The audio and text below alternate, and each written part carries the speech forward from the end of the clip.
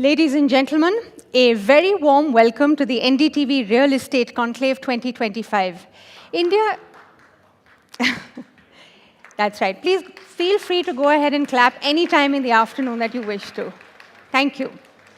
Now, India is on the cusp of a monumental transformation that will reshape the country's real estate landscape.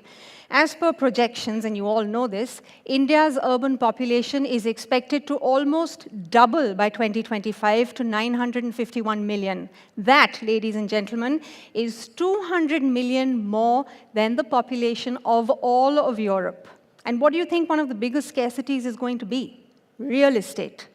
There will be not enough parks, not enough office spaces, not enough houses, not enough community centers, not enough space for recreation and relaxation.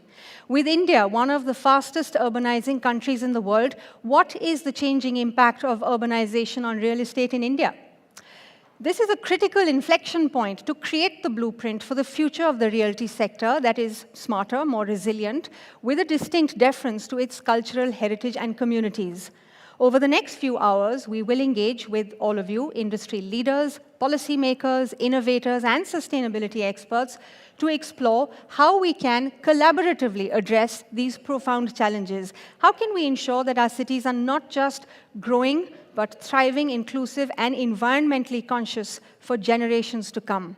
And as we look at the reality of Indian realty, our focus will be on Delhi NCR and its neighborhoods. Before we invite our first panel, I would like to take this opportunity to thank our partners for making this event possible. The NDTV Real Estate Conclave is co-presented by VECA, Union Bank of India, and Fenesta, co-powered by Somani, Vectus Tanks, Gallant, Amba Shakti, Gold Plus, Hetic, special partner Hero Realty, associate sponsor LIC Housing Finance. Now, our first panel for today sets the macroeconomic context that is the very heart of India's urbanization, land scarcity and its impact on real estate. For this discussion, I would like to invite up on stage Gaurav Kumar, Managing Director, Capital Markets and Land, CBRE India, Rajiv Talwar, former IAS officer, former CEO and whole-time board member of DLF Limited, and the former president of PHDCCI, Amit Goyal, Managing Director, Sotheby's Realty, and Arun Kumar, General Manager, Union Bank of India. They will be in conversation with my colleague, Shrimi Chaudhary. A round of applause, please, ladies and gentlemen.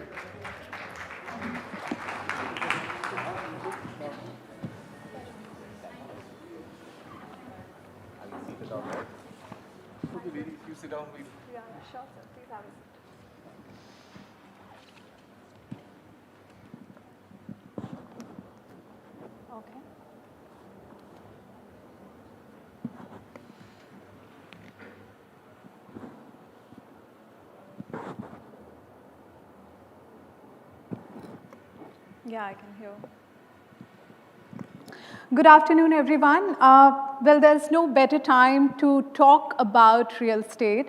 In fact, the sector is in very strong post-pandemic upswing. And this time, the cycle looks though different because this time it's driven by new wave of luxury demand. And, you know, it is mainly backed by India's emerging new wealth creators.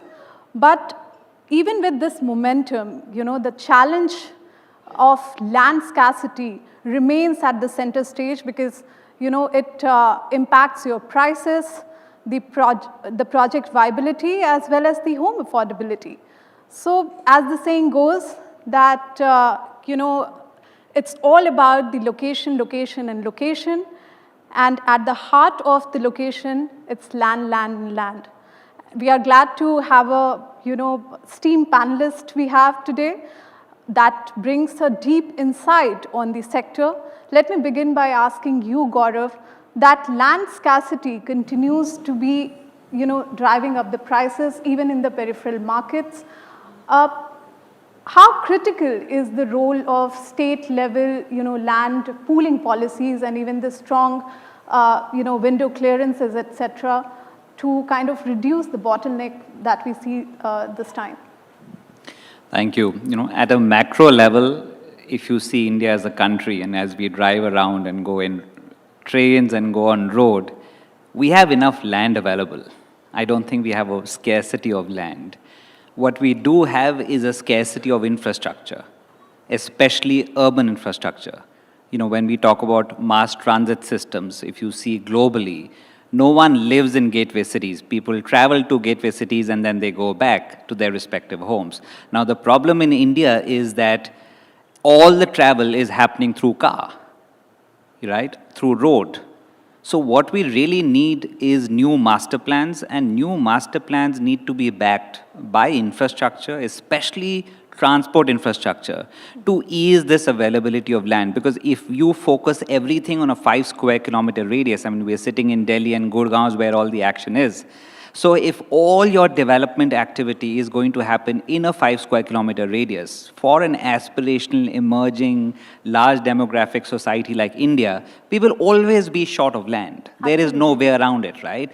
So wherever new master plans, if you look at Greater Noida, it's a great example of a new master plan. If you look at Noida to Greater Noida to Yeda, what they've been able to achieve in that state, just in terms of availability of new land, that's why prices there have always been a little bit more rational, right? So if you talk about at a mass level, at a housing level, there is enough land available. Of course, you will have more expensive pockets of real estate, which is there anywhere in the world. So downtowns will be more expensive. But if you look at the middle class and the middle class availability, affordability to buy homes, which is below $1 million still, in my opinion, we need to create these new pockets which are well connected, which are master planned, which are self-sustained communities in their own right in terms of infrastructure. Rajiv, I would like to come to you on the fact that, you have seen the policy side as well as the private sector operations. How you think can reform help in kind of fast tracking these, land approvals?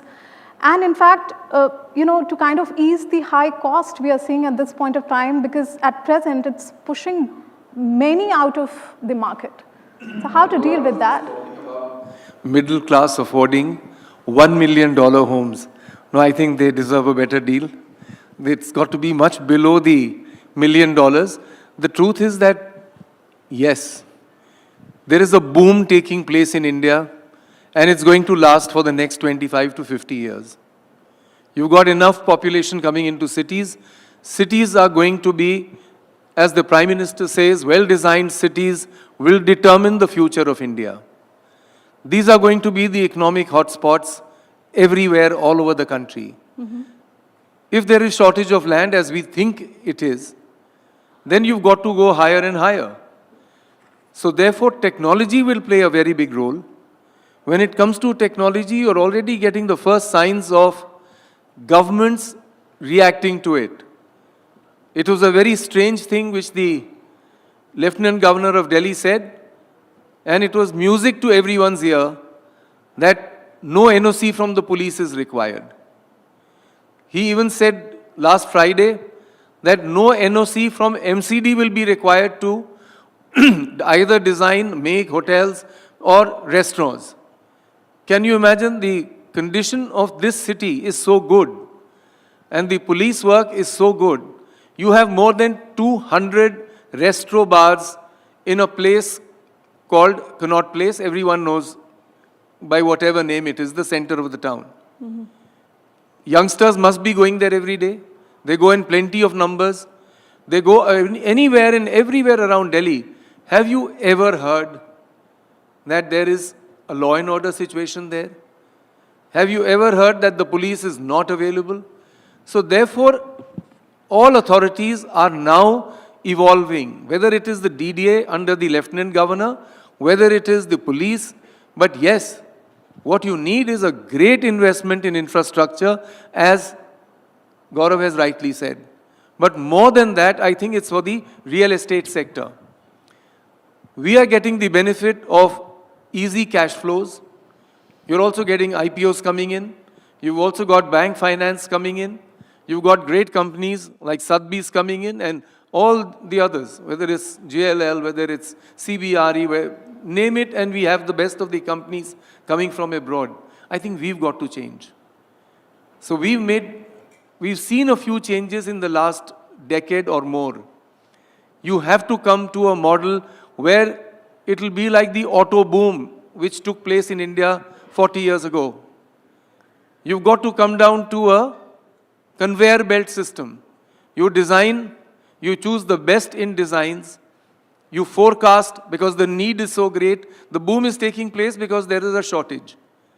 And you design well, you prepare your plans, get the approvals of RERA, and then you can roll out a $1 billion project every quarter.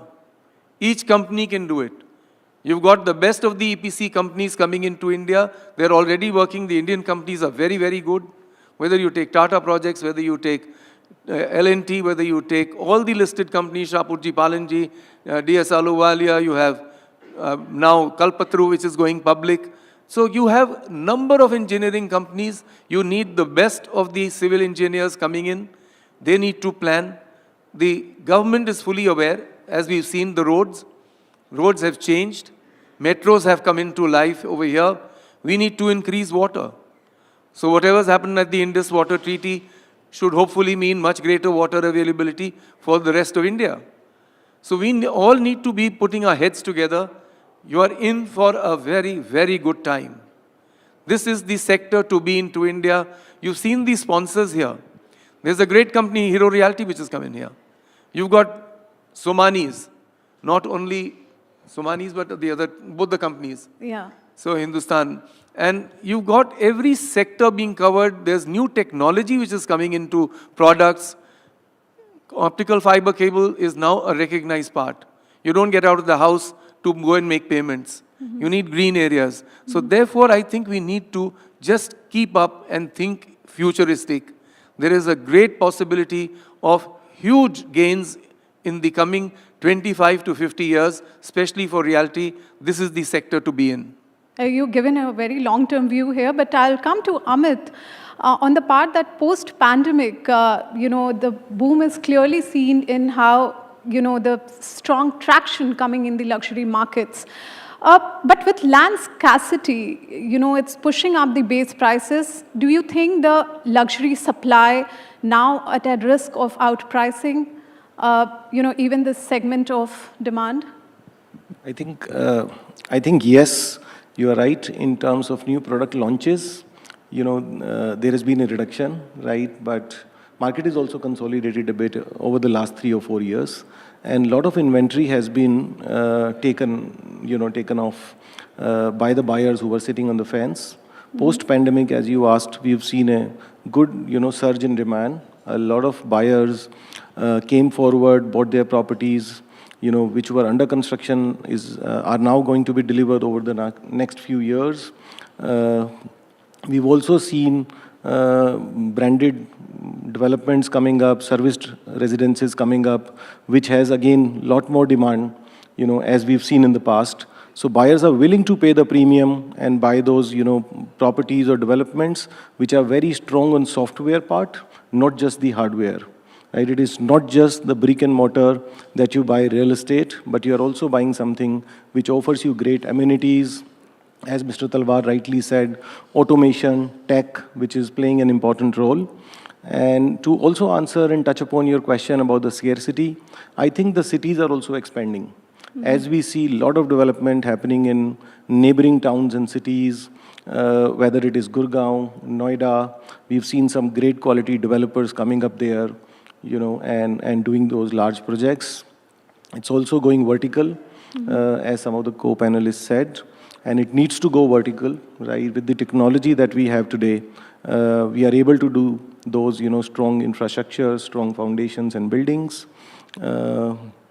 I think the way capital markets are doing well, economy is growing for, over $4 trillion, going to be, third largest soon. There is a lot of money in the system which is being pumped into the real estate.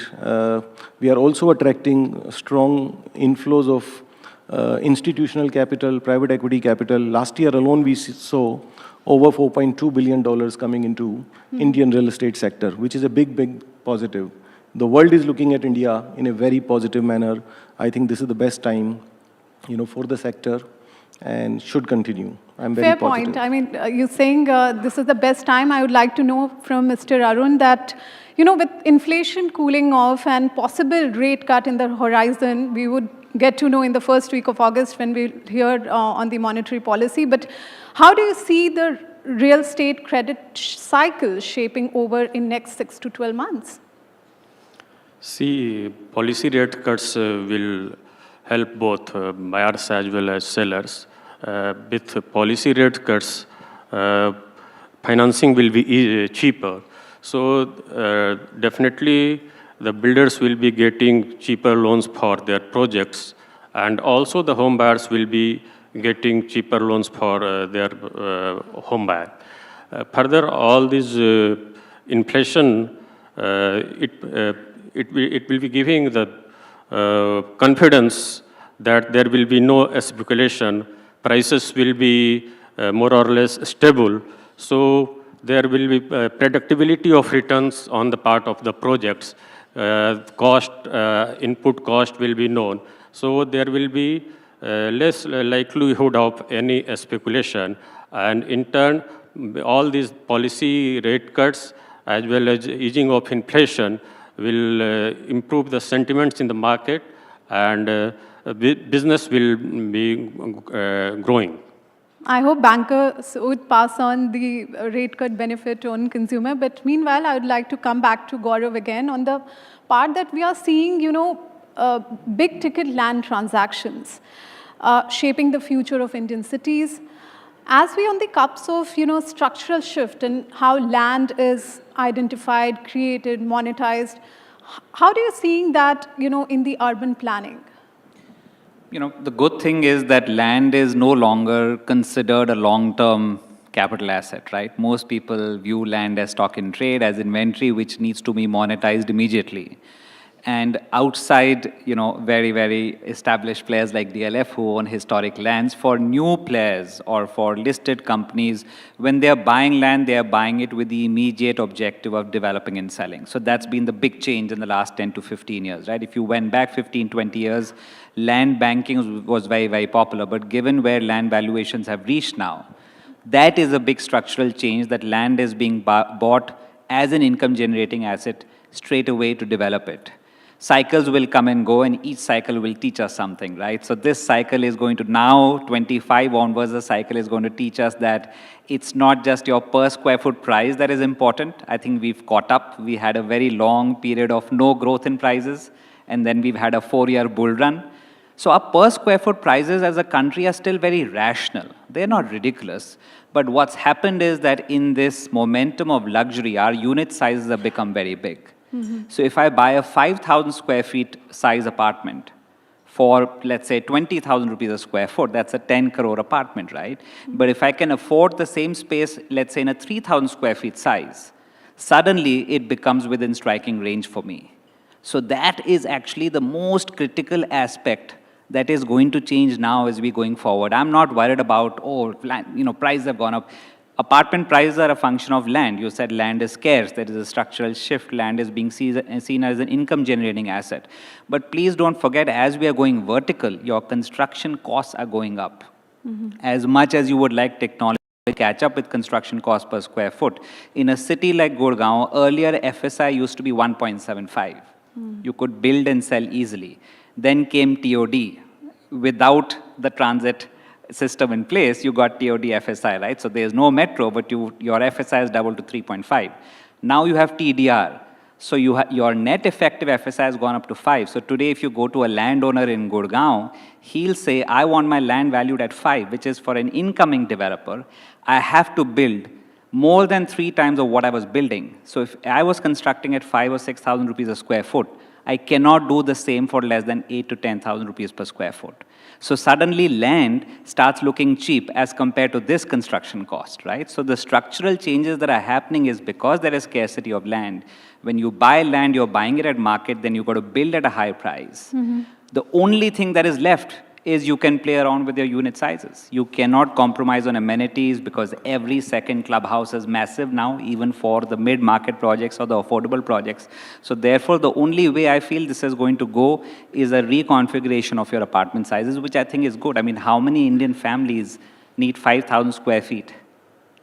Sure, well said. And on this line only, since the Gaurav mentioned that cycle will come and go, but From the point of view of, government role here, you think that government should step in more aggressively to kind of unlock land in urban fringes and, make peripheral Certainly. development viable and affordable? Certainly, I think the government should look futuristic. Because it's not only the same cities. It's in Gurgaon, you find land prices going up and a landowner demanding for 5 FAR price, corresponding price, and therefore the construction and the delivered cost would be high. I think the government needs to look as they were doing earlier. But the problem is that the government always thinks of normally an auction rate. It's time that they began looking at policies in large, huge parcels, because one thing which no one is talking about, we're also not talking about it. What about housing for the poor? We used to have a company, very famous company, doing an excellent job in various parts of Haryana called Signature Global. They've had an IPO and now they're offering luxury. So therefore, the space which is available for making mass housing is much larger. You need, if the population is correct, as your own note said, that there will be 900 million plus, and 50% of any town, including Delhi, either exists in slums or they exist in unauthorized colonies. More than 4,000 unauthorized colonies have been regularized in Delhi. Now, is that going to be the condition of Gurgaon, of Noida, Greater Noida, and every little city and town that we go along? Therefore, the market is for that mass housing, which is not 5,000, which is correct. It's right from 300 square feet carpet area to something like 2,000 square feet. So we've got to get those people coming in. We've got to get developers looking at those projects which will give you a much bigger slice. You need minimum 100 or 150 million homes, which is 10 to 15 crore homes coming up. Anyone who has the capacity to build will get enough business. So there's no shortage of business. So let's get that going, and you'll see that cities will change. It'll be much easier for youngsters coming in. They don't need massive homes, 4-bedroom, 5-bedroom. Those are aspirational homes. What you need is a size which you can afford, you can go out to work, you get all your clubs will be playing an important part. Because that's where they get their food from, Zomato and whoever, Blinkit or whoever's going to Swiggy, they're going to supply you. And you're going to get some entertainment, you're going to get sports. So therefore, planning needs to change from the government, and I'm sure it's waking up. I'm sure it's waking up. All of us are agreed to your points, Mr. Rajiv. Amit, I would like to know from your global exposure through Sotheby's, what innovative land use or urban planning models from abroad could be adopted to India's high demand zones, according to you? You see, when we go to global gateway cities and look at some of the most sought after developments, usually they are either golf facing, water views, that kind of development where you have stunning views, you have nature, you feel close to the nature. So that is something that could be brought into India or planned in a better way, where government could also play a role. I believe with the new government in Delhi, the Yamuna is being, now everybody is saying, I had the opportunity to meet up with the LG and the CM, and they are talking about cleaning up Yamuna, coming up with, more reforms for Delhi. The new master plan is expected to come in. So if we have some developments which are overlooking the water, right, which are close to the golf course, where you have more nature around you, more trees around you, green patches. So those are the things. Besides that, the branded and the serviced. So these are two things, you see, as the families are going nuclear and more startup founders, CXO level people, they are buying these, expensive properties. They want, and they are always on the move. They want something which is easy to maintain, easy to manage. When they are traveling, it's easy. They lock and key, lock and just go. And the place is very well maintained. and all the amenities are there. So that's something which I would say is really push, something. you think Absolutely. is required. Arun, I wanted to know from you that what, according to you, we should come up with some innovative banking models, beyond the traditional loans. Do you see that some innovative models would help kind of fueling this entire housing market? Yes, definitely that is need of our entire this thing, how we sell, purchase, how we finance and manage these housing projects needs to be re-looked into. Digital lending is need of the hour. It will reduce considerably the turnaround time and ease for customers. Further also, there is a huge demand from housing from unorganized sector, those who are not having this, say, for sanction of getting sanction home loans, borrower needs to provide this income tax returns. Most of the borrowers, applicants are having this income, but they are not having that income tax returns. Now banks are coming with products like, if they are having some digital footprints of transactions, they will take all those into account for their 24 months transaction, and they will provide finance to all these unorganized sector. Apart from that, banks are also coming with this fintechs and this co-lending model, which will help definitely to enlarge this market and will definitely ease the things. Yeah, clearly. So, Gaurav, we are witnessing, most of these large-scale transactions are backed by, REITs, sovereign wealth fund, private equities, etc. So, how you think that this entire investor appetite driving, especially in the REIT segment, and despite the fact that we have a global interest rates which has been rising, so what's your thing that this driving the whole REITs market here? The listing of the first REIT was a big landmark moment in our history, at least as far as the industry is concerned, for many, many reasons. One, they were trying for 10 years to get it done.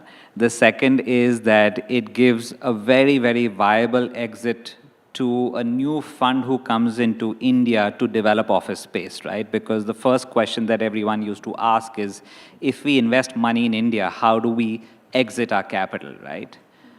And the only option at that point in time was you sell to another fund. So what the REIT markets did was it opened up this new plethora of foreign institutional investors who were not traditional real estate investors who could actually buy off you. The second thing that it did is it allowed the Indian middle class to actually participate in yielding office assets without having to go and buy strata title in an under construction commercial property, right? So today as a investor, as a retail investor, I have the ability to buy a home, to buy office space, but I can simply go out and buy 10 units of a listed REIT. And it gives me a yield. I can exit whenever I want at the click of a button. So it opens up another, and we haven't just seen the large REITs of the big global investors. Now we have something called the SM REITs. You can do individual asset listing. So you have 5 or 6 new managers who are saying, okay, a REIT doesn't need to be 20 million square feet or 10 million square feet. I can simply go out and list a 1 million square feet office asset.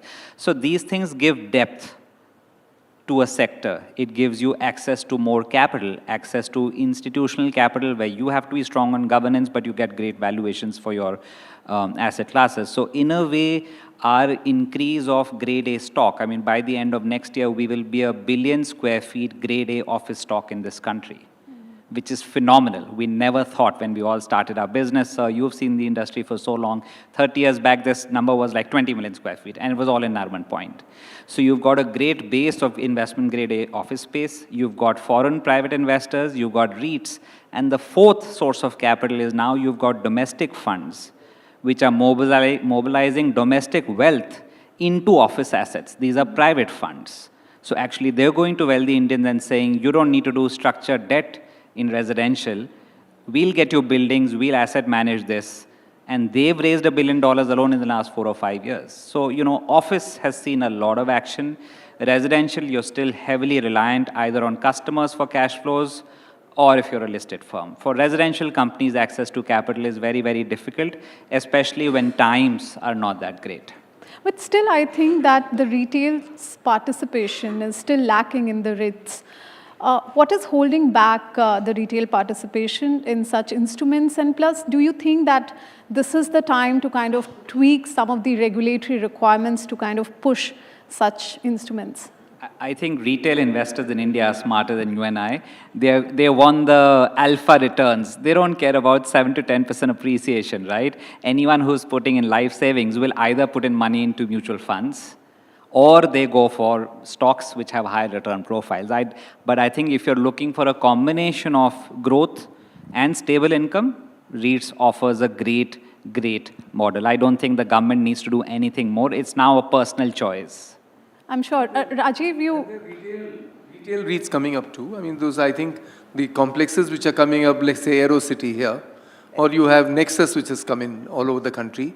I think those are also opportunities which are really now flowering. And money is getting cheaper. In fact, the two big problems in India, as we all knew, was either the cost of land is too high or the cost of money is too high. Absolutely. So land, I'm sure it will be that the cheaper the cost, people who've got traditional land banks, when they go up vertically, that will become cheaper. Money, in any case, is becoming cheaper, hopefully, in India. But there is a lot of scope, I think, for people to do more. I mean, you've got REITs coming in. And even for REITs, the kind of income which is going up. I mean, our own company, you were 155 crores when you went public. Today, you're nearing $1 billion. So that's a huge jump.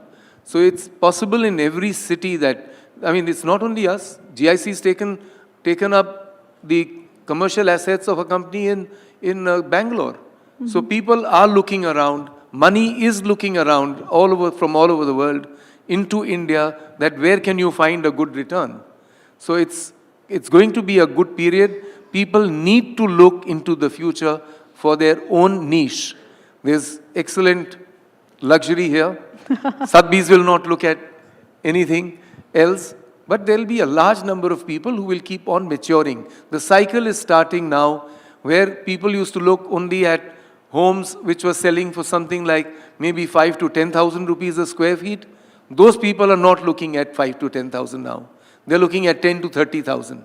So someone will have to look at the requirement where electricity will be there, water will be there, gas will be there, OFC cable network, digitals will be there, and those will still come within a cost of below 10,000 bucks.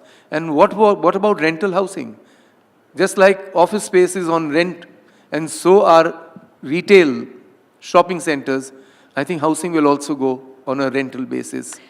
So, Rajiv, on the commercial space, as you rightly pointed out, I just wanted to understand that with remote work and the hybrid model in place, is the large-scale commercial space still a safe long-term bet, according to you? You bet it is. Amit, I'd like to know that what is driving this confidence, like, global money pouring in and all those luxury segment. What is driving this confidence, according to you?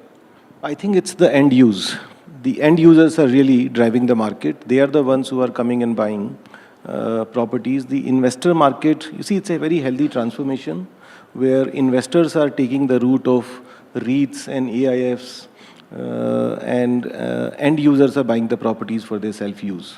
This is a big shift, and that's very healthy as well. As people invest through these platforms, whether it is, REITs, you take Embassy, Mindspace, Nexus, and then so many REITs have come and they have successfully raised capital in the country and are able to also deploy. They are seeing more and more deployment opportunities. So as investors are taking that route to invest, they know that smart people who are seasoned in this particular domain, they are managing that money and they are able to generate risk-adjusted returns for the investors, and they also keep liquidity aspect in mind. They're able to, protect the capital in a much better manner, having the controls in place. SEBI has done a great job in terms of, laying out the format for these platforms. So these are some of the very healthy, I think, moves which we all have seen. A quick question on the very interesting fact that, with strong sales reported recently by DLF, Prestige, but the stock remains volatile. Why you think is that so? Okay, you need an answer for that.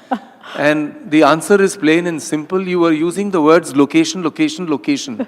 No, it's relationship, relationship, relationship. In companies, it was well laid out by the founders of the company and the successive generations that your stock, bulk of the stock, 75% is held by the family. So why worry about the stock price and volatility? It's the asset which is giving you a much higher return. I'm afraid I'm running out of time. Just last question, because there has been some debate on the Gurugram property prices, and I want to know from you, is this a kind of bubble waiting to burst? What's your take on that? Everyone would wish that the bubble should burst. No. I think when you give something which Amit was saying, that those are actually well-defined, very exclusive, you will always find a place for that. It's like saying that the shoe market is not going to be driven by Prada chappals. There is a Kolhapuri chappal there which is in the bulk. So there will be all assets and asset classes. How business looks at it will be very different. I think one of your panelists will be a young Abhishek over here, that how does he think of this company, Somani Tiles, changing in the future? The scope of production and the costs will go up immensely. The scope will go up immensely. The costs will remain competitive. Production lines will change. So I think the entire industry and entire India is undergoing what I think that lady rightly said, transformational change. I'm sure. India is undergoing a big change. It's the country of the future. It's the country to bet on. And real estate, by its very nature, is an industry or a sector to really bet upon very heavily. It's a very good sector. I'm sure, Rajiv. Thank you so much. And that's the wrap of this very special conversation. And thank you, gentlemen, for sharing your deep insight into this sector. Thanks a lot.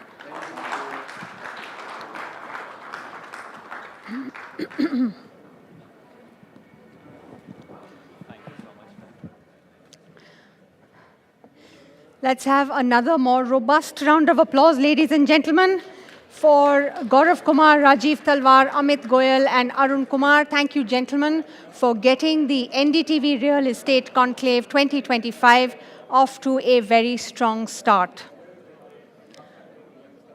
While the stage is being set for the next conversation, I'd like to remind you, ladies and gentlemen, that we have many more such insightful conversations through the afternoon. And later on in the evening, we will be joined by Shri Manohar Lal Khattar, the Honorable Union Minister for Housing and Urban Affairs. It's a session I urge you all not to miss, and so may I request you to please take your seats. Now, the NDTV Real Estate Conclave 2025, let me also remind you, is being live streamed on all NDTV YouTube channels. So you can watch the sessions online as well in case you need to tear yourself away from these riveting conversations. Now, our first panel explored the macroeconomic realities of land scarcity shaping India's urban landscape. Now we shift our focus from the where to the what, the very building blocks of our future cities. Before we begin our next conversation and invite up the guests, may I please request you all to take your seats so we can start the next session. Okay, so for our next session on innovating construction material for real estate, I would like to invite on stage Abhishek Somani, Managing Director, Somani Ceramics, and Manu Malhotra, Founder Partner, Director, IIDC Architects. They will be in conversation with my colleague Aishwarya Patil. A big round of applause, ladies and gentlemen, for our panelists and the anchor.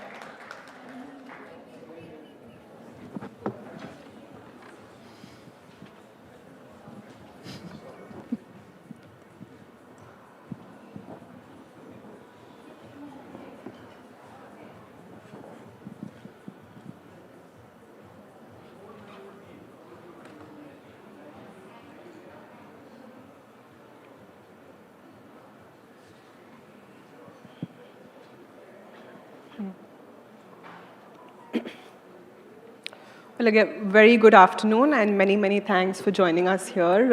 In the next few minutes, we'll be talking about one of the things that we all love. We like our spaces aesthetic and as appealing as possible. But are there enough options available in the developer community among the real estate players also, known for blending architecture, nature, and sustainability? We're going to get some perspective on designing for New India, construction material innovation for evolving urban and suburban landscapes. Let's get a hold of some of the statistics before we start the conversation with the two gentlemen, Mr. Somani and Mr. Malhotra. Many, many thanks for joining us first off. So if we take a look at the numbers, India's urban footprint is expanding at an unprecedented pace. By 2036, over 40% of our population will live in the cities, which means we'll be adding to our cities about 600 million or about 60 crores.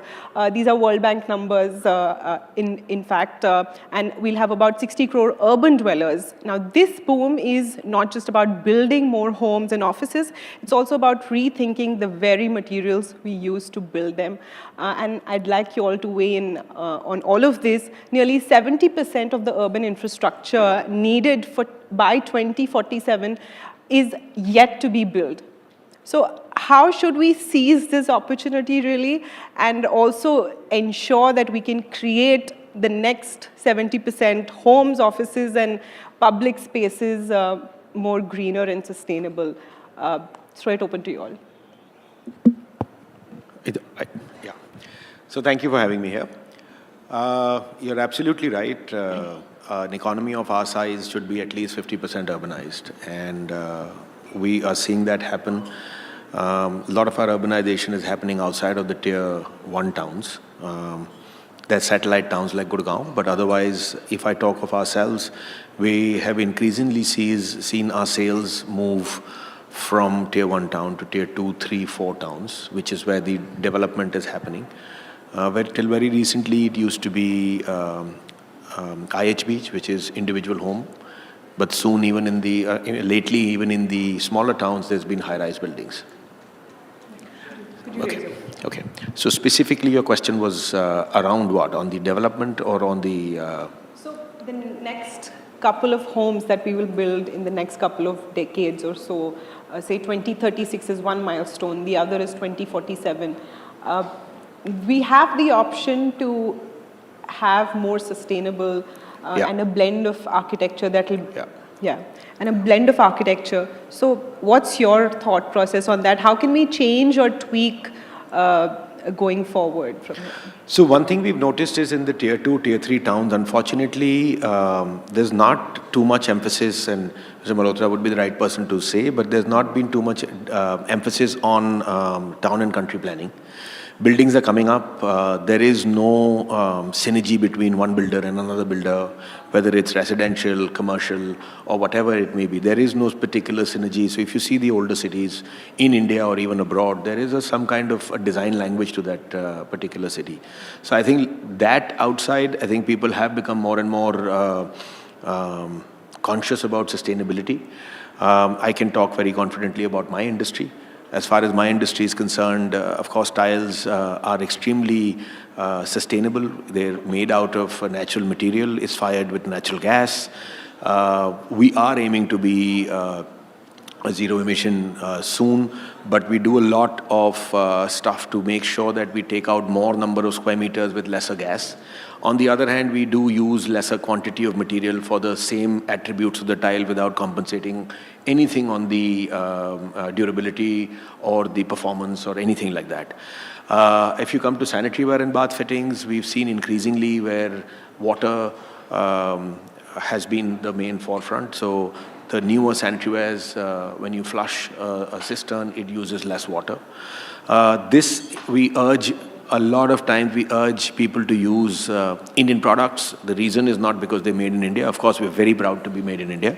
And we're probably one of the only manufacturers in the country which have been made in India, always have been made in India since the last 55 years of existence.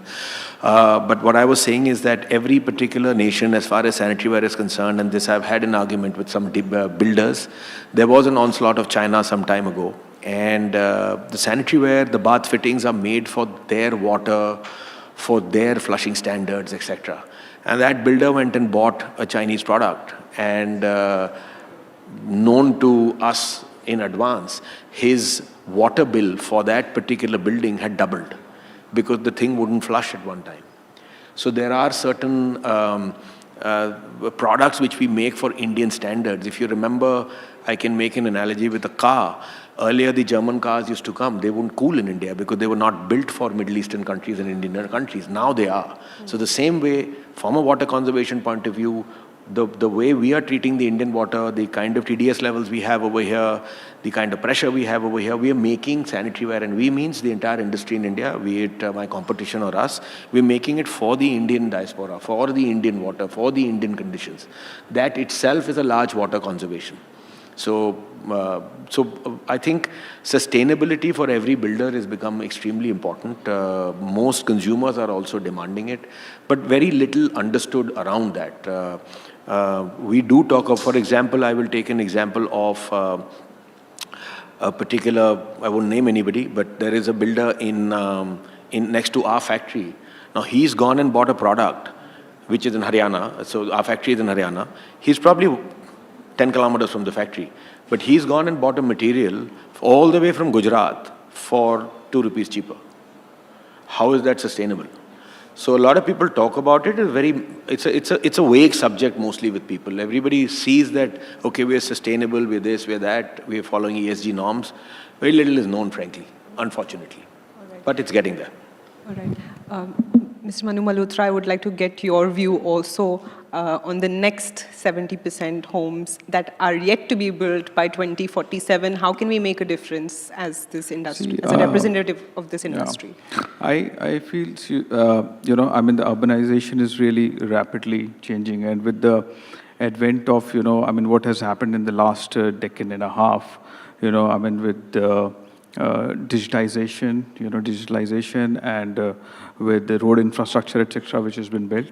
I think this construction may happen in different other cities, Tier 2 and Tier 3 cities, because Tier 1 cities, as was discussed in the last panel, has become really very expensive. Examples of Gurgaon were cited where density actually restricts in terms of number of units you can build. So, augmenting the FAR, etc., vis-a-vis the land cost is also a challenge. So I feel that, I mean, the masses which were moving to Tier 1 cities would essentially, with this hybrid work culture, would move to Tier 2, 3 cities back, and the influx would probably reduce, right? And hence, there is a lot of growth potential there in Tier 2 and Tier 3 cities. And ultra high net worth individuals, which were either way having, their houses in, exotic locations close to the beaches and hills, they have started spending more and more time there, and which is taking the technologically advanced materials, automations, etc., to these newer cities. So that's on the demand side of it. But on the supply side, again, with the road infrastructure, e-commerce, warehousing, and all that, the gap analysis, or the gap between the suppliers and the end users is kind of is getting reduced because of that. So I think that this whole thing would essentially contribute to that building part of it. Right. Next, I would also like you all to weigh in on the construction materials business that contributes nearly 25% of India's greenhouse gas emissions, which is pushing the industry to find smarter, greener solutions without compromising on costs or quality. Specifically, if you speak of certain materials, concrete, steel, and cement are particularly, the huge, larger, significant emitters, in fact, with production process releasing substantial amounts of carbon dioxide. What are some of the substitutes or new materials that we can look at to maybe replace it, or maybe a mixture of all of these? As far as tile is concerned, we are the substitute of various other natural material, natural stones, marbles, granites, etc., limestones. So I think this particular product which we manufacture is the substitute. Not only to natural stone, lately we've also come out with some material which is for decking and furniture. So you can use tiles instead of using marble and granite tabletops, you can now use tiles. So they're thick, 15 millimeters, 20 millimeters. So I think we're the substitute for all this material. While we are a substitute, we are always continuously trying. Our endeavor is to, like I mentioned earlier, endeavor is to lower the carbon footprint in terms of using better and cheaper material, in terms of our clay and sand and whatever else we use. As far as our glazes are concerned, a lot of the glazes used to be with lead, with cadmium. We're trying to see how we can use less and less and less of lead. We hardly use any lead from that point of view. So that again is something which we're very conscious of in terms of recycling. I think 15 years ago, nothing used to be recycled. Today, 100% of our product is getting recycled in the system. Either it goes back into making the tile, or then we are making tile adhesives or something which is backward integrated, and substituting sand and cement for that matter. Unfortunately, sanitary ware and bath fittings, there is no substitute. You need some form of sanitation any which ways. There again, our endeavor is to make sure that we make more sanitary ware, make it with the same attribute, but use less fuel and less material, and yet not lose any qualitative property of the product. So that's where we are. Mr. Malhotra, you're an architect and you work with a whole lot of real estate developers as well. That you've seen lately innovative in terms of finding substitutes to these materials that you would like to add? So see, I mean, the major thrust is how quickly you can deliver the product, right? So the material advancements in terms of the delivery gaps, the material advancements in terms of, drywall constructions and all that, which can actually reduce the, wastage of water and dust for the construction sites. All of this actually helps in creating greener buildings and a faster delivery to the client. I mean, that's one area where we are seeing a lot of evolvement, a lot of use of glass because it is faster to construct. Glass is no more, something which gains heat, right? I mean, there are advanced low-E glasses available, which actually reduce the heat load inside the building. So all these things put together actually is helping in reducing the carbon footprint and making more greener buildings. All right. Mr. Samani, you did mention about China and how it is, in fact, the leading player in terms of ceramics and the production. How do we balance this competitiveness? And India, I believe, is on the second spot as far as ceramic products are concerned. In these kind of sectors, which China is currently leading, with the urgent need for sustainability, of course, and how do we ensure that the materials we choose keep pace with India's unique climate, and also we have a different kind of a culture and evolving aspirations as well? Yeah, so as far as tile is concerned, there was a huge upsurge in China with the two large construction giants which went bankrupt fairly recently. It was all over the news a couple of years ago, and that was the downfall of the Chinese economy also to start with. So there was a huge upsurge of tiles. So just to give you some numbers, they used to make about 12 billion square meters of tiles per annum. India used to make at the same time, 5-7 years ago, 1 billion square meters. We've moved up to 2.5 billion square meters in the last 5 to 6 years. China has come down from 12 billion square meters to 4 billion square meters. So they're really not leading, and obviously it's a much larger nation with much more infrastructure. The leader in the pack from an export point of view is no longer China. I think two mistakes. One, their economies of scales have become their diseconomies of scales. Their kilns, their processes are so long, and they're only efficient if you buy multiple thousands of square meters of a single design, which no builder is wanting to buy. They're wanting variety. Architects like him want variety. Now, he's not going to buy 20,000 square meters of a single SKU for no client. So they're competitive if you do that. So that, like I said, their diseconomy, their economies of scale has become the diseconomy. This is as far as style is concerned. So India has become the front runner as far as this is concerned. COVID, on the sanitary ware side, I think we were in a comfort zone where we used to buy some stuff from China. We manufactured 50%, bought 50%. I think COVID taught us a lesson where nothing was available for those 2-3 years. So we indigenized, and today very proudly saying 95% of India is manufactured here. We're not very large sanitary ware manufacturers, so we were anyway made in India, but the other giants in India in this segment were buying from China, no longer, because they found this opportunity during COVID out of duress that they had to indigenize, which they did, and no longer are we dependent on China. So I don't think in our sector we're very proudly more efficient than the Chinese. In fact, we can probably export into China rather than import from there. Well, we have less than a minute to wrap up this conversation, so I'm just going to quickly squeeze in 2 questions. First, to Mr. Malhotra, how do you see urbanization shaping material needs in this emerging market? And what has been the biggest challenge as an architect for you to balance between innovation, sustainability, and affordability? And one final question to you, sir. I am from the millennial generation, and the next decades or so, I mean, for me, home buying is closer than I know, but the retirement plan usually and the discussions between millennial and Gen Zs is, will we ever be able to have a modern mud house, that could be natural to India? Is that a reality that we could see in the future in terms of what real estate we'll be able to purchase in, going forward? So, I mean, I think the first part of your question was that, how the material is reshaping the Indian cities, the upcoming Indian cities. I think that partially I answered in my last conversation with you that, urbanization is actually shifting to the newer cities. See, what's important to see is that the material evolution has happened so much in the last decade and a half that, these kind of materials were only seen in the pictures, right? I mean, they were not available in the country.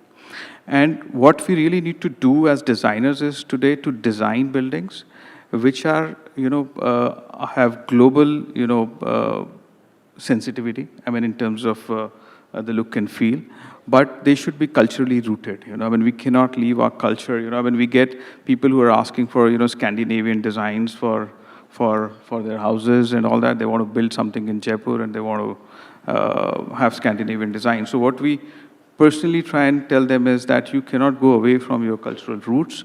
You may still end up designing a courtyard house. You pick up the minimalistic or clean architecture of Scandinavian designs, and the courtyard may not really have those intricate carvings and all that, but can have much more cleaner and simpler stuff. You can have the richness of the colors and materials which is available and which belongs to our country. Bring in the look and feel of there, but do not leave the essence of the culture. I hope I've answered it. Yeah. Well, I would have loved to hear more from both of you, but it says time's up. So thank you so much for bringing your perspectives and joining us here on NDTV Real Estate Conclave. Thank you.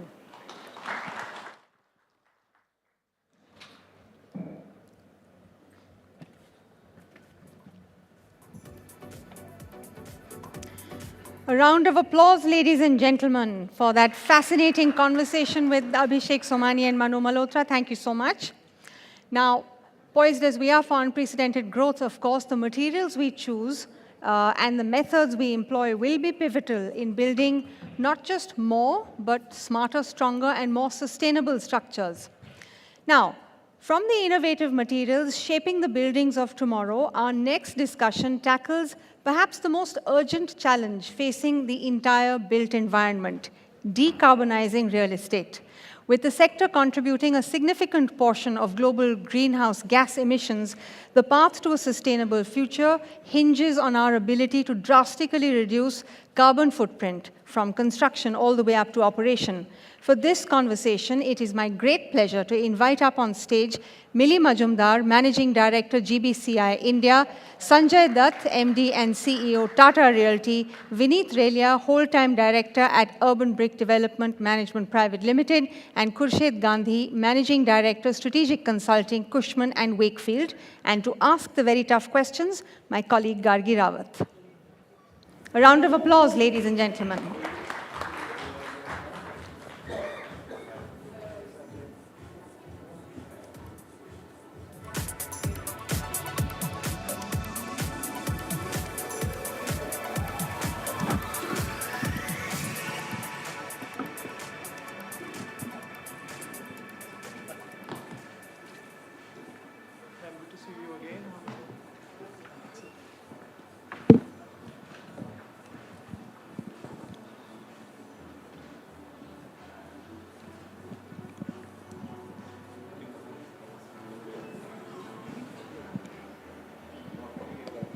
Good afternoon, everyone. And as cities grow, so do the challenges they face, from rising temperatures to unsustainable construction practices. In this day and age of weather change and extreme climate that we're seeing, we're going to explore in this session how urban heat islands are impacting our cityscapes, what solutions lie in sustainable building materials, innovative energy systems, and smarter policy levelers. And I have a panel here to talk about all these issues with us, as Anusya introduced, Millie Majumdar, MD at GBCI India, Sanjay Dutt, MD and CEO, Tata Realty, Vineet Relia, whole-time director at Urban Brick Development, and Khurshid Gandhi, Managing Director, Strategic Consulting at Cushman & Wakefield. Thank you so much for joining us on the program. And ma'am, ladies first, so I'd like to start with Millie ma'am. If you could, if we're talking about heat islands and we're talking about extreme weather, climate change, we're going to see more and more heating in our cities, especially when it comes to, more congested, low-income neighborhoods. If you can talk a bit about that, what can we do to take this on? What can we do to improve living conditions for people in our cities? Thank you very much, and thanks for the invitation. So firstly, 2 lines on what is urban heat island, because everybody may not be familiar with the term. So it's a common phenomenon. All of you would have driven across cities in and out. So you will suddenly, and if you are kind of driving with your, car windows rolled down, you will suddenly see a difference in temperature. So that difference in temperature is when you are, say, driving from a greener place to a, kind of an urban, very largely urbanized space, maybe during daytime. And during nighttime also, you will find that the city temperatures are pretty high. So what happens is that when we urbanize and make the cities dense, there are a lot of these surfaces, the concrete surfaces, the glazing surfaces, which keep absorbing the heat. And during the night, what happens? So during the day, the heat gets absorbed. And during the night, ideally in an ideal condition, as we would have had in the rural, in earlier times or in rural areas, the heat would escape. But now, because of the urbanization, because of this intense heat that gets absorbed, and maybe because of, so much of greenery in the urban spaces that we try to cater to, maybe not so much in a, in a sustainable way, the heat gets trapped. So what happens is when the heat gets trapped, it cannot, so during the night also this temperature remains high. Yes. So this phenomenon of urban heat island, it remains. So you would see that from a greener, less dense area to urban areas, there is about a 5 to 6 degree temperature increase, which means that so much temperature increase would add to your cooling load. So when you're air conditioning, so much of external heat being there, you have to put in so much of air conditioning load. So all of it put together puts an immense amount of load on the building to cool. And the decarbonization agenda becomes more and more, profound. So, so that is urban heat island. And I think cities, and there is also a connected thing. You would also see a lot of urban flooding happening, and that is also connected to this urbanization and making more and more concrete surfaces mindlessly. So I think as a city and as an urban planning level, we have to look at built environment holistically and look at, interplay of spaces that are green and strongly built to make it lesser on the urban heat island That's side. right, and this is something also, of course, for our administration and city planners. Mr. Relia, I'd like to come to you next. Relia, if you could tell us, what are some of the practical solutions? Because while we need to, construct and we need efficiency, but we also need to be practical. And how do traditional materials work vis-a-vis some of the more practical options when it comes to building? So I think, I'll just list out a couple of challenges we have faced. And we've been a middle-income home developer, or affordable, probably slightly one notch above the affordable. So when we started the green buildings, as we tried to sell green residences, we obviously first looked at the floor area versus the carpet area, and the open area, sorry. So the houses need to be more open, So there is a resistance from sale. You know, you got to give more bedrooms, you got to give more store those saath mein. The kitchen has to be bigger versus a bigger balcony, which probably, you know, improves my area. What we could probably do was, and insulations and all do not really work in that segment because your budgets are so constrained that you really cannot afford too many, you know, glazings and all, which probably you can do in commercial. So what we ended up doing was having larger windows, having windows in the right direction where, you know, you would not create a trap like ma'am said. So the window directions, larger windows, doors opening, probably sliding doors at some places. Those are a couple of things we did. And landscaping became a very important aspect. A lot of building materials? I mean, building materials, see, in building materials, what we could manage to achieve was in the concrete, we added some admixtures which were, you know, which would reduce the carbon, this thing. On the other building materials, you know, the budgets are so low that like in the last discussion, I was hearing him that a developer bought tiles from Gujarat. But you know, 2 rupees added up into 25 components is 30, 40, 50 rupees. And in that segment, it used to be a challenge. Okay. Yes, with this wave, the pricing has gone up. And I think the biggest thing was when we tried to go in the market and said that these are green homes, they are certified by IGBC. Most of the consumers don't understand. So while you're trying to demand extra, give me at least $100, $200 extra, consumers को only understand कि अच्छा green लिखा हुआ है तो पेड़ पौधे ज़्यादा होंगे, that's all. You know, it was you know, the awareness was pretty low, and so all we could do was buy material from closer places, even if it is slightly expensive. Then you know, design it in a way that you could not create any traps in the whole society or the complex. So those were the main things. You know, materials, yes.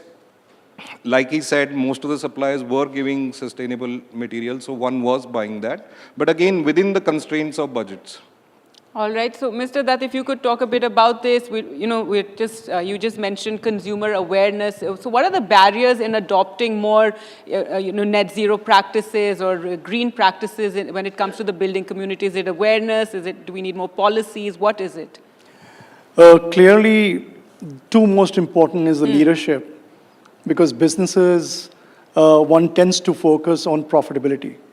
So when you tend to focus on profitability, unless there is an incentive to profit, there will not be any commitment to greenhouses. And there are very few corporates who actually do that. And I agree with him. Tata Housing did green buildings for the last 20 years.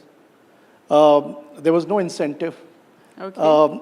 So we tried to give green IGBC certified gold and platinum with no incentive from the government, either on property taxes, on cess or other charges that they put, or probably subsidized power to the consumer or subsidized property taxes. So there was no such incentive. But if you look at the other side of the real estate business, which is very large, is the commercial real estate. Over 60% of the leasing is done by global corporations. So we lease about 80 million square feet, and 60% is global. All of them have a mandate from the board to only go into green buildings, or now even more important, net carbon zero buildings. Yes. In fact, even more important, wellness certified buildings. Even more important, Yes. you should calculate the whole life carbon footprint of the building. So if we are building, so Tata Realty and Infrastructure was the first in the country, together with Google and RICS. We said the building is meant for 60 years. Let's calculate how much carbon emission it will do over the span of 60 years. And our score was 702 CO2 kg per square meter, which as per the American standards was 300 lower. And our next goal is 500. So there is no requirement from the customer, but the leadership at the company is driving that behavior. So I think it's leadership. And second is the long-term prospects of your property. So we build to lease, and we don't build to sell when it comes to commercial property. So obviously our interests are aligned. We want to build the best asset, most certified asset, so the customers can actually benefit from it. All right. Well, Mr. Gandhi, this brings me to you. And clearly, consumers aren't very concerned, is what you're saying. I think that's something we need to, definitely change. But how effective has, current policies been in terms of green buildings and green adopting green practices? Incentives like FSI bonuses or tax breaks been in driving this net zero construction? The honest answer is a mixed bag. Okay. Right? So if you look at sustainability purely from a regulatory perspective, right? Why has it suddenly surged in the last 4 years, right? It's been because the regulations in India have moved to a point where they're saying, we started with 1,000 top listed companies, we're going to start assessing you. And then all of a sudden the life cycle has moved to saying, look, a lot of us are already doing it, let's put it forward and report it. If you look at what's happened abroad, Europe being the foremost example, followed by the US, it's always been, you've been forced to do it from a regulation perspective. It then moves towards compliance, and then finally it moves towards profitability, right? Because you start seeing how it becomes more and more profitable. We're somewhere between the first two stages. We're complying right now, and we will increasingly comply as the more and more companies and more directions are brought in the ambit. Sanjay rightly pointed out, it's a leadership thing. There's just not enough awareness out there, right? We truly lack comprehension of why it's better for us, as well as what value does it bring, right? I have a very interesting example of, there's an incumbency issue as well, right? One of our clients came to us and said, look, we've developed this spray. We were developing it for the army initially to bulletproof glass that wasn't supposed to be bulletproof. But we've actually discovered that it works phenomenally in, stopping the glass things from heating up. So we said, how much, right? So it's literally a spray onto glass. And we did a couple of tests. The drop is, if your normal UV that comes through is about 80% before it's tinted and the others up, this thing drops it to sub 0.1%. So it's phenomenal. Now, if you look at the upside of that, if I've got a glass building or an airport, if you can see how much glass is in an airport, I just have to spray that. The energy costs are saving are massive, right? Not just that, the amount of glass I use is massive. And if you think about it, that little spray, for whatever it costs, has resulted in thousands of crores of saving on an airport. But nobody's interested in it. Because it's not, because they want somebody else to test it. So what has actually happened is we've run a test bed for an airport, it'll remain unnamed, where at their cost, they've actually sprayed the aero bridges, and they're already seeing the difference in the, in the temperatures. So it's an inherent issue. So adoption will happen, but we've got to drive change. All of us here on this panel and over there have to drive change. All right. So coming back to you, Mr. Dutt, so what kind of policy levelers would actually help? What do you think you need from the government, from the administration, and what sort of policies will help bring about this change that we're talking about? So clearly, the global standards have arrived in India. Yes. So when it comes to the National Building Code and the safety and fire norms, et cetera, so I think we are there.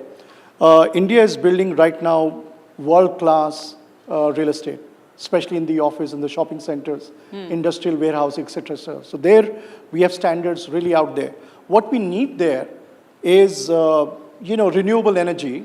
Not every state has the policy to allow you to use 100% renewable energy. Now, the commercial cost of power is anywhere between 8 rupees to 11 rupees per unit.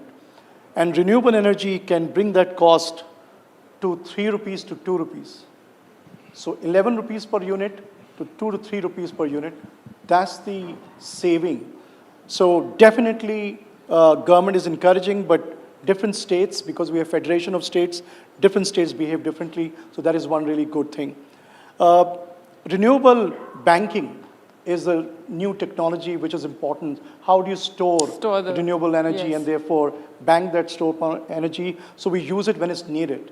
So there are some technology and tools available over there.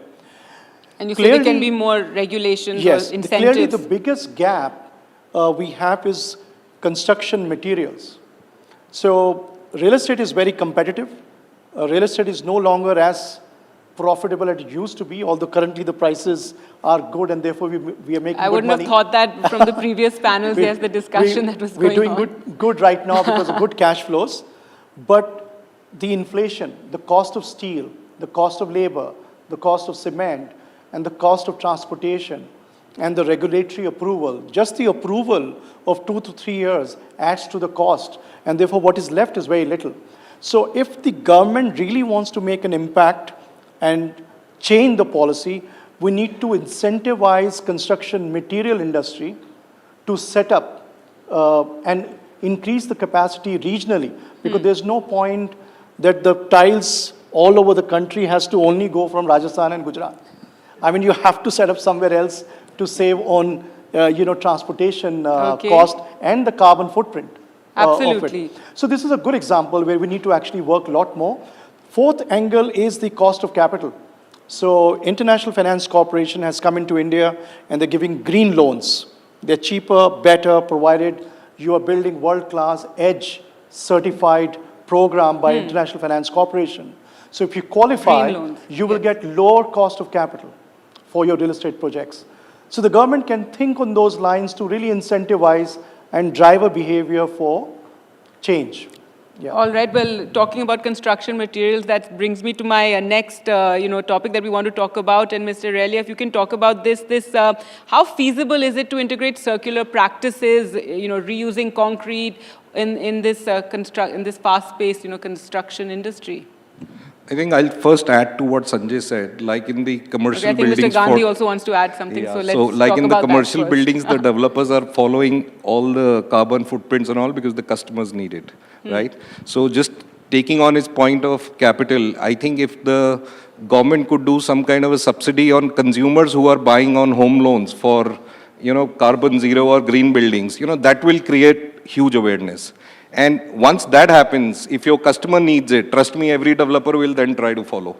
Otherwise, most of the developers are really looking at the profitability, and it is a leadership issue. There are very few corporates who want to look at that, but primarily the family-driven or family office-driven developers are not really concerned. Profitability and is that neither are your matters. consumers. Yeah, if your consumers drag you there, you have no choice. You'll jump on it, I also need to sell, so let me do it. I think that's the most important thing. On the construction materials, yes, what we primarily managed to achieve is adding some admixtures which are, they lower the requirement. We add fly ash.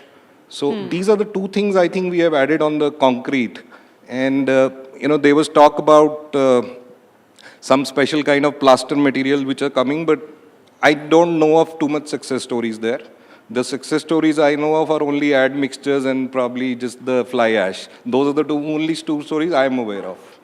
All right. Yes, Mr. Gandhi, did you want to add something? Actually, 2 quick points, right? I think there needs to be a greater focus on the ecosystem of financing. It's not just the end user, but the people creating the new products, right? We're not adequately investing or offering easy access to capital to people who are doing different things in sustainability. Material circularity, and to take on to the point that you just made, right? There are a couple of people out of Gujarat who've taken construction waste and repurposed up to 80% of it. The government of Gujarat has already implemented them as sidewalk, to test them as sidewalks right now. And they're making tiles.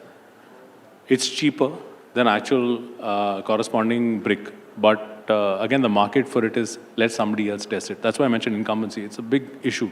So there has to be a push. And this is where the regulations come into play, from just providing pure incentive to saying, we'll give you the financing, we'll offer easy access to it. It doesn't, Sanjay pointed out, IFC loans are not easy to get. To jump through those hurdles is just very terrible. We've got to get it easy, and we've got to be able to implement these faster. All right. So do you think if the government pushed some mandates regarding, to ensure this construction waste is recycled, do you think that is something that would help in the construction business for them? Absolutely, it always does. Yes, it will come at a price initially, but like all things in India, and at the state level, central level, like how do you think it would work? It's a state subject, so yes. And of course, I'm sure the builders in the room will have a different opinion, or maybe the same opinion. I don't know. Your thoughts? So, Ms. Majumdar, if you could add to this, how we can... I think, what we have heard also from the, the leaders in the construction industry, that in terms of innovation in the building material, one is only talking about, say, addition of fly ash or admixtures. But, so, you find there is a disconnect between what the regulation talks about and what is actually happening in practice. When you're talking about regulation or the codes and standards, the Government of India has a new code, which is the ECSBC. Earlier, the Bureau of India, Energy Efficiency had ECBC, which is the Energy Conservation Building Code. Yes. That was only looking at energy. Right now, it is encompassing sustainability aspect. And there we talk about values and numbers. And just merely adding admixture and fly ash will not help you achieve. So on one hand, and there are mandates. All of it is mandated, be it part of MOEF regulation, be it part of ECBC. The main issue is implementation and understanding, Pushing those what mandates. will make it. You see all the projects that are coming up, and we heard in the earlier panel that you want faster construction. And none of this building envelope, we have done estimation, meet the ECBC regulations, the basic ones. So we are actually adding more and more, and every time we are talking that we need to meet that. So I think there is some disconnect between what regulation talks about and how it is being applied, and we have to bridge that. So clearly we need more awareness and conclaves like this to talk about the issues that the industry is facing. Now, Mr. Dutt, talking about solar integrated facades and geothermal systems, now it sounds very promising, and especially since we're talking about renewable energies, etc. But how realistic is it currently for India given our climate? It is very realistic. There are two technologies that I'm aware of where you can actually install the solar panels on the facade, the glass facade of the buildings, and you can actually have power surplus buildings, which means it can not only fund but also provide extra power. They need to be incentivized. These technologies are very expensive. They're not made in India yet, but there is a push from the government on solar and innovation, and various corporates are getting to that space. I absolutely believe that with 300 billion square feet lined up over next few years, there will be a compulsion to bring this technology in. But it's real, it's possible. You can do power surplus buildings. There's one pointed, connected point with this discussion is the municipalities of major cities across the country, the land valuations have gone up. So and therefore the real estate projects are not viable, by the way. So it may sound a little funny, but it is. So to make them viable, what they've done, all state governments, they've increased the FAR. So earlier you could do 1.2, 2 FSI, now you can do 9 in Pune. Hyderabad is 10, 11, or infinite if you want to go vertical. So what this has done, it has led to concentration of development in just very limited areas. So India's economy is very concentrated, cities are very concentrated. There is no plan and strategy to decongest and open new corridors of growth so that you have low-rise developments in these cities and more spread out and be more viable and less impact on the carbon, Okay, Mr. Vineet Relia, if you'd like to add to that. So I think I'll also take up ma'am's point about, the norms defined in EC and how it really plays out. So to take up the point of solar panels, in most of our projects, we install solar panels on the roofs. And what we managed to achieve is just the common area lighting of the staircase and maybe a geyser point in the... But ma'am, what happens is the moment we hand over possession, most of the guys tear them off, throw them and use the terrace for their recreational activities. So the point is, even when I've handed over, somebody's got to be responsible for maintaining that. And it's not difficult to maintain, but the will has to be there and the awareness has to be there. I think that's very, very important. And on the other point, yes, FAR is increasing everywhere. That means like Ghaziabad now has become 5. There's a recent notification. Now with 5, even if you put solar panels and all, you can't lit up anything because the terrace area remains small. You're just going taller and taller. The more taller you get, you'll create more traps. Like even in taller buildings, you go, sometimes you have that big wind trap, you feel that huge thing. Heat traps also happen like that. So it's very, very difficult, and it leads to the point that if government has better infrastructure, people are willing to travel on a better highway where you could make lower density developments. If you're sticking all to without any infra and without metrics going out, then you're going to have this situation. No matter what norms you put, practically it's not going to be implemented. All right, and Mr. Gandhi, if you'd like, summation of decarbonizing when we're talking about real estate, your big 3 points that you'd like to put forward? So, I mean, you kind of mentioned easy access to capital, actually starting to implement a lot of the stuff that we're doing. I think the big gap that we're seeing, and you've kind of touched on it pretty extensively, is regulation and the awareness of the individuals driving regulation. I use Singapore as an example, right?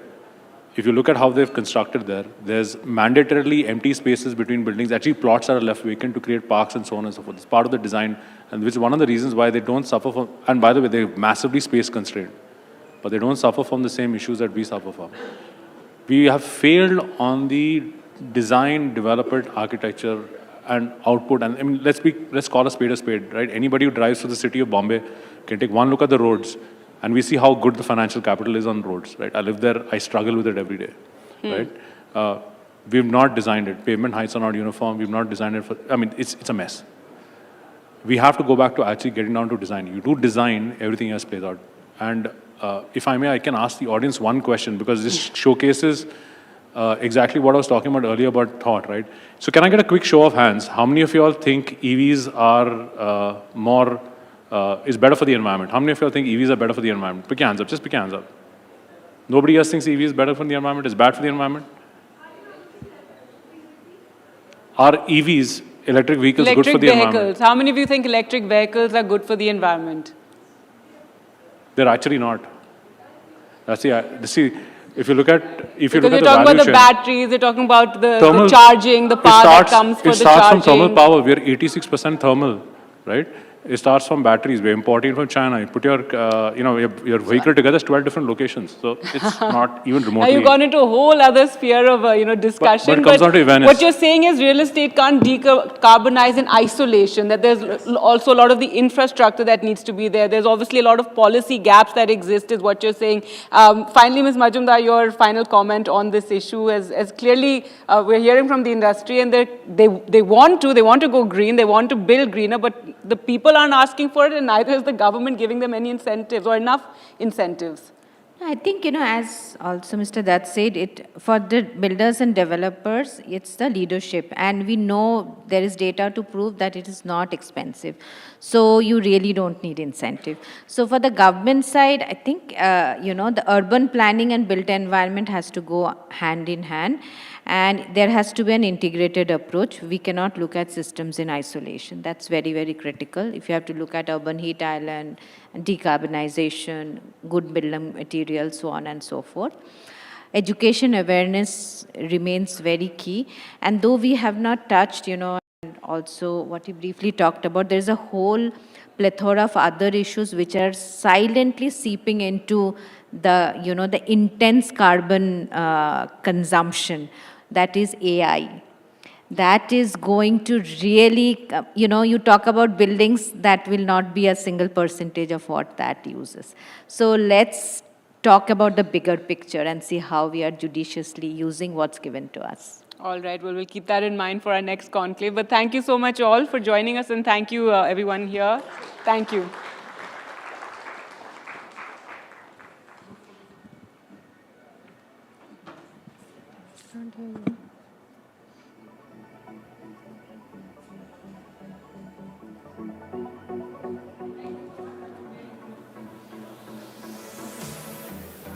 A big round of applause, ladies and gentlemen, for Millie Majumdar, Sanjay Dutt, Vineet Relia, and Khurshid Gandhi. Real estate cannot be decarbonized in isolation. There are realistic solutions. They need to be incentivized, and awareness must be created around them. Our conversations this afternoon have highlighted the immense opportunities and challenges facing the real estate future of this region that we're talking about today, which is Delhi NCR and its neighborhood. We've talked about scarcity and the imperative of sustainability in urban planning, and now we turn our attention to the very fabric of our expanding real estate landscape. Our next conversation is From Steel to Skylines, Building Emerging Cities.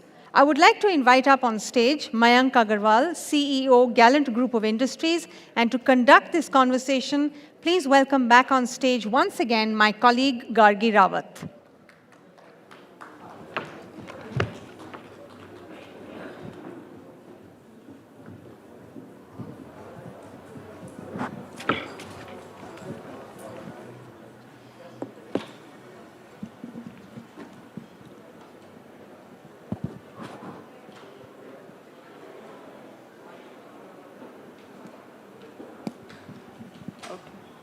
So I will just bring it.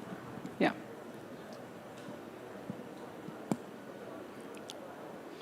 At the NDTV Real Estate Conclave, we will now look at how India's next-tier cities are rising rapidly with bold infrastructure, smart planning, and a new vision for urban growth. These are not just cities in the making, they're future economic powerhouses being built from the ground up. And to talk to us more about it, we're joined by Mayank Agrawal. Thank you so much, sir, for being with us.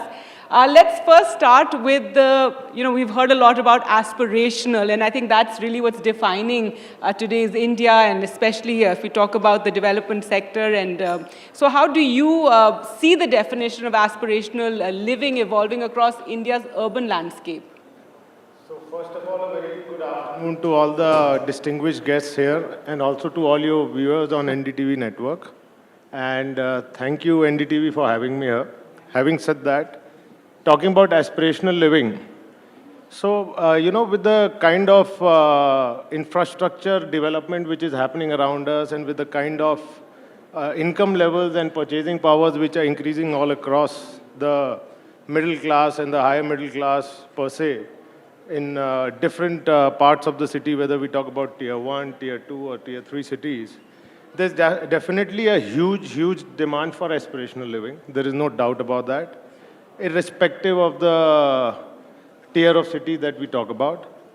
Having said that, everybody wants today to live in a society or in a community where various services are readily available to him, various amenities are available to him, whether it be gated colonies, whether it be fitness activity related amenities, or whether it be co-curricular activities or whatsoever. So that kind of aspirations we can see all across different cities and different tier of cities all across India. So having said that, which is the reason why we currently see that even in not only in tier 1, but even in tier 2 and tier 3 cities, there is a huge demand for integrated townships or integrated vertical high-rise communities and residential and commercial facilities. So definitely there is a huge demand, yes. Right, and when we talk about the future and Viksit Bharat development, there is a need for us to put the focus away from the metros and to the tier 2 cities, as you said. So let's talk about some of those cities, like Noida, Lucknow, Gorakhpur, Ahmedabad, Indore. How are they reshaping the real estate narrative? So I would not count Ahmedabad in the same line of discussion as we would talk about the rest of the cities here. Okay. Because definitely Ahmedabad is way developed, and we can't call it a tier 2 or a rural city as such, right? I would probably say that Ahmedabad is broadly at par with Delhi and Bombay. If I happen to go there, I have an office and establishment there. So the kind of infrastructure and the kind of colonies or the real estate venues that we have there is to a great extent better than what we see around here in Delhi.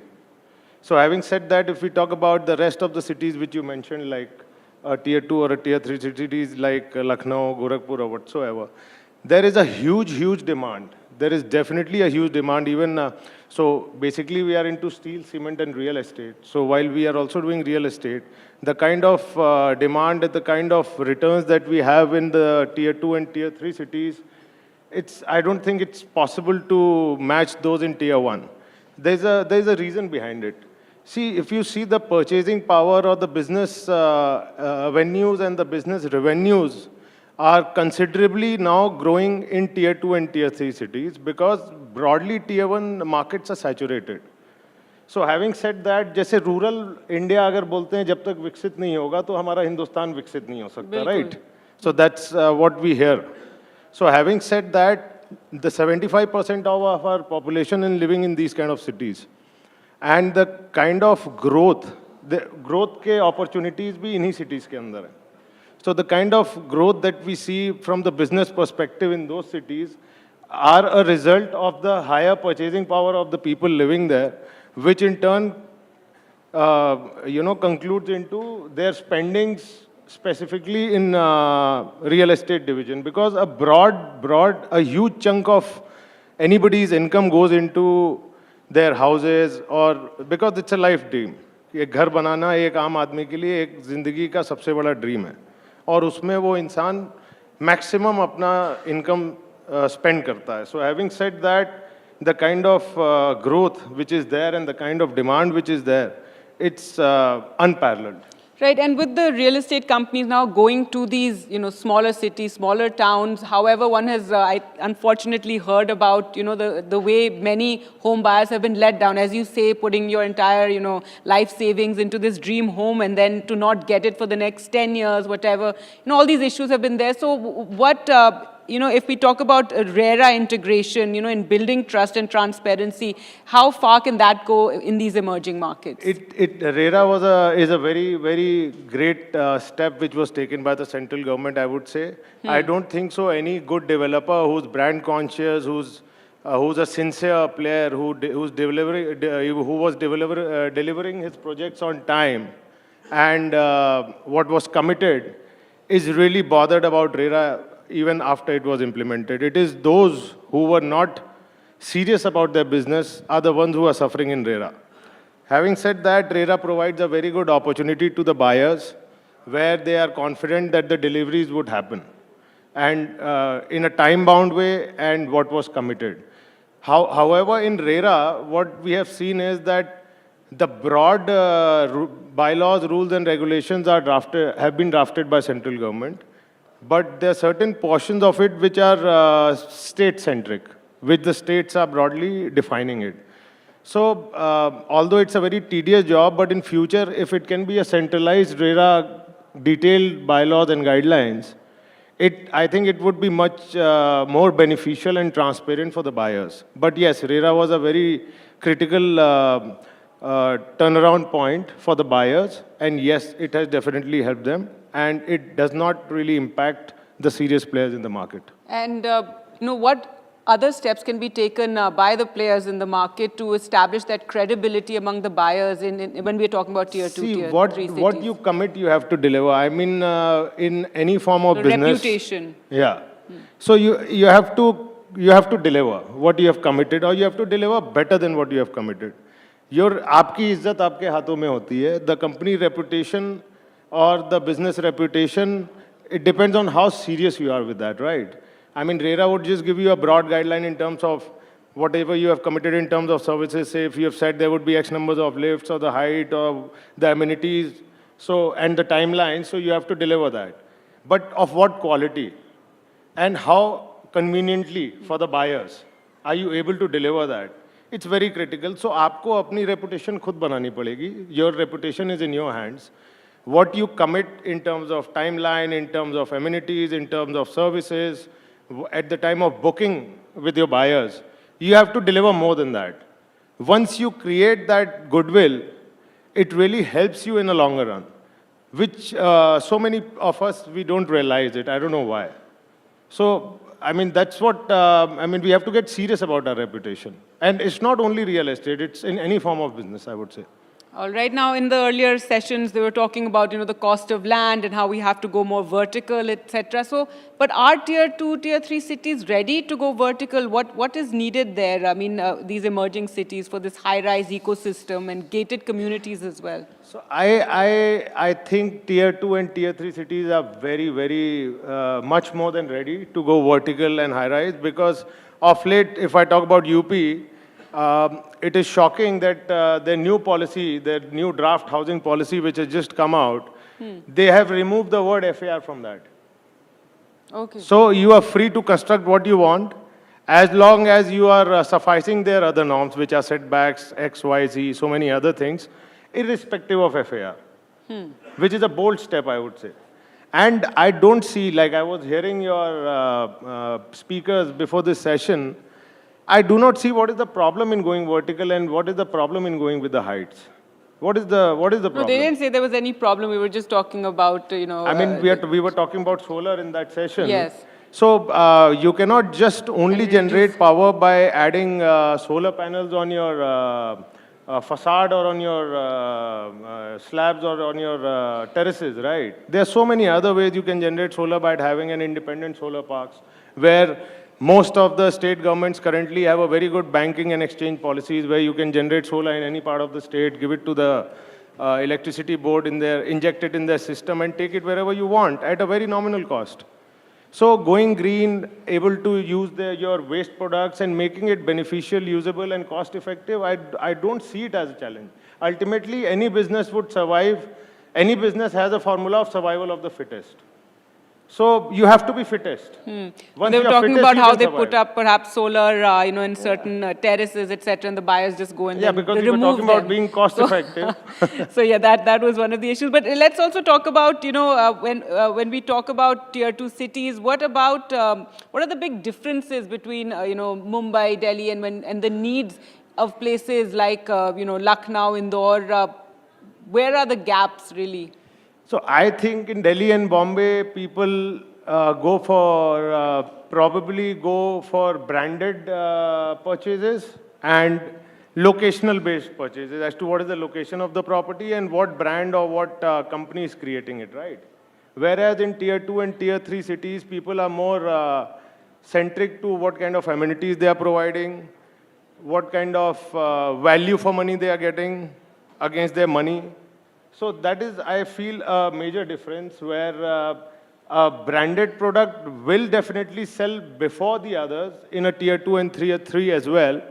But it is not the only thing for which people will go crazy and just go and spend their money on through that, even if it's like 20-25% extra price.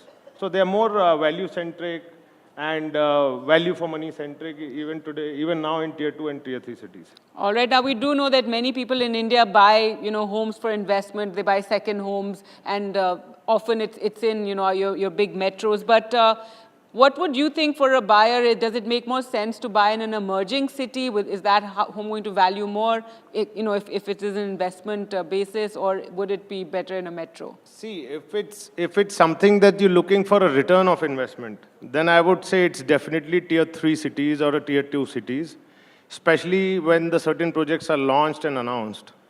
Because I have seen returns to as high as 20-25% on a year-on-year basis up to 5 to 10 years in different good projects in tier 2 and tier 3, which is definitely impossible in tier 1 cities because they are already so high priced. So the escalation is not. Even now, if we talk about plot prices or any real estate prices in Delhi, I don't see that they are moving anywhere more than 5% on a year-on-year basis in terms of pricing, if we leave few real estate projects aside.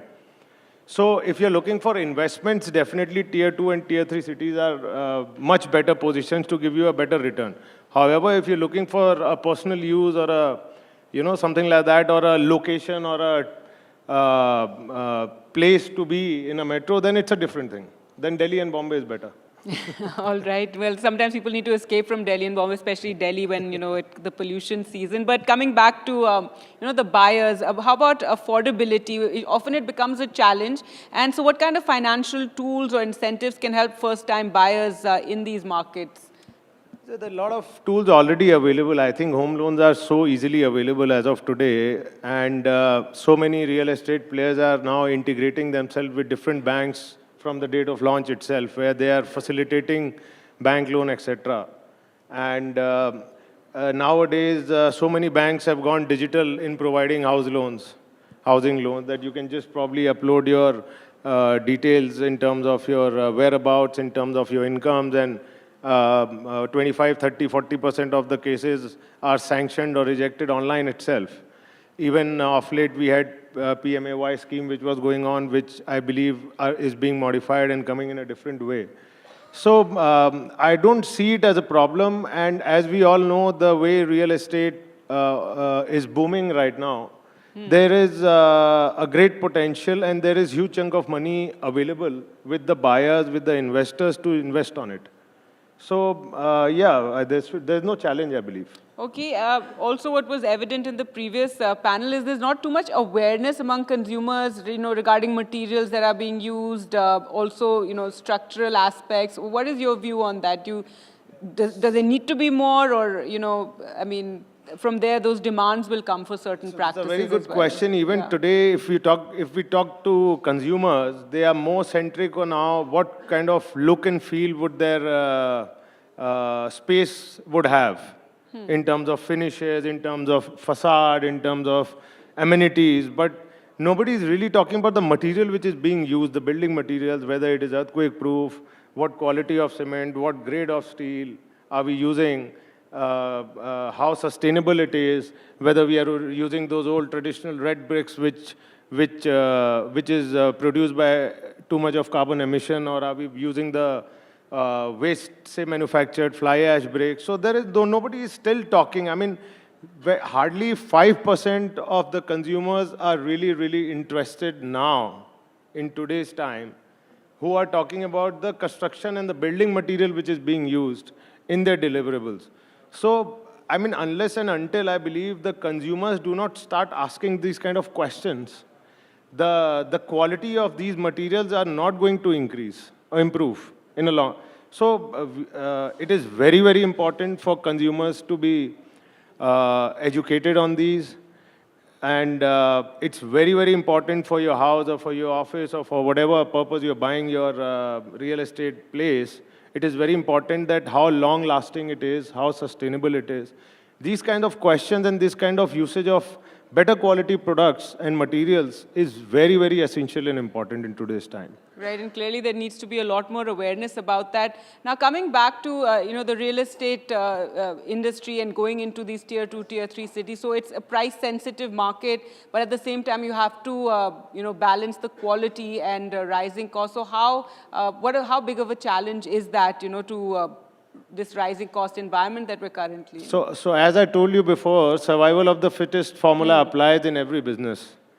So how well equipped you are with your procurements, how efficient you are with your timely deliveries, how automated you are in terms of your construction, how digitized you are in terms of your monitoring, and how well placed you are in delivering the product timely. Because once you go overboard with the timing and everything, your cost escalates. So as in how, besides these points, how waste can be utilized in getting your cost lower.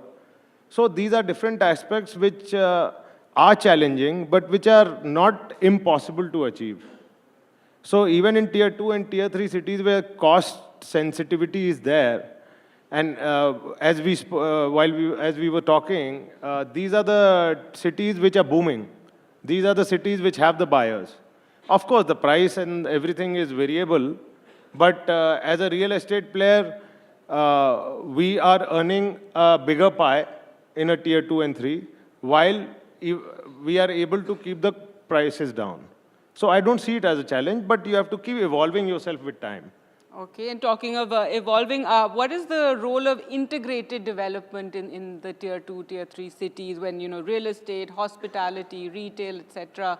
Does that make more sense? Yes, it does make more sense, and it attracts a lot of traction today in tier 2 and tier 3 cities. I see a lot of development coming up, which, has 4 or 5 categories in a very small piece of land. Just a day before, I was talking to a very renowned architect in Dubai who is doing multiple projects in India. And he was shocked and surprised to know that a plot size of as small as 2 acres, which is 80, 90,000 or a lakh square feet, where you have to construct about 4, 5 lakh square feet overall, are having 3 or 4 categories put together which they are designing. And most of them come from tier 2 and tier 3. That's what he told me. So he was shocked and surprised to know that. And he was, in fact, discussing as to why is it happening. So we clearly see the demand there for such multi-use categories coming on a single piece of land. And I think it's just going to increase because it makes your life convenient. You have retail, you have commercial offices, you have your house right behind it, while you probably have a hotel also right besides it. So, I mean, that kind of multi-category development on a single piece of land, if planned and executed well, does not really give any suffering to the buyers, but at the same time, it can add a lot of value to them. All right, and finally, what are the 3 things that can most dramatically improve the quality of real estate in emerging cities over the next 5 years? So, as I already told you, I think digitization of of your construction activities as well as government urban bodies paperwork. That is one aspect, digitization. Use of AI and automation in construction, which can add a lot of value to real estate, and usage of waste products. I believe these would be the top 3 things which can make it happen. Okay, well, thank you so much, Mr. Mayank Agrawal, for joining us on this. Again. Thank you so much. At this conclave, and a big round of applause. Thank you.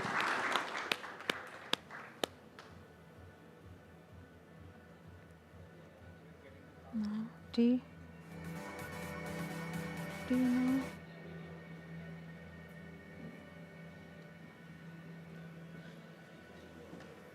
What's happening? What's happening?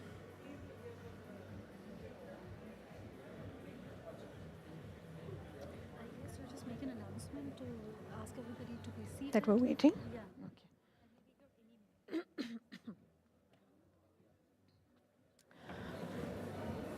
Thank you for that conversation. Ladies and gentlemen, we are expecting to be joined any minute now by the Honorable Union Minister for Housing and Urban Affairs, Shri Manohar Lal Khattar. So I would request you all to please stay seated. The Minister will be with us in a very, very short while. So we're just waiting for him to arrive.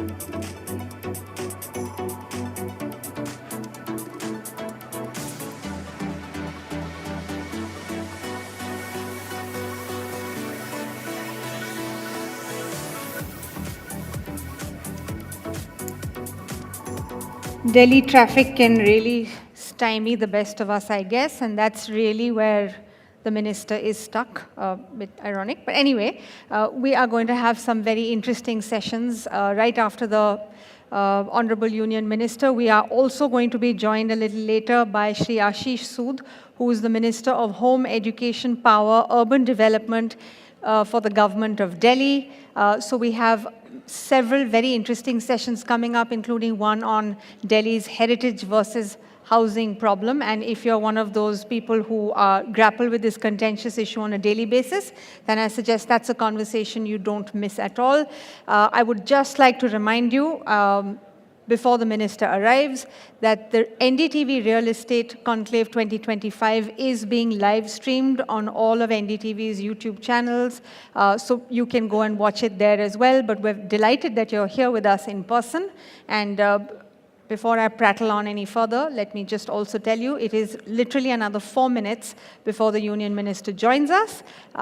So sit back, make yourselves comfortable, bottles of water in front of you, hydrate yourselves. I'll be back in a minute. Thank you. That is very No, no, I'm so not.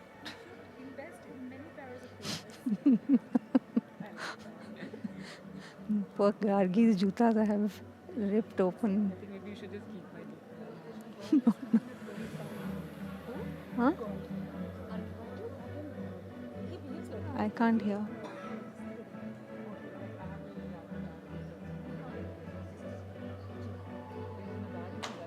Hey, I can't hear you only, Somalia. Now I can hear you. No. You are too kind. Yes. Thank God for cue cards, huh? I think I have worn her shoes so much that she's like, मुझे वापस मत दो, अभी तुम ही पहनो. गीला हो गया अभी सारा sweat में.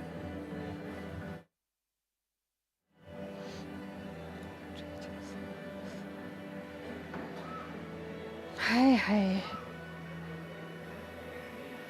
कैसे चल रहा है माधवी? बहुत अच्छा चल रहा है। मंथ पहले दो एंकर ने बहुत ही कबाड़ा किया था।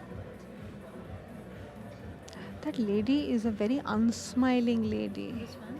Shami. Yeah, but then some people are socially awkward. She's like that. She's otherwise a nice person. I've covered CBI ED with her. She's a nice person. But she is very specific that I don't want to act her. Why did you make me to wait? She came in the afternoon. Obviously, she doesn't know us. We don't know her. So she said, Vaishali, not here yet. Where do we go to get ready? I said, wait, I'll come with you. So I called up Kamal. He said 261. I said it's 261. Before I could pick up my bag, she had turned around and walked away. So then I realized she doesn't know me. She doesn't know that I also need to get ready or whatever. So I said, okay. Why do we have to give her the Mr. Darcy benefit? Everybody's not a Mr. Darcy. Then she walked away. Then she came back and she said, but someone will have to take me upstairs. I said, no. Do you need the card for the... You don't.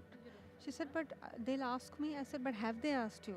No, they haven't, but they'll ask me. I said, they won't. Just say I'm with NDTV and I need to go to 261. Then she left. But she was very... Apparently, Gargi was trying to chat with her, apparently, and was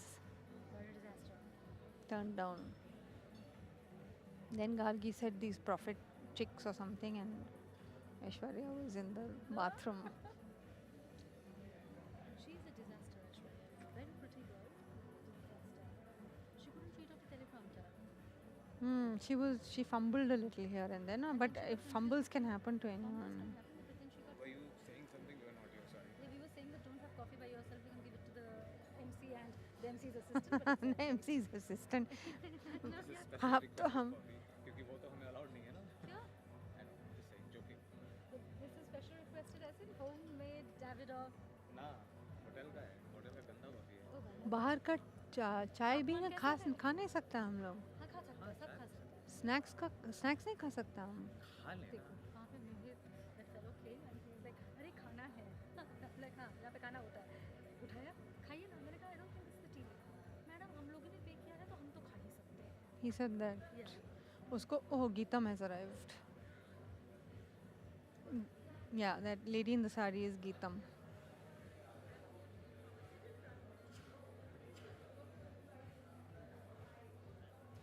I do know her.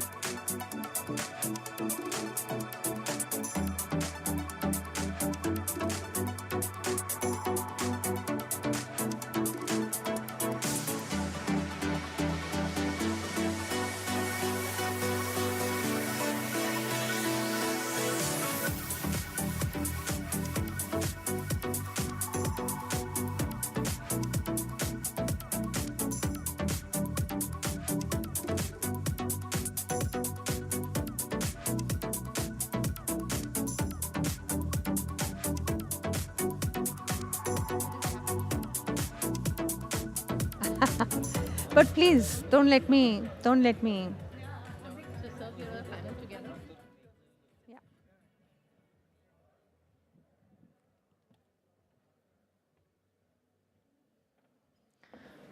Ladies and gentlemen, may I please request you all to take your seats?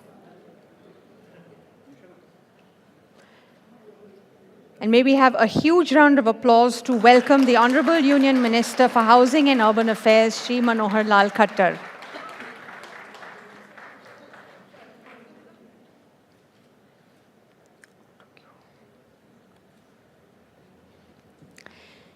It is now our great honor and privilege to welcome to the NDTV Real Estate Conclave 2025, the Honorable Union Minister for Housing and Urban Affairs, Shri Manohar Lal Khattar. A stalwart administrator and a seasoned statesman, he has been at the forefront of driving change in the way our cities grow, with a focus on sustainable infrastructure, housing for all, and inclusive urban development. Please join me in requesting our chief guest for this evening, Shri Khattar, to kindly come on stage and deliver the keynote address. Please, sir.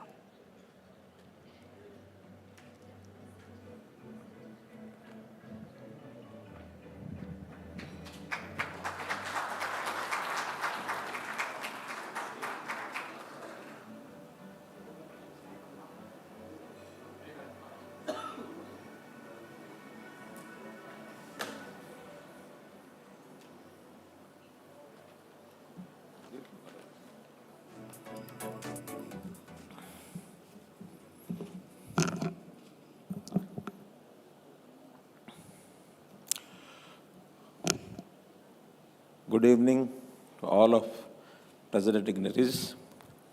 NDTV का आज ये जो real estate conclave बहुत ही एक सार्थक और आज की समय की मांग है। तो आपने जिस प्रकार का ये कॉन्क्लेव किया है, सबसे पहले तो मैं NDTV के सभी हमारे मित्र हैं उनको बहुत बहुत इस बात का आभार प्रकट करता हूँ, और जो लोग यहाँ उपस्थित हुए हैं उनका सबका आभार, उनका स्वागत, उनका अभिनंदन। मित्रों, शहरी विकास मंत्री के नाते से मुझे लगभग 1 वर्ष का कार्यकाल ये पूरा हुआ है। इस समय पर इस प्रकार के सेमिनार में आकर के आपके सामने अपने विषय को रखने में मुझे भी अपना सौभाग्य महसूस हो रहा है कि कम से कम मेरे काम का मूल्यांकन आप ज़रूर कर पाएंगे कि किस प्रकार से हम सोच रहे हैं, कैसे कर रहे हैं। और इतना ही नहीं, बल्कि उसके बाद आप लोगों की ओर से जो भी अमूल्य सुझाव हमको मिलेंगे, because you are also the pioneer of the this sector, तो आपके सुझाव मेरे से ज़्यादा होंगे। एक कहावत है कि jack of all and master of none, I am before you, लेकिन उसी को थोड़ा बदल दिया जाए कि jack of all and master of one, you are the master. तो इस नाते से मेरे से ज़्यादा अनुभव आपके हैं, तो उसका भी निश्चित रूप से हम मिल करके इस काम को आगे बढ़ाएंगे। ऐसा मैं कह सकता हूँ कि ये जो सेंचुरी है, न केवल अपने देश के लिए बल्कि दुनिया के लिए, if I may call it, it is an urban century. इस शताब्दी में अर्बनाइजेशन जिस प्रकार से बढ़ रहा है, ये अपना में बहुत महत्वपूर्ण विषय है। आज हम अपने देश में टोटल पॉपुलेशन का 35% ये अर्बनाइट्स हैं, और आने वाले समय में मैं कह सकता हूँ कि 2047 तक विल बी डबल अर्बनाइट्स। हमारी संख्या जो आज 45 करोड़ है, 35% है, उस समय तक संख्या में 90 करोड़ हो जाएगी और परसेंटेज में 50% को क्रॉस कर जाएगी। तो बहुत तेज़ी से अर्बनाइजेशन हो रहा है, पॉपुलेशन बढ़ रही है, एक फैक्टर। हमारी जो ग्रामीण क्षेत्र से माइग्रेशन हो रहा है शहरों की तरफ, ये दूसरा फैक्टर। शहरों का फैलाव हो रहा है और छोटे जो स्थान हैं वो भी धीरे धीरे बड़े होते जा रहे हैं। कुल मिलाकर के देश में अगर आज छोटे बड़े सब शहरों की संख्या गिनी जाए तो 5020 शहर अपने इस देश में हैं, जिसमें से मिलियन प्लस ऐसे लगभग 60 होंगे। तो ऐसे मिलियन प्लस के ऊपर ज़्यादा फोकस हमको करना होगा। बाकी जो 500 से के आसपास जो शहर हैं, आगे संभावना उनकी ज़्यादा बढ़ने की है जहाँ 1 लाख से ऊपर जिसकी आबादी है।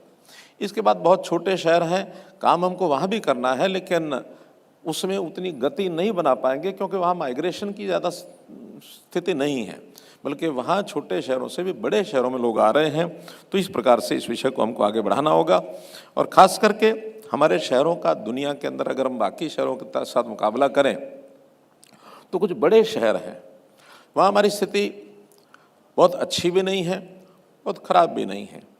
बड़े शहरों में एक बड़े शहर का नाम लिया जाता है मनीला, जहाँ की पर स्क्वायर किलोमीटर जो उसकी डेंसिटी है दैट इज़ 45,000, और अभी तक ये माना जाता है that is the highest one. लेकिन वो एक ठीक दिशा में प्लान्ड सिटी के रूप में आगे नहीं बढ़ पाया। आज भी वहाँ लोगों को कठिनाइयाँ बहुत हैं। और अगर उसी के मुकाबले में हम हांगकांग की बात करें, हमारे से ज़्यादा वहाँ पॉपुलेशन है, यानी डेंसिटी है, लेकिन वो एक प्लान्ड सिटी है। हांगकांग हम कह सकते हैं कि हमारे शहरों से कहीं आगे है। तो हमको अच्छे शहरों का एक उनकी बेस्ट प्रैक्टिसेस को अडॉप्ट करना पड़ेगा, और जहाँ कुछ कमियाँ रह गई हैं, अनप्लान्ड सिटी के रूप में आगे बढ़ गए हैं, उससे सावधान होना पड़ेगा। इसलिए एक वर्ल्ड क्लास हमारा जो अर्बन स्ट्रक्चर है वो किस प्रकार से बने, इसके ऊपर ज़रूर हमको ध्यान करना पड़ेगा।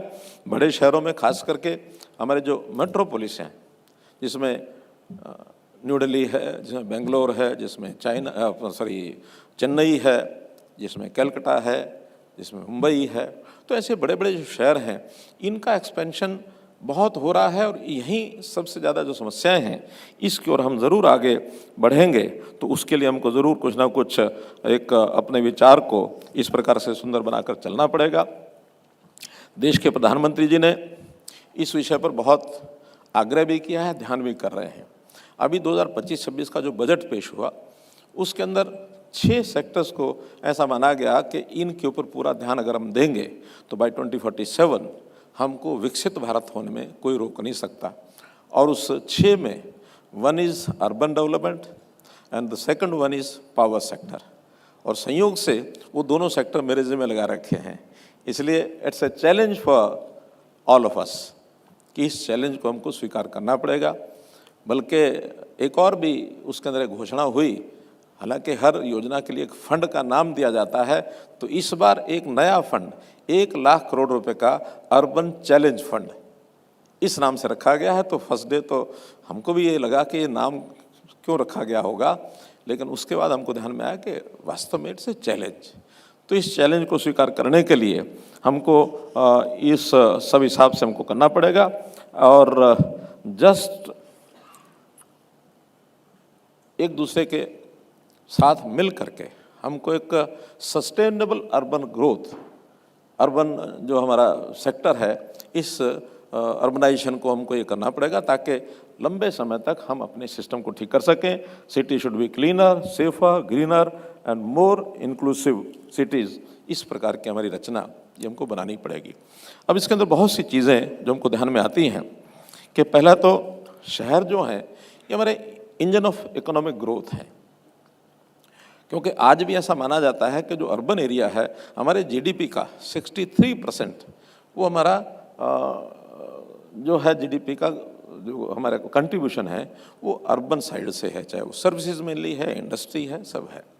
इसके बाद अपने आप में कृषि का भी अपना एक सेक्टर है जिसके अंदर हम ग्रोथ करते हैं, लेकिन अर्बनाइजेशन जितना बढ़िया होगा हमारा जीडीपी उतना ही आगे बढ़ेगा।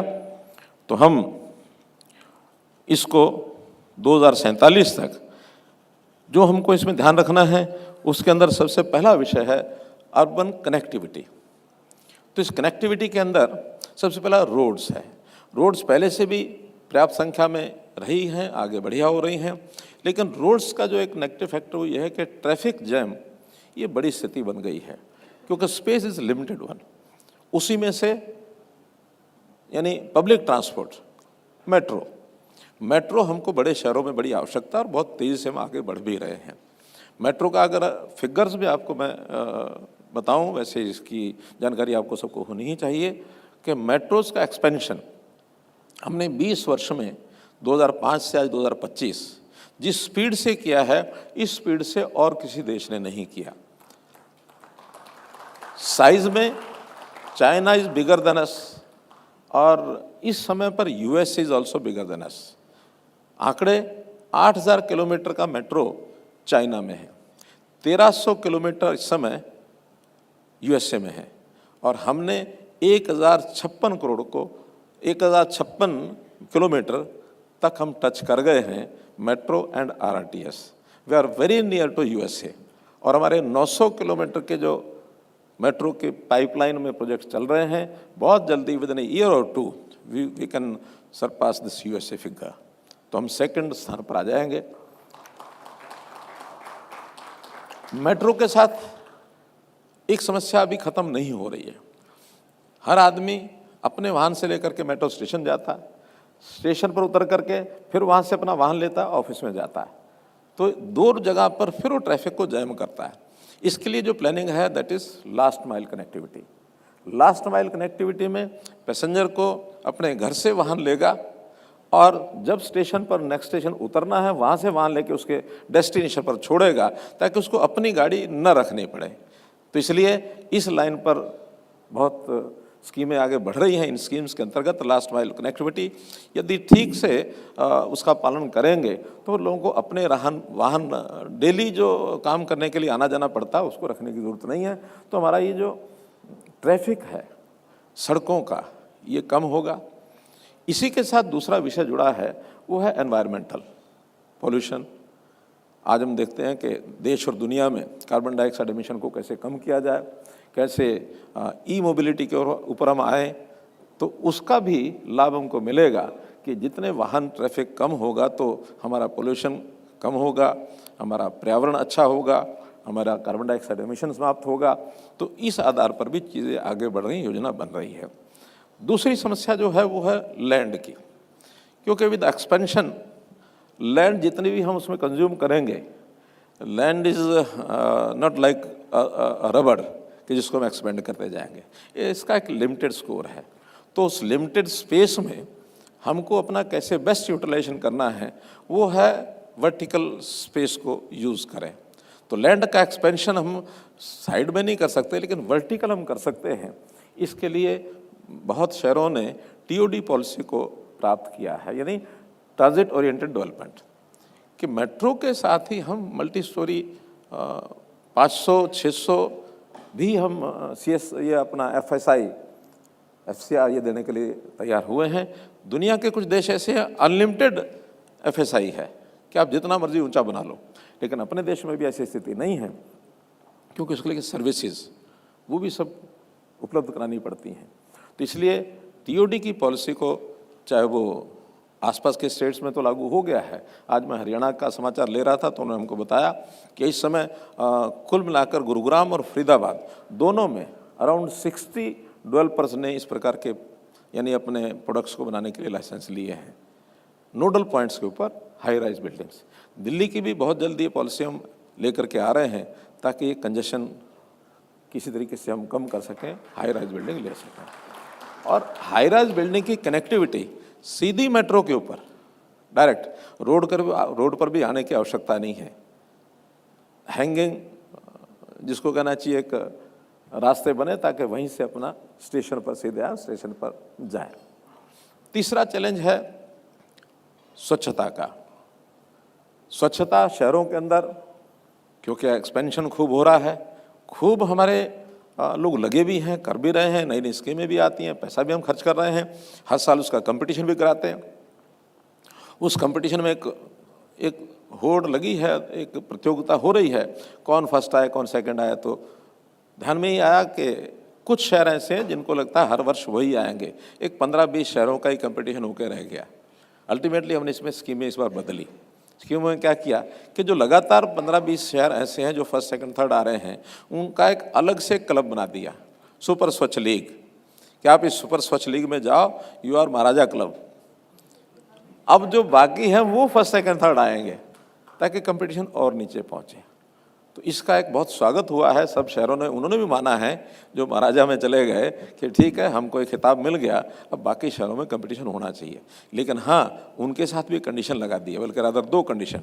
एक, with in that group compete करेंगे और उसमें फिर जो कमज़ोर रह जाएंगे साल के आखिर में उनको बाहर निकालेंगे और नए जोड़ेंगे। So they have to compete with in themselves कि हम उनको रिमेन उसके अंदर रहना है, उस क्लब के अंदर। तो ऐसा उनमें भी कंपटीशन आया। सेकंड, उनके साथ क्या चीज़ जोड़ी है, जैसा एक हम स्लोगन करते हैं ना कि ईच वन टीच वन, तो हमने कहा कि ईच वन क्लीन वन। इस बार 74 सिटीज़ जो फर्स्ट सेकंड थर्ड के अवार्ड जिनको मिले हैं उनको कहा कि अगले वर्ष पेयर में आओगे, जो सबके लोएस्ट रैंकिंग का आपका एक शहर है स्टेट का, उसको साथ लेकर के उसकी क्लीनिंग का भी जिम्मेदारी आप लो, ताकि 74 के अगली बार 148 बन करके आए। तो ये एक एक्सपेंशन करना है और लोगों के स्वभाव में कैसे स्वच्छता आए, उनके संस्कार में कैसे आए, क्योंकि केवल कंपटीशन तक नहीं करना हमको, हर आदमी के स्वभाव में आना चाहिए कि वी शुड रिमेन क्लीन। तीसरा विषय है उसके अंदर पानी। वाटर अपने आप में एक बहुत बड़ी ज़रूरत भी है और उसकी अवेलेबिलिटी भी एकदम ओपन नहीं है। उसके अंदर WHO ने एक आंकड़ा दिया कि शहरों में 135 लीटर पर हेड पर डे ये कंजम्पशन उन्होंने मोटे रूप से तय की है। ये ठीक है कि बहुत अच्छी कॉलोनीज ऐसी हैं वहाँ 200 लीटर भी उपयोग कर रहे हैं, कुछ ऐसे हैं जो 80 लीटर में उनको मिलता नहीं है। तो हमारे यहाँ देश में एवरेज अभी जो बड़े शहर हैं उसमें 100 लीटर अप्रोक्सीमेट 100 लीटर पर हेड पर डे ये खपत हो रही है, इतना सप्लाई हो रहा है। इसको हमको 135 तक लेके जाना है। तो उसको कैसे लेकर के जाना है, फिर उसमें एक ही रास्ता बचता है, पोर्टेबल वाटर जितना है उतना ही है, ज़्यादा नहीं हो सकता। दूसरा विषय है ग्राउंड वाटर। ग्राउंड वाटर की भी एक लिमिटेशन है, बहुत ज़्यादा हम उसको एक्सट्रैक्ट नहीं कर सकते। तो थर्ड विषय है कि जो हमारा पानी हम यूज़ कर रहे हैं उस यूज़ किए पानी को प्रोसेस करना और उसको रीयूज़ करना। तो ये एक विषय भी धीरे धीरे आगे बढ़ते हुए लोगों में ले जाना पड़ेगा और हर प्रकार के नए जितने भी हमारे प्रोडक्ट्स हैं उसके अंदर इसको बाध्य करना कि इन चीज़ों का ज़ीरो डिस्चार्ज ऑफ वाटर, इस सिस्टम पर हमको सबको भी लेकर के जाना होगा। रेदर 3R जो पॉलिसी है कि सबसे पहले तो इसका रिडक्शन करो, यूज़ कैसे रिड्यूस कर सकें, एक उसका भी बहुत फिजूल खर्ची ना हो, और दूसरा उसको रिसाइकल करना, फिर उसको रीयूज़ करना। तो तीनों चीज़ों 3R की एक सिस्टम से हमको चलना पड़ेगा। फिर और प्रकार के जितने भी वेस्ट हैं उसमें भी हमको एक सर्कुलर इकोनॉमी के रूप में उसको लाना पड़ेगा कि वेस्ट जितना है उसको कैसे हम वेल्थ के रूप में बदल सकें। तो वेस्ट टू वेल्थ का भी सिस्टम हम शहरों के अंदर को लागू कर रहे हैं। तो इस आधार पर भी चीज़ें हमारी आगे बढ़ रही हैं। अब ये सब करने के लिए हमको कुछ टेक्नोलॉजी का भी उपयोग करना होगा, क्योंकि आज हर चीज़ पुराने परंपरागत तरीके से नहीं हो सकती। AI का उपयोग करके हमको स्मार्ट सिटीज़ में टेक्नोलॉजी के माध्यम से भी करना होगा। नई नई टेक्नोलॉजी, डिजिटलाइजेशन या जितने भी हमारे सर्विसेज हैं उन सर्विस को भी AI के माध्यम से चीज़ें करेंगे तो उसके अंदर एक तो भ्रष्टाचार रुकता है, लोगों का विश्वास जमता है और जो सर्विसेज हैं वो प्रॉपर और एक जिसको कहना चाहिए एक ठीक समय पर हमको सर्विस को मिल जाती हैं। तो हमको AI का उपयोग करना होगा, हमको प्रोटेक्ट इनोवेशन इस प्रकार से करना होगा और ग्रीन बिल्डिंग्स को भी बनाना राहत देनी होगी। ग्रीन बिल्डिंग का मतलब है कि हर एक में हम कम से कम उसका टेम्परेचर कैसा हो, वह वाटर का जैसे मैं बताया ज़ीरो डिस्चार्ज ऑफ वाटर हो, एनवायरमेंटल सारे इश्यूज़ हों, उन सब को भी ध्यान रख करके और पर्यावरण के प्लानिंग में हम ऑक्सीजन का भी हमको ध्यान रखना होगा कि हम ज़्यादा ज़्यादा अपने ग्रीन कवर को कैसे उस एरिया में बढ़ा सकते हैं। अभी हमारा ग्रीन कवर जो ऐसा माना जाता है कि शहरों के अंदर 20% ग्रीन कवर होना चाहिए, और मुझे बड़ा बहुत ही इसको कहना चाहिए कि पीड़ा हमको भी है कि इसका परसेंटेज अभी 6 से 8% ही है, क्योंकि पुराने शहरों के अंदर तो ग्रीन कवरेज बहुत कम है। अब नए शहरों में थोड़ा ध्यान होने लग गया है, कुछ हमारे ऑर्गेनाइजेशंस हैं वो इस पर ध्यान रखती हैं और थोड़ा ध्यान रखने में कोर्ट्स भी हमारा सहयोग करते हैं। कोर्ट्स में बहुत लोगों ने, बहुत हमारे एनजीओज, बहुत हमारे जो इस प्रकार के लोग हैं जो कोर्ट्स का भी मदद लेकर के डायरेक्शन दिलवाते हैं, उससे भी कंट्रोल हो रहा है, तो हमको ये सब करना पड़ेगा। फिर हमारी पावर, एनर्जी, ये भी आज हम शहर कितने बना लें कि विदाउट पावर शहरों की सस्टेनेबिलिटी, ये मुझे नहीं लगता कि हम उसको आगे बढ़ा पाएंगे। और पावर में एनर्जी कंजर्वेशन, एनर्जी एफिशिएंसी, ये दोनों लेके आने पड़ेंगे। उसके अंदर पिछले दिनों में आपको ध्यान में होगा कि मैंने एक स्टेटमेंट दिया था कि आजकल लोग पावर का इस्तेमाल करते समय जो गर्मियों में एसी चलाते हैं, तो एक डिग्री तक तो ठीक है हमारा कंफर्टेबल लाइफ हो, लेकिन बहुत लोग ऐसे हैं उसको एक लिमिट से नीचे ला करके 20 डिग्री से भी नीचे 16-18 ला कर और फिर सोते हैं और ऊपर रजाई ओढ़ लेते हैं। करते हैं कि नहीं ऐसे? कुछ लोग बहुत करते हैं। अच्छा, हम में से कौन कौन ऐसा जो रजाई ओढ़ के सोता होगा रात को? ऐसा 1 2 3 ऑन करते हैं 15 16 18 डिग्री। और जिसको ये लगता है कि हाँ ठीक है 20 से 28 वाली बात का पालन कराना चाहिए, वो कौन कौन है अपने में? Very good, very nice, thank you कि आप लोगों ने इस पर एक सहमति दी है। वरना कुछ लोगों ने उसमें आलोचना करनी शुरू कर दी थी क्या कि हमारे घर का भी, उसमें भी आप हस्तक्षेप करोगे, हमारे बेडरूम में घुसोगे, अब इस प्रकार की बातें कहने लग गए थे।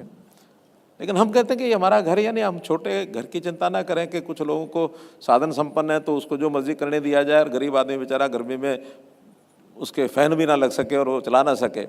हमको एक कल्पना ये करनी होगी कि पूरा देश मेरा घर है। मुझे अपने देश के सब लोगों की चिंता करनी होगी। जहाँ पावर हमारी अभी नहीं पहुँच पा रही है उनको भी पहुँचानी है। पावर के हमारे जितने और आगे उपयोग हैं, हमें हमारी इंडस्ट्री में हमको बहुत पावर चाहिए, हमारे कमर्शलाइजेशन के अंदर भी पावर चाहिए, हमारे डेली लाइफ के अंदर कितने भी अप्लायंसेस हैं जिसके अंदर हमको पावर चाहिए। तो ये पावर का उपयोग करना सबको है, सारी चीज़ें मिलेंगी, लेकिन फिजूल खर्ची न हो, इस ओर हमको आगे बढ़ना पड़ेगा। और ये जो आगे चल करके इस प्रकार का, और बहुत देशों ने कर भी लिया है, बहुत देश ऐसे हैं। अब जापान के अंदर 26-27 डिग्री से नीचे वो टेम्परेचर नहीं आता उनका, इटली में 23 डिग्री से नीचे नहीं आता है। तो इस प्रकार से बहुत देशों ने जो किया है तो कुछ सोच समझ के किया होगा, हमको भी सोच समझ के इसको करना होगा। स्वच्छता का जैसे मैंने बताया, उसमें बहुत से प्रोसेसिंग प्लांट्स हैं, बहुत बड़े ये विषय हैं, क्योंकि पहले तो सब गंदगी जो भी होती थी उसका जो भी कोई सिस्टम होता था वो शहर के बाहर, गांव के बाहर जा कर के लोग कर लेते थे। लेकिन अब आबादी बढ़ गई है, बाहर जगह होती नहीं है। देश के प्रधानमंत्री जी ने 15 अगस्त 2014 में जो एक ODF की बात की थी, अब ODF की बात जब की थी तो बहुत लोगों ने प्रधानमंत्री जी के बारे में ये कहा कि ये विषय देश का प्रधानमंत्री लाल किले से कहेगा, ये कोई इश्यू था क्या? लेकिन आज हमें इस बात का गर्व है कि देश में अब कोई घर ऐसा नहीं बचा है कि जो ODF ना हुआ हो। सब घरों के अंदर शौचालय बन गए हैं, गाँव में भी, शहर में भी, सब जगह। कई जगह तो ODF प्लस बन गए, कई जगह ODF प्लस बन गए। तो ऐसी चीज़ों के लिए देश को आगे बढ़ाने में प्रधानमंत्री जी का जो एक सोच है कि हर फील्ड में हम देश में कैसे आगे बढ़ सकते हैं, how we can become the leader of the world. तो इन चीज़ों की चाहे छोटी बातें हैं तब भी हम आगे बढ़ने के लिए उसके अंदर तैयार हैं। बहुत से हमारे इश्यूज ऐसे हैं कि जो केवल सरकारें नहीं कर सकती हैं, उसमें पब्लिक पार्टिसिपेशन, चाहे NGOs हैं, चाहे RWAs हैं, बहुत ऐसी संस्थाएं हैं, कुछ इंडिविजुअल्स भी हैं जो इन चीज़ों को ठीक करने के लिए दिन रात लगे रहते हैं। तो इन सब पर भी हमको काम करना पड़ेगा। सेल्फ हेल्प ग्रुप्स बड़ी संख्या में शहरों में भी, गाँव में भी काम कर रहे हैं ताकि हम किस प्रकार से अपने शहर को ठीक कर सकते हैं। मित्रों, विषय बताने के लिए बहुत बताए जा सकते हैं, लेकिन मेरा तो इतना ही कहना है कि चाहे हमारी मोबिलिटी है, चाहे हमारी सर्विसेज हैं, चाहे हमारी दिन दिन की आवश्यकताएं हैं, वो भी सब हम कर रहे हैं।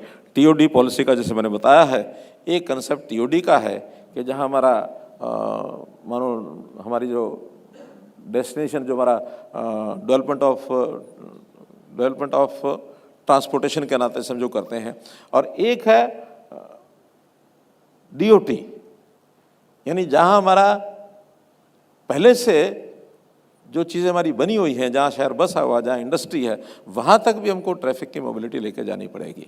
तो दोनों दृष्टि से हमको ये काम करना है। देश के सालाना बजट में कभी कोई कमी नहीं आने देते हैं। चाहे ये कॉलोनाइजेशन और लैंड, ये विषय स्टेट्स का ही है, ये सेंटर का विषय होता नहीं है। लेकिन चूंकि हमने अपने देश को आगे बढ़ाने के लिए एक चैलेंज के रूप में इसको स्वीकार किया है, तो ऐसे शहरों में आने वाली कठिनाइयाँ, इनको कैसे दूर किया जाए, इसमें सेंट्रल गवर्नमेंट अपना पूरी भूमिका निभाती है to help the state governments and to the urban local bodies. जो आवश्यकताएं होती हैं उसका सर्वे करा करके उनकी मदद हम करते हैं, क्योंकि अर्बन लोकल बॉडीज़ के पास उतने रिसोर्सेज होते नहीं हैं। वहाँ रिसोर्सेज के साधन लोकल, क्योंकि पब्लिक पार्टिसिपेशन में सर्विसेज का पैसा यूजर चार्जेस लेने चाहिए, कहीं कहीं पॉलिटिकल कारणों से उसको भी छोड़ देते हैं कि नहीं लेना है, और कहीं कहीं वो अपने काम भी नहीं करा पाते हैं। तो इस प्रकार से स्टेट्स भी कंट्रीब्यूट करते हैं through their state finance commission, and centre भी सेंट्रल फाइनेंस कमीशन के माध्यम से और एक जो भी रेगुलर फंड्स हैं वो इन संस्थाओं को देते हैं। तो इसको भी हम लोग इसमें और आगे बढ़ाने के लिए भी तैयार हैं, उसमें कोई कठिनाई नहीं है। तो कुल मिलाकर हमको सारा फ्यूचर का ये सब विषय देखते हुए जो जो रिफॉर्म्स की आवश्यकता है वो सब हम करने हैं। आप भी करें, हम भी करें, मिलकर के करें। तो एक तो नए जितने भी इनोवेशंस हैं, नए जितने भी प्रयोग हैं, बेस्ट प्रैक्टिसेस हैं, वो हमको एक दूसरे को लागू करानी है। एंड फ्यूचर सिटीज़, क्योंकि जो हमारी अर्बन कोर सिटीज़ हैं, अर्बन कोर सिटीज़ का जो रहन सहन है वो जैसे आपको पता ही है कि दिल्ली में हम देखते हैं पुराने पुराने जो शहर हैं, चाहे वो चांदनी चौक है, चाहे सदर बाज़ार है, चाहे जो भी पुराने शहर हैं, उनका उस समय का डेवलपमेंट प्लान वैसा नहीं है। आज जो नए डेवलपमेंट प्लान बनेंगे उसके अंदर हमको नई व्यवस्थाएं देनी पड़ेंगी, और पुरानी व्यवस्थाओं को अपने ढंग से ठीक करना, नई व्यवस्थाओं को फ्यूचर सिटी कैसी होनी चाहिए, इस पर भी हमको सबको मिलकर के काम करना होगा। इस पर भी हम आगे बढ़ें। ईज़ ऑफ लिविंग के नाते से किस प्रकार से हम अपने शहर को आगे बढ़ाएं। देश भर में अभी जो हमारी बहुत प्रदेशों के अंदर जो डेवलपमेंट प्लान हैं वो 2021 की चल रही है, लेकिन अब बहुत प्रदेशों ने 2041 की जो डेवलपमेंट प्लान हैं उसके ड्राफ्ट प्लान जारी कर दिए हैं, कुछ लोगों ने उसको बना भी लिया है। बहुत जल्दी मुझे लगता है कि हम कोशिश करेंगे हर प्रदेश अपनी नई 2041 की जो डेवलपमेंट प्लान है उसको जारी करे, ताकि नए जो पैरामीटर्स के हिसाब से हम शहरों को बढ़ा सकें, और शहरी लोगों की, शहरी हमारा जो एरिया है उसकी लाइफ को किस प्रकार से ईजनेस लाएँ और किस प्रकार से आगे बढ़ाएं, ये हम सबको मिलकर के चिंता करनी है। पुनः आज के इस अवसर पर NDTV के हमारे ग्रुप राहुल जी को खास करके मैं बहुत बहुत धन्यवाद भी देता हूँ, आभार प्रकट करता हूँ कि आपने इस प्रकार का एक कार्यक्रम आयोजन किया। बहुत बहुत धन्यवाद।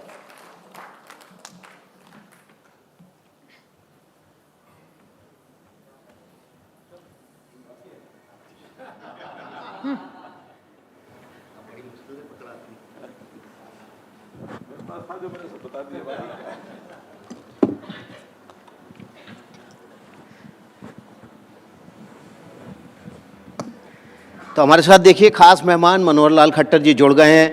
कड़क प्रशासक माने जाते हैं, अनुशासित सिपाही माने जाते हैं, और जो टारगेट इनको दे दिया जाए उसको अचीव भी करते हैं। पहली बार विधायक बने, सीधे मुख्यमंत्री, लंबे छक्के मारते हैं। पहली बार सांसद बने, सीधे कैबिनेट मंत्री। बहुत कम लोगों को मौका मिलता है सीधे कैबिनेट मंत्री बनने का, और मंत्रालय भी देखिए। लेकिन हमारे विपक्ष ने आते ही सबसे पहला एक प्रश्न खड़ा किया कि ये तो अनुभवहीन है, इनको तो अनुभव ही नहीं है, कैसे चलाएंगे प्रदेश को। तो हमारा एक उत्तर होता था कि हाँ, जैसा अनुभव आपका है वैसा तो मेरा नहीं है। आपने जिस प्रकार के लैंड ग्रैबिंग को करना, कैसे लाइसेंसिंग राज करना, कैसे नौकरियां बेचना, कैसे ट्रांसफर में पैसे लेना, ये भ्रष्टाचारी अनुभव हमारा नहीं है। हमारा एक अनुभव ज़रूर है कि 40 साल से प्रदेश की जनता की पहले जैसे सेवा की है, सेवा करने का अनुभव हमारा पहले भी था, आज भी, आगे भी रहेगा। तो आपके सामने लेकिन चुनौती बड़ी है। देखिए, शहरीकरण बढ़ रहा है, ऐसे में माइग्रेशन भी बढ़ रहा है, गाँव से लोग शहरों में आ रहे हैं। जो बड़े शहर हैं वो सैचुरेटेड हो चुके हैं, छोटे शहर नए बस नहीं रहे हैं, वहाँ पर भी भीड़ भाड़ हो रही है। इस अर्बनाइजेशन को कंट्रोल कैसे करेंगे? नए शहर तो प्लान तरीके से बस नहीं पा रहे हैं। देखिए, ये अपने आप में एक गति इसकी अलग से है, कोई एकदम ऐसा नहीं कि इसकी गति का पैमाना बन सकता है। ये ठीक है, प्राइवेट लोग भी अपने तरीके से आवश्यकता अनुसार लोगों को जो ज़रूरत होती है वो बनाते हैं, और कई बार तो इर्रेगुलर डेवलपमेंट प्लान भी होते हैं, इलीगल कॉलोनियाँ बनती हैं, वो सब होता है, वो नहीं बनना चाहिए। इसमें हर स्टेट को हम मदद करने के लिए तैयार हैं कि नई डेवलपमेंट प्लान तरीके से हो।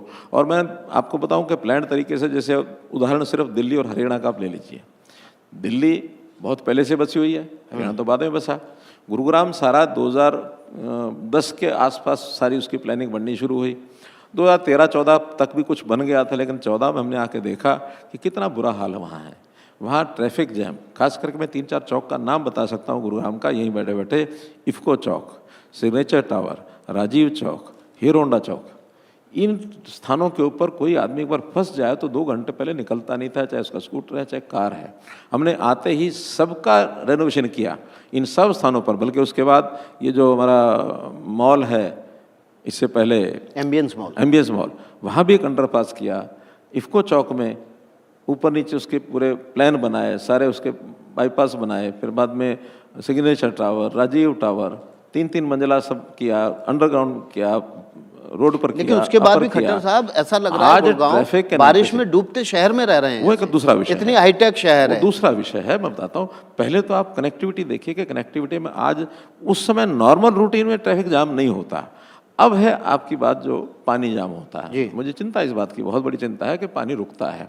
पहली बात तो ये है कि ये सारी चीज़ें प्लानिंग के स्टार्टिंग में करना होता है कि प्लानिंग स्टार्टिंग में कितना पानी, उसका कितना आपका कमांड एरिया है, उस पानी का निकास जो पहले होता था तो पहले बाहर निकल जाता था, खेतों में निकल गया, कहीं झील होती थी, कहीं पानी रुक गया, ये सब हो जाता था। किसी को चिंता ही नहीं होती थी, कहीं खेतों में 2 फुट पानी खड़ा भी रह गया, 1 दिन 15 दिन बाद निकलेगा तो निकलेगा। बल्कि कई बार तो ज़मीनों को उसका लाभ भी हो जाता है कि कहीं खेतों में 2 फुट पानी खड़ा होता है और 15 दिन ज़मीन चूसती है उसको, वो खेती के लिए उपयोगी होता है।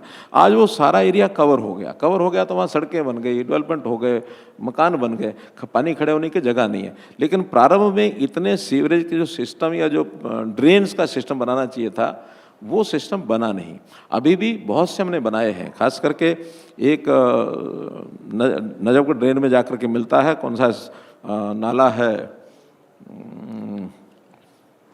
नजफगढ़ वाला ड्रेनेज। नजफगढ़ तो आगे है, पीछे से एक और आता है, उसका नाम वजीराबाद है, कौन सा बिलास है, हाँ। तो उस साइड के उस नाले को पूरे को नया बनवाया हमने, और ये जो सिग्नेचर टावर के आसपास से उसका नीचे खोद करके पूरा आगे कई मकान जो अंदर बने हुए थे नाले के, उसको तोड़वाया, उनको पेमेंट किया और सारे चौड़ा किया, और नजफगढ़ ड्रेन में पूरा पानी जाता है, वहाँ पानी रुकता नहीं है। हाँ, जो अंडरपास बने, उस अंडरपास में पानी इतना भरता है कि तेज़ी से पानी आता है, लेकिन 1.5-2 घंटे बाद पानी वो निकलता है। और कभी भी एक सिस्टम है पूरे देश भर का, क्या दुनिया भर का, कि बहुत ज़्यादा बारिश हो जाए और 1-1.5 घंटे बाद पानी निकलता है तो इसका मतलब उसका सिस्टम ठीक है। अब एकदम पानी आएगा ही नहीं, वर्षा तो वर्षा है।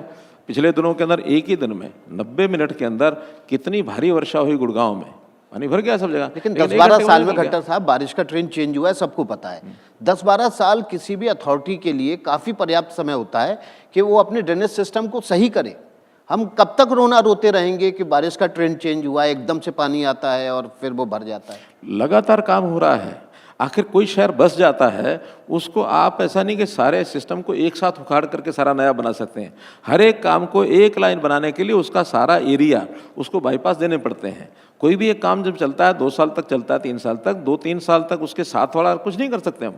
2-3 साल में एक चीज़ ठीक हुई, उसके बाद नेक्स्ट लेते हैं तो फिर लेते हैं। तो ये सारे जो सिस्टम को रीडेवलप करने के लिए इसमें समय लगता है। लेकिन गुड़गांव में जो आज से 10 साल 15 साल पहले जो स्थितियाँ बनती थी, आज वर्षा तो खैर ज़्यादा होती है, उसके बाद उसका स्पीड यानी बढ़ी है। मैं बताता हूँ गुड़गांव का पानी क्यों नहीं निकलता। नजफगढ़ झील है, यहाँ पानी पहले निकलता था नजफगढ़ ड्रेन में, जो कभी साहिबी नदी जिसको कहते थे। उस नजफगढ़ ड्रेन के अंदर मैंने 15-16 के अंदर हमारे LG दिल्ली के थे, इनको कहा कि उसके अंदर बहुत गंदगी है। उसको सारे को सर्वे कराया गया तो 20 लाख मीट्रिक टन उसके अंदर से गंदगी निकाली। ये 15-16 की बात है। 6 मीटर का डिफरेंस है गुड़गांव के उस लेवल से और यमुना के लेवल पर, लेकिन पानी की गति नहीं थी। ककरोला में जाके पानी रुक जाता था, उसका सारे की सफाई की, अब पानी फटाफट निकलता भी है, सब चीज़ें होती हैं। आज भी दिल्ली के अंदर मैं उसका मूल्यांकन करा रहा हूँ। दिल्ली के अंदर लुटियन ले लीजिए, लुटियन इसका पानी निकलता है कहाँ, बारापूला ऊपर बना हुआ, लुटियन का नाला नीचे है। अब नीचे के नाले में बारापूला में पानी जाएगा कैसे? बारापूला नीचे करो, नीचे क्यों नहीं करते कि यमुना में गाद भरी हुई है, यमुना का पानी बैकफ्लो मारता है। अब यमुना में बरसात में बैकफ्लो ना मारे तो इसके लिए बारापूला ऊंचा कर दो। बारापूला ऊंचा हुआ तो लुटियंस जहाँ मंत्री रहते हैं, जहाँ मेंबर पार्लियामेंट रहते हैं, वहाँ भी कम से कम 2 फुट 2.5 फुट पानी बरसात में भरता, आज भी भरता है। अब चिंता आपके सहयोगी मंत्री हैं नितिन गडकरी, उन्होंने कहा खराब DPR इसकी एक बहुत बड़ी वजह है। आज भी देख रहे हैं आप, देश में कई एक पुल ऐसे बन जा रहे हैं 90 डिग्री पर टर्न ले रहे हैं। तो ये खराब डीपीआर का नतीजा है, पैसा बचाने का शगल है, या वाकई में वहाँ पर शहर में कोई क्राइसिस है कि आप मोड़ नहीं सकते? मल्टीपल रीज़न है। जैसे मैंने बताया, एक तो लैंड की स्केर्सिटी। अब लैंड के प्राप्त करने में कभी कभी कोई बोल्ड स्टेप लिया जाता तो बहुत अच्छी सफलता मिलती है। जैसे बोल्ड स्टेप के नाते जब मेट्रो शुरू हुई दिल्ली में, तो दिल्ली की मेट्रो शुरू करने में जो उस समय के हमारे मेट्रो के डीएमआरसी के सीईओ थे, शायद श्रीधरन, तो श्रीधरन जी अटल जी के पास गए कि तभी संभव है जब मेरी इस प्रोक्योरमेंट में आने वाली बाधा को दूर करने के लिए अधिकार मेरे पास होगा। अगर ये कहीं सरकार की फाइलों में चला गया तो मेट्रो नहीं बन पाएगी। और अटल जी ने स्पेशल एक्ट के द्वारा, डीएमआरसी का जो एक्ट बना, उनको अधिकार दिया कि आपको पूरा अधिकार है, जिस भी लैंड को प्रयोग करना है, जितना पैसा लगे पैसा दो, रातों रात उसको रास्ता बनाओ और मेट्रो चाहिए। और वहाँ जितने भी रास्ते में, क्योंकि प्राइवेट लैंड होती है, सब बिल्डिंग होती है, किसी कमर्शियल है, किसी की मानो रेजिडेंशियल है, अब उसको तो पूरा पैसा चाहिए। हमारी सरकारी फाइलों में पैसा मिलते मिलते तो लग जाता साल। तो इसके कारण से वो मेट्रो फास्ट स्पीड से बनी। ऐसे ही कुछ काम फास्ट स्पीड से जहाँ पूरा अधिकार होते हैं तो पूरी फास्ट स्पीड से बनता है। अब हमने धीरे धीरे जितने भी नियम हैं, कानून हैं, पॉलिसीज़ हैं, सिस्टम्स हैं, इसका सरलीकरण किया है कि हर आदमी जो जिम्मेवार आदमी है उसको और काम करने का पूरा अधिकार हो। हाँ, उसमें लीकेज नहीं होनी चाहिए। कहीं इस आधार के ऊपर ऐसा ना हो कि 100 रुपये का काम है और 300 रुपये में होगा, 500 का काम है 5000 में होगा। वो लीकेज बंद करने के लिए भी हमको लीक प्रूफ सिस्टम भी बनाना पड़ेगा, उनको अधिकार भी देने पड़ेंगे, कंप्लायंस कम करनी पड़ेगी, जो पुरानी सिस्टम्स हैं उसको सरलीकरण करना पड़ेगा, जिसे हम कर रहे हैं। और जैसा मैंने बताया कि डीपीआर का जो बात है, डीपीआर बनाते समय आज से पहले, अब तो ठीक होने लग गया, आज से पहले क्या होता था, वो अपना एक एरिया है छोटा सा, उसके हिसाब से डीपीआर बनाते थे। अब वो डीपीआर जो है, सारी डेवलपमेंट जो प्लान है, उसमें आगे 20 साल तक कितना बड़ा ये एरिया शहरीकरण हो जाएगा, कितनी इसकी आवश्यकता होगी, 20 साल आगे तक विचार करके सब बनता है। पहले ऐसा नहीं बनता था। जी, आप मेट्रो की बात कर रहे थे, बड़े शहरों में मेट्रो आ रहा है, बी क्लास टाउन में भी जाने लगे हैं। लेकिन अगर टोटल शहरों के पब्लिक ट्रांसपोर्टेशन की बात की जाए तो दिल्ली में जब तक बसें शुरू होती हैं तब तक लोग है ना, बसों से चलने की आदत उनकी, अपनी बाइक खरीद ली थी लोगों ने, उसका ज़्यादा इस्तेमाल करने लगे थे। जब तक मेट्रो आती लोग कारों पे शिफ्ट हो चुके थे। तो इस तरह के जो पब्लिक ट्रांसपोर्टेशन है, सरकारें इतने लेट क्यों शुरू करती हैं कि उस शहर की जो डेमोग्राफी बदल जाती है, ट्रांसपोर्टेशन के जो मीन है, जो माध्यम है, वो बदल जाते हैं। छोटे शहरों में भी अगर आप अभी से सरकारें ट्रांसपोर्टेशन पर जोर देना, ध्यान देना शुरू करें। अभी तो डग्गा मारी बसें चल रही हैं, किसी ने अपनी टाटा सफारी लगा दी, किसी ने टेम्पो खरीद के लगा दिए, किसी ने मिनी बस लगा दी। देखिए, जो परिवर्तन हो रहा है बहुत तेज़ी से हो रहा है।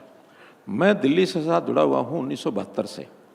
1972 में मैं दिल्ली में आया था, 8 साल में दिल्ली में रहा था, और मैंने वो दिल्ली देखी है कि जब डीटीसी की बसों पर चढ़ते थे तो डंडा पकड़ के चलते थे। हमने भी उस सवारी की हुई है। मैं रानी बाग से चल के सदर बाज़ार साइकिल पर आता था, ये मेरा अपना अनुभव है। उस समय ट्रैफिक जाम, रिक्शा वाले, ऑटो वाले जो जाम करते थे, उस समय तो कुछ भी नहीं था। मेट्रो तो 2005-7 में शुरू हुई, लेकिन जिस स्पीड से आगे बढ़ी है, आज वो समस्याएं नहीं हैं। ये धौला कुआं का चौक, इस पर भी स्कूटर वाला भी फंस जाता था, 2 घंटे बाहर निकल नहीं सकता। मैं छोटे शहरों की बात कर रहा हूँ। अगर वहाँ से अभी से आप जो पब्लिक ट्रांसपोर्टेशन है उसके रेगुलेशन शुरू कर दें, सरकारें अपनी तरफ से उसमें इनिशिएट लेने लगें, तो बड़े शहरों जैसी स्थिति नहीं होगी। देखिए, क्या होता है कि इसमें कई चीज़ें होती हैं, फिजिबिलिटी भी देखनी होती है। जैसे मानो मेट्रो है, आज मेट्रो की फिजिबिलिटी इस समय तक के अनुभव है कि 25 लाख से नीचे का कोई शहर है वहाँ मेट्रो सफल नहीं है। कारण उसकी फिजिबिलिटी, क्योंकि एक बार बनाना कैपेक्स तो हो जाएगा, लेकिन उसके बाद उसका एनुअल जो मेंटेनेंस है, वो जो सारा खर्च है, वो तो किसको, लोकल शहर को ही करना है, लोकल शहर के बाद स्टेट को करना है। तो इसका डेली के जो सारे एक्सपेंसेस हैं वो 25 लाख से नीचे के शहर में कभी सफल है ही नहीं अभी। उसके नीचे की टेक्नोलॉजी अलग है, जैसे ई बसेज हैं, सब छोटे शहरों को भी दे रहे हैं, या मेट्रो के भी कुछ छोटे स्वरूप, न्यू मेट्रो, एक नई टेक्नोलॉजी पर काम हो रहा है।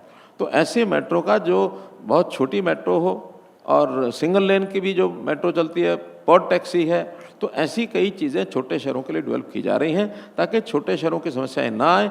जैसे शहर का कोई बड़ा स्वरूप बनता है तो उस नाते से मेट्रो की जहाँ ज़रूरत है साथ साथ उसकी करेंगे। आज भी मेट्रो का फैलाव जिस तेज़ी से हो रहा है, अभी कुल मिला के 23 शहर ऐसे हैं जहाँ मेट्रो का संचालन हो रहा है। 6 शहर ऐसे हैं जहाँ अंडर कंस्ट्रक्शन है, और अभी डिमांड हमारे पास और 11-12 शहरों की है। रोका इसलिए कि इनका सेचुरेशन हो जाए एक बार, कहीं ऐसा ना हो कि आगे दौड़ पीछे चौड़, इनका सेचुरेशन करना फिर आगे बढ़ना। लगातार लाखों करोड़ रुपया इसके लिए पैसा लग रहा है, तो स्टेप बाय स्टेप सब बढ़ेगा, लेकिन जिस गति से बढ़े हैं आगे और तेज़ गति होगी, गति बढ़े, स्पीड तेज़ हो, दिशा ठीक हो, ये सब हम काम करें। जी, खट्टर साहब कुछ राजनीतिक सवाल ले लेते हैं। आप हैं यहाँ पर और राजनीतिक से जुड़े सवाल ना हो तो अन्याय हो जाएगा हमारे दर्शकों के साथ। धनखड़ साहब ने इस्तीफा दिया। आपका हमारा सौदा तो नहीं था ये। तो धनखड़ साहब, उपराष्ट्रपति साहब ने इस्तीफा दे दिया, चूं तक की आवाज़ नहीं आई। इतने अनुशासित सिपाही मानते हैं आप उनको? अनुशासन अपने आप में अच्छा गुण है, कोई माड़ा गुण थोड़ी है। कोई अनुशासन तो इसी बात से जाना जाता है कि भाई जहाँ बोलना वहाँ बोलो, जहाँ नहीं बोलना मत बोलो, और ये हमारा अनुशासन, हमारी ताकत है। लेकिन सरकार को भरोसे में लिए बिना विपक्ष से प्रस्ताव ले लिया जस्टिस यशवंत वर्मा के खिलाफ। सरकार की रणनीति थी कि केवल लोकसभा में लाएं, तो ये अनुशासनहीनता थी या अनुशासन ये भी था? देखिए, जो जिसको मौके का आदमी होता है उसको जो ठीक लगता है वो करता है। वो मौके के जो होता है ना, मौके का थानेदार जो फैसला ले वो ठीक। अब उन्होंने अपने मौके का फैसला जो लिया सो लिया, अब ठीक है कि गलत है या तो वो बताएंगे, या उनके ऊपर जो मूल्यांकन कर रहे हैं, जो देख रहे हैं, आप जैसे लोग खूब टिप्पणी करते हैं तो बताएंगे ठीक है कि गलत है। लेकिन कुल मिलाकर के वो एक विषय ऐसा था, उस विषय पर बोलना इसलिए ठीक नहीं है क्योंकि अभी एक जज का मामला है और दूसरा उस पर सुप्रीम कोर्ट लिटिगेशन, उसमें सब जुडिस मामला, तो बहुत ज़्यादा बोलना उस पर मुझे ठीक लगता नहीं है। जी, अभी संसद की कार्रवाई चल रही है। ज़बरदस्त तरीके से एसआईआर के मुद्दे को विपक्ष उठा रहा है कि बिहार के चुनाव से ठीक पहले इस तरह से करना। 52-54 लाख वोटर हैं जो अब लिस्ट से बाहर होने की कगार पे खड़े हैं, उसमें से 9-10 लाख वोटर तो जीवित ही नहीं है। आपको लगता है कि इसके पीछे चुनाव जो विपक्ष आरोप लगा रहा है उसमें दम है? विपक्ष ने तो धमकी दे दी, हम तो बाइकआउट ही कर देंगे जब एक तरफा चुनाव है। देखिए, विपक्ष का तो विषय ये है कि उनको जो ठीक लगे, मीठा लगे गो गो गप, जो कड़वा लगे उसको थू थू, वो विपक्ष की एक स्वभाव होता है।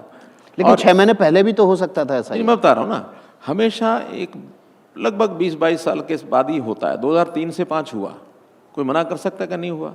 और 2003 से 5 हुआ, उस समय 2001 से लेकर के और 1 के आसपास ही जो सेंसस हुआ, क्योंकि हर 10 साल बाद सेंसस होता है। इस बार का सेंसस 2021 कोविड के कारण से नहीं हो सका, वो सेंसस अब चल रहा है। तो ये 20 साल के बाद सारी स्ट्रक्चर देखी जाती है, बदली जाती है, एक बात। दूसरा, जैसे आपने बताया कि इतने लाख वोट वहाँ बने हुए हैं जिसके अंदर बहुत तो है ही नहीं है, डेथ हो गई है, तो ये चुनाव आयोग का काम है कि जो वोटर प्रेजेंट नहीं है या जो कोई इलीगल वोटर है उसको उससे बाहर करना।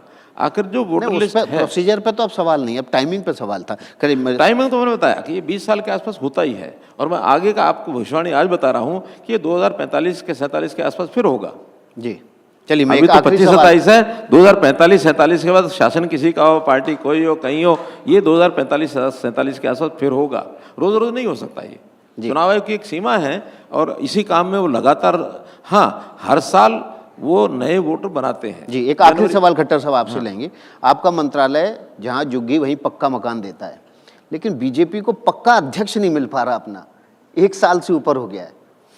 चलिए, ऐसा है कि ये कुल मिलाकर के हमारे अपने घर का मामला है, अनुशासित मामला है, जब चाहेंगे तब बनाएंगे।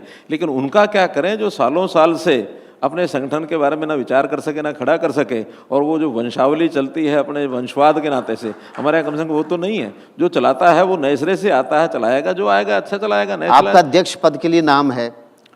देखिए, पीर बवर्ची भिश्ती खर, हमने एक 4 शब्द पढ़े हैं। जो दायित्व मिलेगा, पीर का मिले पीर करेंगे, भिश्ती का मिले भिश्ती करेंगे, खर का मिले खर करेंगे। तो ये दायित्व जिसको जो मिलता है हमारे यहाँ, सूचना के बाद सोचना नहीं, कोई काम मिलेगा उसको करेंगे। सूचना का इंतजार है आपको? सूचना का इंतजार है आपको? नहीं, मेरे पास जो काम है कम नहीं है, बहुत है, बड़ा काम है, और इस काम में इतनी व्यस्तता है, इतना टाइम मेरा लगता है कि इसके माध्यम से जो सेवा कर रहा हूँ पर्याप्त है, और इसके बाद कोई सूचना मिलेगी तो सूचना नहीं है।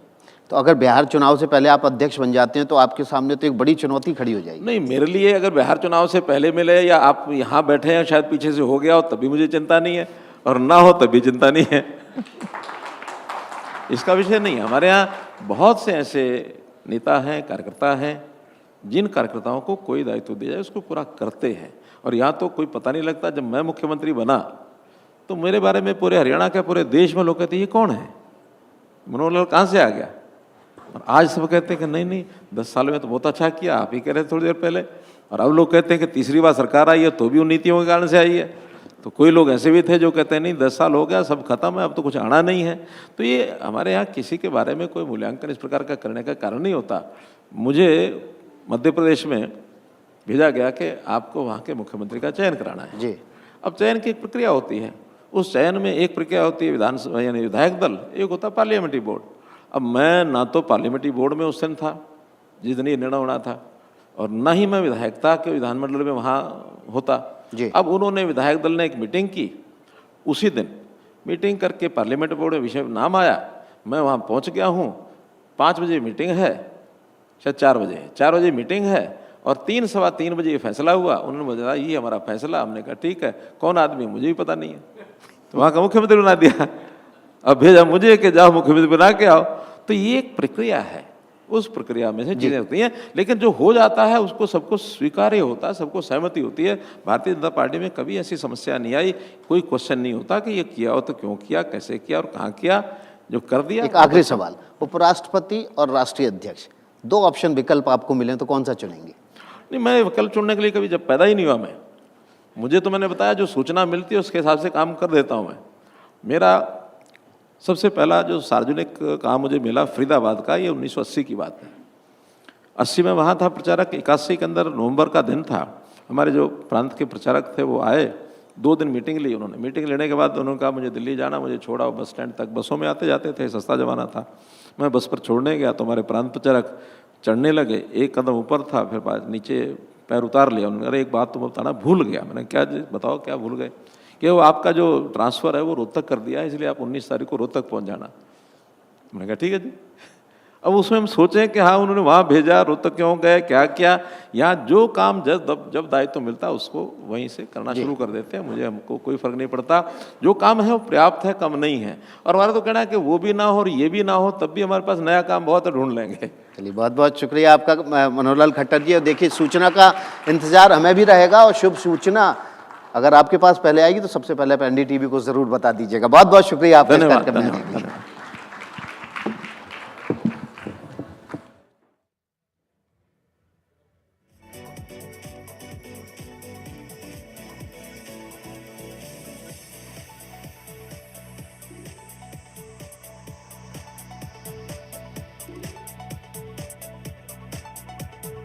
This window is beautiful. फिनिस्टा है मैम, मैं भी यही रेकमेंड करूंगा। क्या फिनिस्टा, कुछ भी लगाओ यार, क्या फर्क पड़ता है, आखिर विंडो ही तो है। ये खली सर, इसके साथ तो बहुत कुछ फ्री आता है। अच्छा, फ्री क्या क्या? डस्ट, बारिश का पानी, पोल्यूशन, इंसेक्ट्स, नॉइज। और फिनिस्टा के साथ ये सब नहीं, हाँ बस लाइफ लॉन्ग कस्टमर सर्विस है। क्या लाइफ लॉन्ग? हाँ, पर क्या फर्क पड़ता है सर, आखिर विंडो ही तो है। अरे ऐसे कैसे फर्क पड़ता है, आखिर विंडो है भाई। Fenesta windows, beautiful and durable designs, installation से मेंटेनेंस की life long customer service, dust and noise proof भी। आपके घर में फिनिस्टा नहीं है तो कॉल कीजिए। Fine, finer, Finesta. This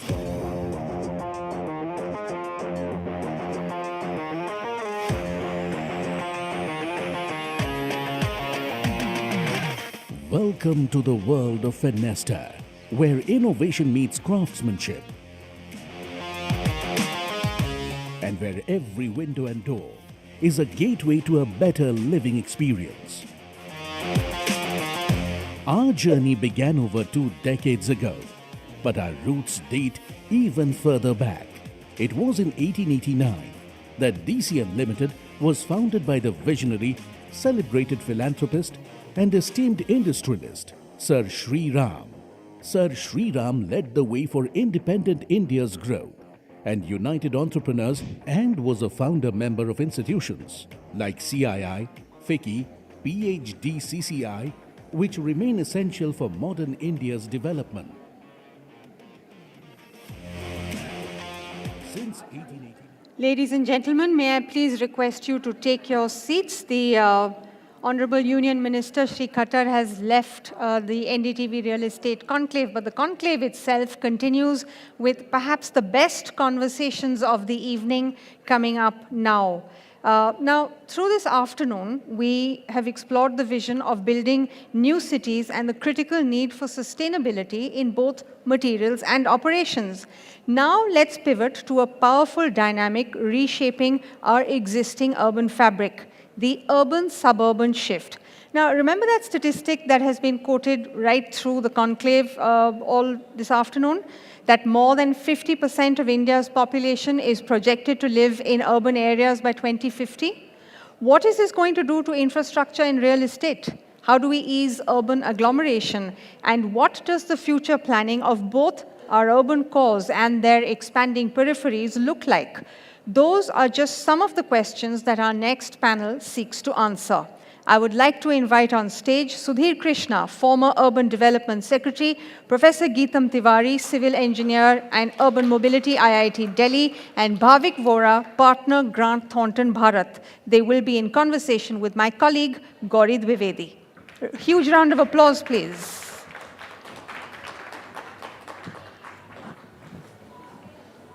Yes, please. Yeah.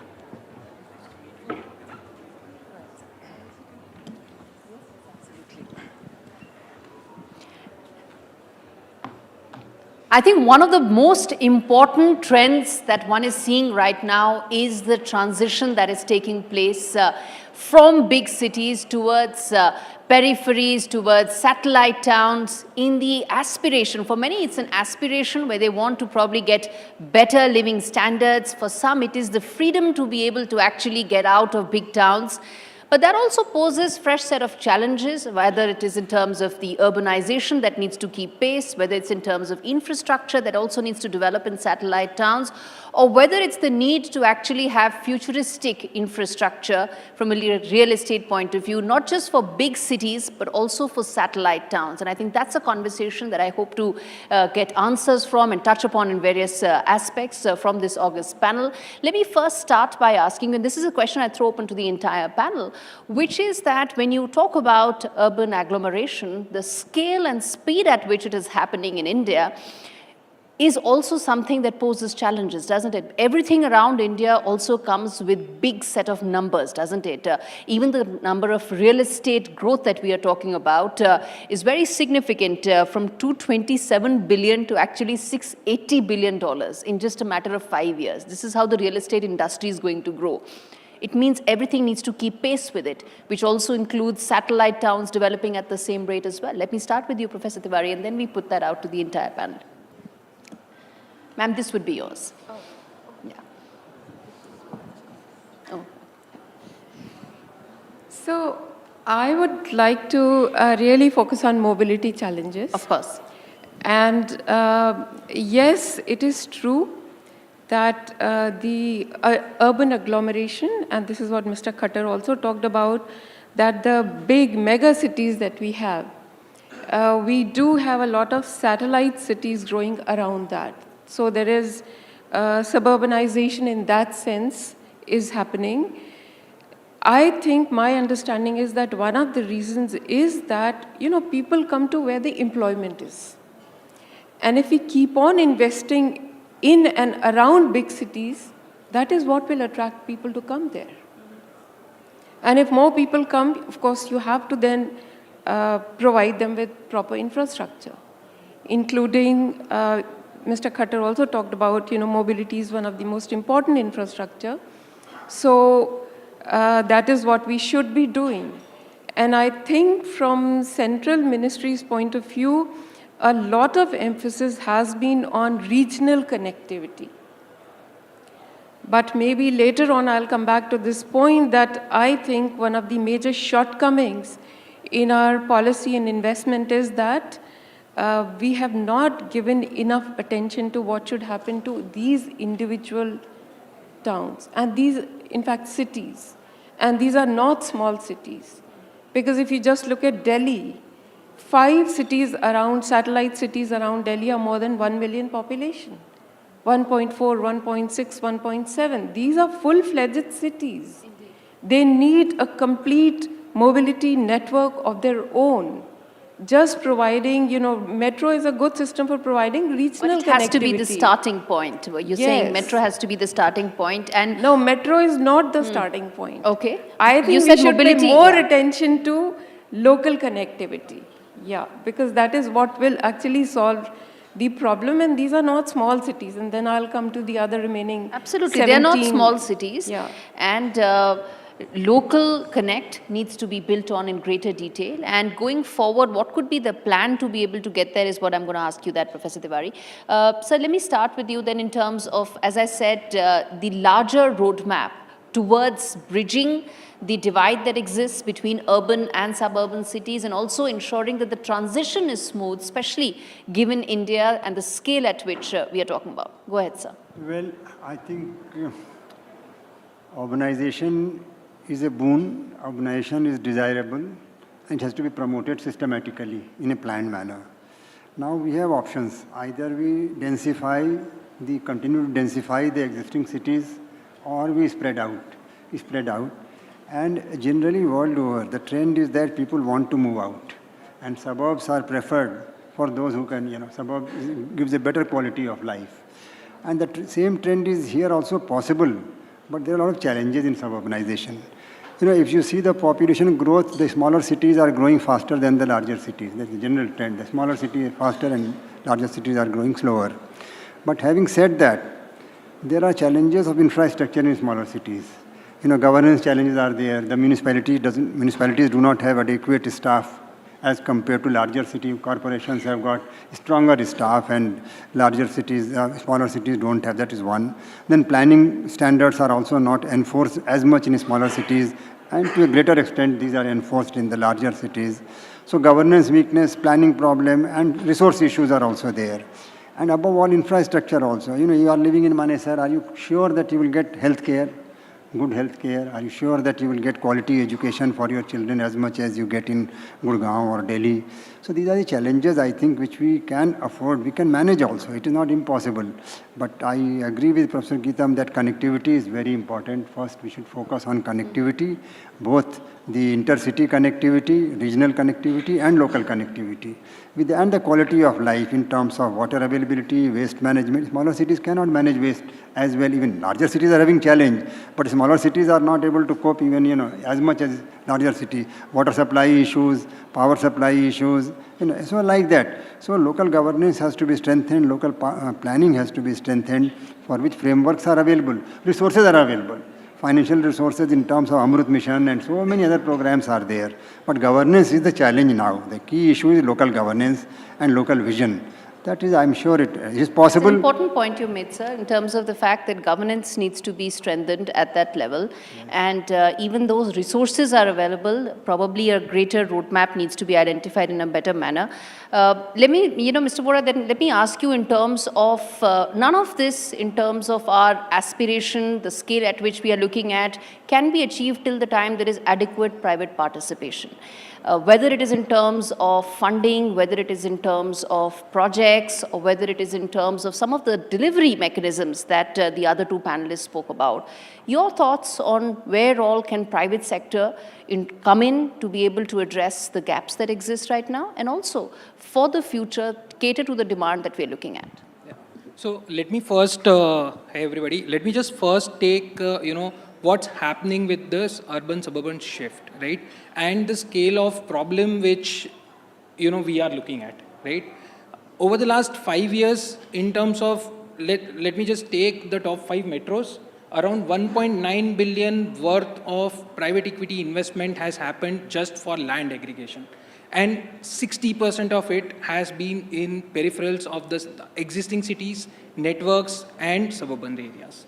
All of these land acquisition currently do not form part of the DP plan, right? So when we say this much amount of, just say into 10 is the housing which is going to come up, right? World Bank says $2.4 trillion worth of investment is required to service this suburban conglomerate or sort of housing which is going to come up in terms of roads, in terms of mobility, in terms of metros. So, could you just pull up the mic a little bit, please? Yeah. So the challenge is enormous, right? In terms of $2.4 trillion of investment which is required. And as you rightly highlighted, only government will not be able to sort of make the entire investment. Private sector needs to come in. Currently, all the mega projects, if you look at it, majority are government funded. Private sector is participating, but their participation is restricted to creating sort of residential housing, malls, or a bit of sort of mobility platforms in terms of sort of say buses or sort of networks in terms of doing it. Public sector still plays a role of creating the first part of the city, right? What I've seen over the last 4-5 years, planned cities are being less. Let's say a Sidco or a Gandhinagar or say initial parts of Gurgaon or Noida which were created to sort of accommodate the next level of participation of people coming from say urban to suburban or rural to suburban to make their dreams come true in the new mega cities. That is something where government is clearly lost focus and they need to sort of plan more. Private sector can come up with sort of housing which is affordable, where they can actually help people buy larger spaces, currently which is starved, maybe in Mumbai where there's a lot of shift happening, in Delhi where people are moving from the core Delhi CPA area to Gurgaon to buy larger spaces. So private sector has a task to make it affordable, build an infrastructure around it so that there are bus terminals, there are parkings, etc., where things can be sort of built around, and develop an integrated township plan. We have seen a bit of green shoots, but it needs to be a lot more participative with a certain bit of government support. The funding gap that you pointed out, sir, is a very important aspect of being able to really clearly see through the challenge that lies ahead and also be able to plan accordingly. But I think one of the biggest issues that we need to probably look at in greater detail is that when you talk about India's planning for the future sort of a thing, we also need to then do, for want of a better word, retrofit our existing cities. That's the twin challenge that exists. And Professor Tiwari, as someone who's best positioned to talk about traffic engineering, transport planning, as someone who understands this probably the best in the room, ma'am, explain to us that how do we address the twin challenges that exist? One, to probably start afresh, as some of the examples that Mr. Vora was saying, but also address the concerns and challenges that lie off some of the peripheral cities that are growing at such a rapid pace. I think, in fact, fixing retrofitting is extremely important because already a lot of people are living there. And so really what retrofitting means is you have to make a roadmap because things cannot be achieved tomorrow. But you should have, first of all, little bit of long-term planning horizon, 5 years, 10 years, and what we will achieve in terms of, let's say, public transport system. And I want to reiterate that basically for small cities, metro is not the only solution. In fact, it's not the solution at all. Because even today, if you say, Mr. Khattar mentioned that we have expanded metro network. He said we're going to be the second largest network in a couple of months. But unfortunately, many countries and cities which have lower network have higher share of public transport usage. Our target should be more people using public transport. Target should not be just constructing, metro lines. That is like a construction project then. It's not a transport project. So this we have to be very clear about. And just a little number I would like to mention, which comes from his ministry only, that 46% of Mahua budget was spent in supporting construction of metro. And today, the metro systems, the best ridership we get in Delhi, which is 45% of the ridership projected. No metro system in the country has met the kind of ridership on which they were justified. And the reason is not just last mile connectivity. He talked about that, which is also very important.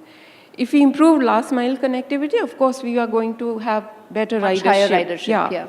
But because I want to link it to what needs to be done in small satellite cities, 1 million population cities, So if you look at the distances that people are traveling, majority people do not travel longer than 10 kilometers. Metro-like systems become very attractive for longer trips. In Delhi, when we look at the numbers, 25% trips are more than 12, 15 kilometers. For this set of people, metro is an extremely attractive option. So if I have to travel from Delhi to Gurgaon, it's a very good option. And I think that is what we should be promoting. So for regional connectivity, for connecting satellite towns to these mother cities, metro-like systems are very attractive. And that is what RRTS and metros are meant for. But if we start focusing on the city itself, Gurgaon, Faridabad, Ghaziabad, Meerut, I looked up, the last CMP was made in 2010. And Gurgaon does have in 2020 another CMP. They say all the right things. We should promote NMT, we should have more public transport, all the right words are there. But then you really look around, have we invested in that? Do we have an action plan? Do we have a roadmap?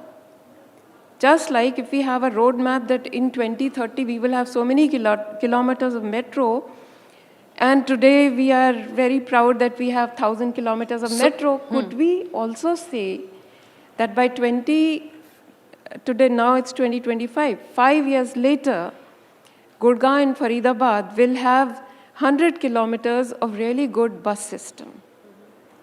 Or at least 50% of the roads in Gurgaon will become walkable. Okay, people can walk on those roads. I think that means that you're talking about a whole other list of stakeholders who need to be part of it.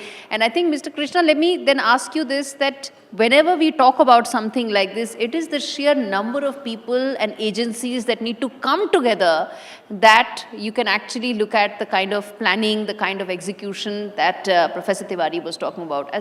As someone who's been the secretary, you understand the need for state governments, state bodies, local bodies to all be together for any of this action plan to actually be executed. How best do you think that can be addressed?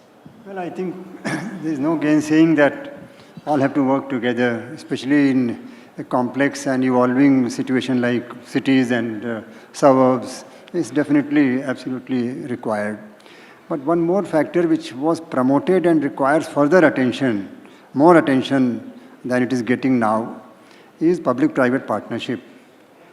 Private sector role is absolutely invaluable and essential because, government has limitation in executing projects. In planning, it's okay, it will do wonders in providing resources, but far more resources are available which have to be, and resources both in terms of not only money, but also in terms of execution of the projects. Now, so redevelopment of real estate with public-private partnership and our development and redevelopment both, it's a wonderful tool that has been tried, but we have not optimally exploited the potential. We started with the example of New Moti Bagh, and just to tell you that we had about 100 acres of land and a few hundred, some 200-300 apartments which were old. 3 acres of land was sold to a private party, and so much money came out of that 1,000 units have come up, new units, wonderful units, big houses and medium-sized houses. Still money was left, and that can be used for improving infrastructure of city. Followed by that, East Kidwai Nagar. In East Kidwai Nagar, something like about 1,000 apartments were, old apartments were demolished, and several thousand new have come up, and still a lot of money is also saved. So like that, and energy, this was not exactly public-private partnership, but partially. Now we have to move forward because we were conservative at that time that handing over, valuable family silver to private partner, little cautious. So slowly and slowly we were moving, and now a lot more possibilities are there. In suburban areas, the private sector can do a much better and more efficient, role they can play in retrofitting and redevelopment of the area, and also new development, greenfield development also, because they will have a vision of connecting with the mother city, with the suburban city, and they can drive it also well enough with the regulatory role for the government. regulatory role is very critical, so that, requirements of, for example, weaker section housing. The government has got the program of PM Awas Yojana. And now that is primarily for the weaker section and lower income group. With that can be, already efforts are there, but more vision from the state government side, local governments, stronger local governments, if they can plan for their city about housing and infrastructure, and then rope in private sector. Not everything can be done by government agencies, that is one. At the same time, somewhere government agencies are required also. Like the solid waste.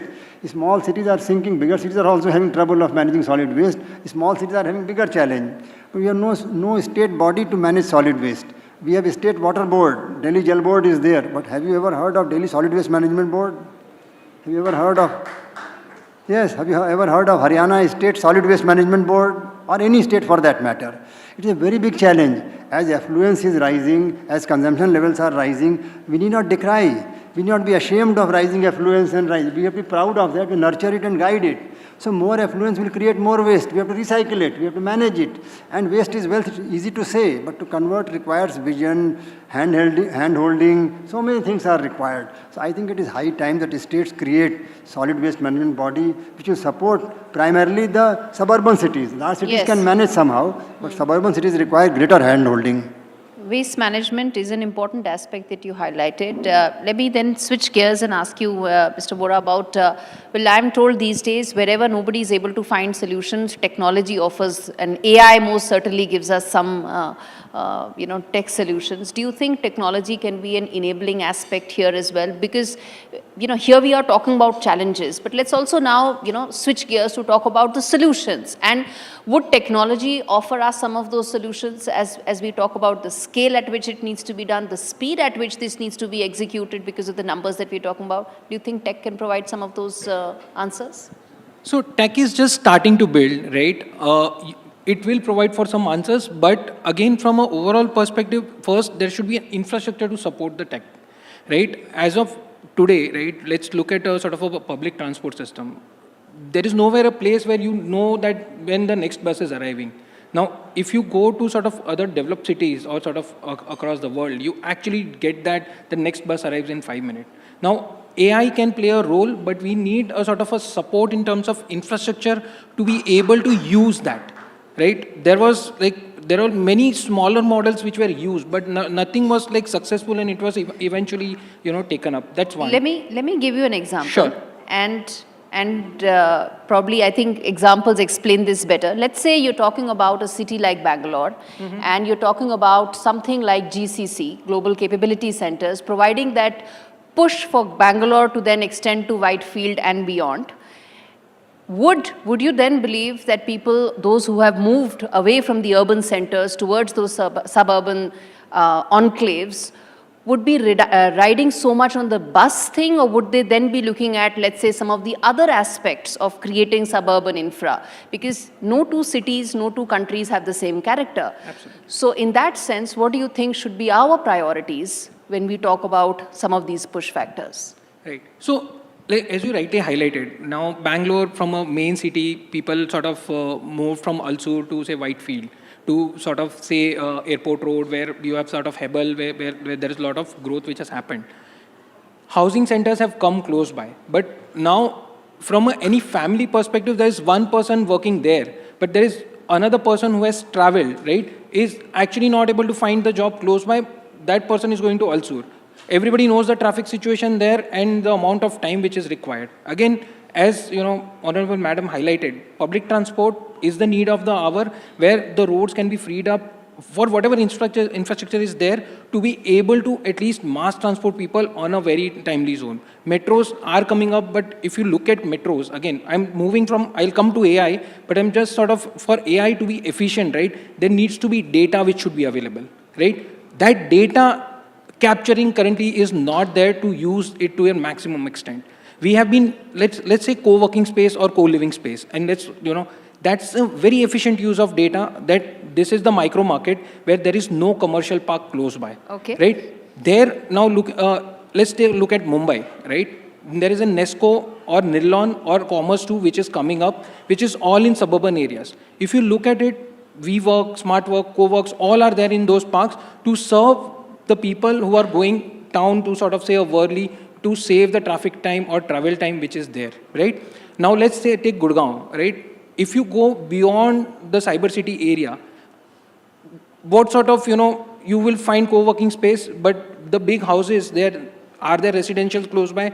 There are. But co-working space can only give that much because it provides an alternative, but it is not the main solution in terms of having that leadership part or a growth map, which you ideally would work with your own colleagues close by. Okay. Right? But technology will play a role once we have that data mechanism to be able to do a very fruitful and commendable job. Okay, data sets are going to be creative for us to really get those solutions from AI. I'm going to take 2 questions from the audience. But again, another scenario that, another example, which is that let's say you're talking about people in the NCR region, or particularly in Delhi for that matter.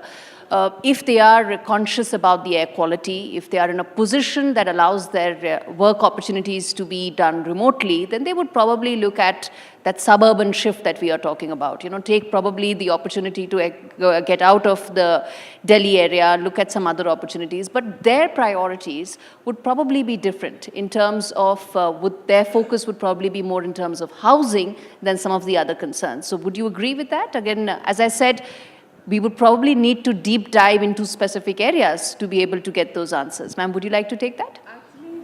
Today, I read a very interesting report. Now, I was trying to recall, is it in one of the newspapers?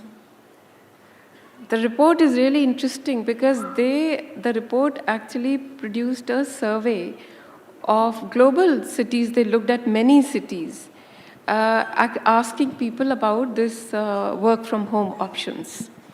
And because it has increased a lot, it gives flexibility. So very interesting. It said that almost most men wanted at least more than 2.5 or 2.6 days per week to work from home. And women also wanted a little more. But actually what people got, because employers are not very happy with it, that was much less.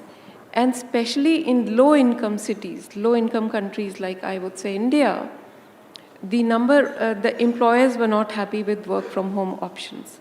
So on an average, that report said not more than 1.6 days per week they were getting from home. And then there was a question, are women asking for this option because they want to do multitasking better? So is it again then, actually giving the burden of, I would say burden quote unquote, of caregiving again to women only? That opens a whole new dimension of this conversation that we'll probably leave it for another day. But thank you so much. The clock is ticking quite literally here. I'm going to wrap this up right here. Thank you so much, all of you, for joining in this wonderful session. And thank you to the audience.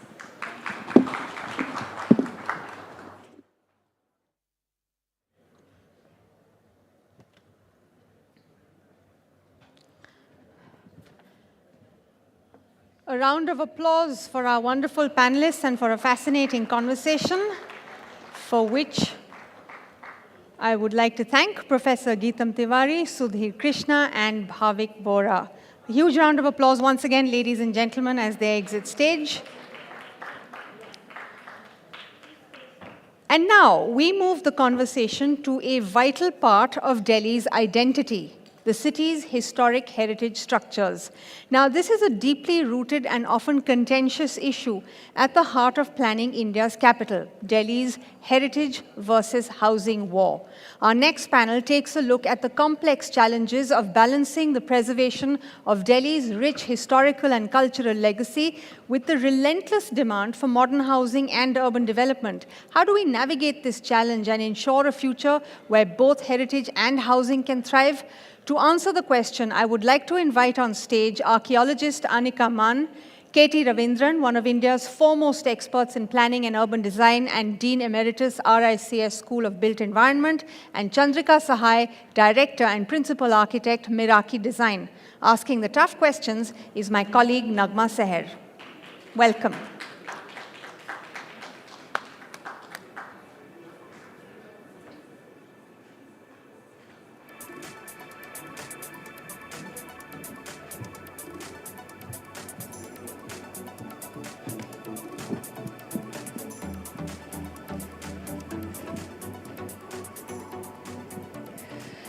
So thank you for setting the context, Anasuya.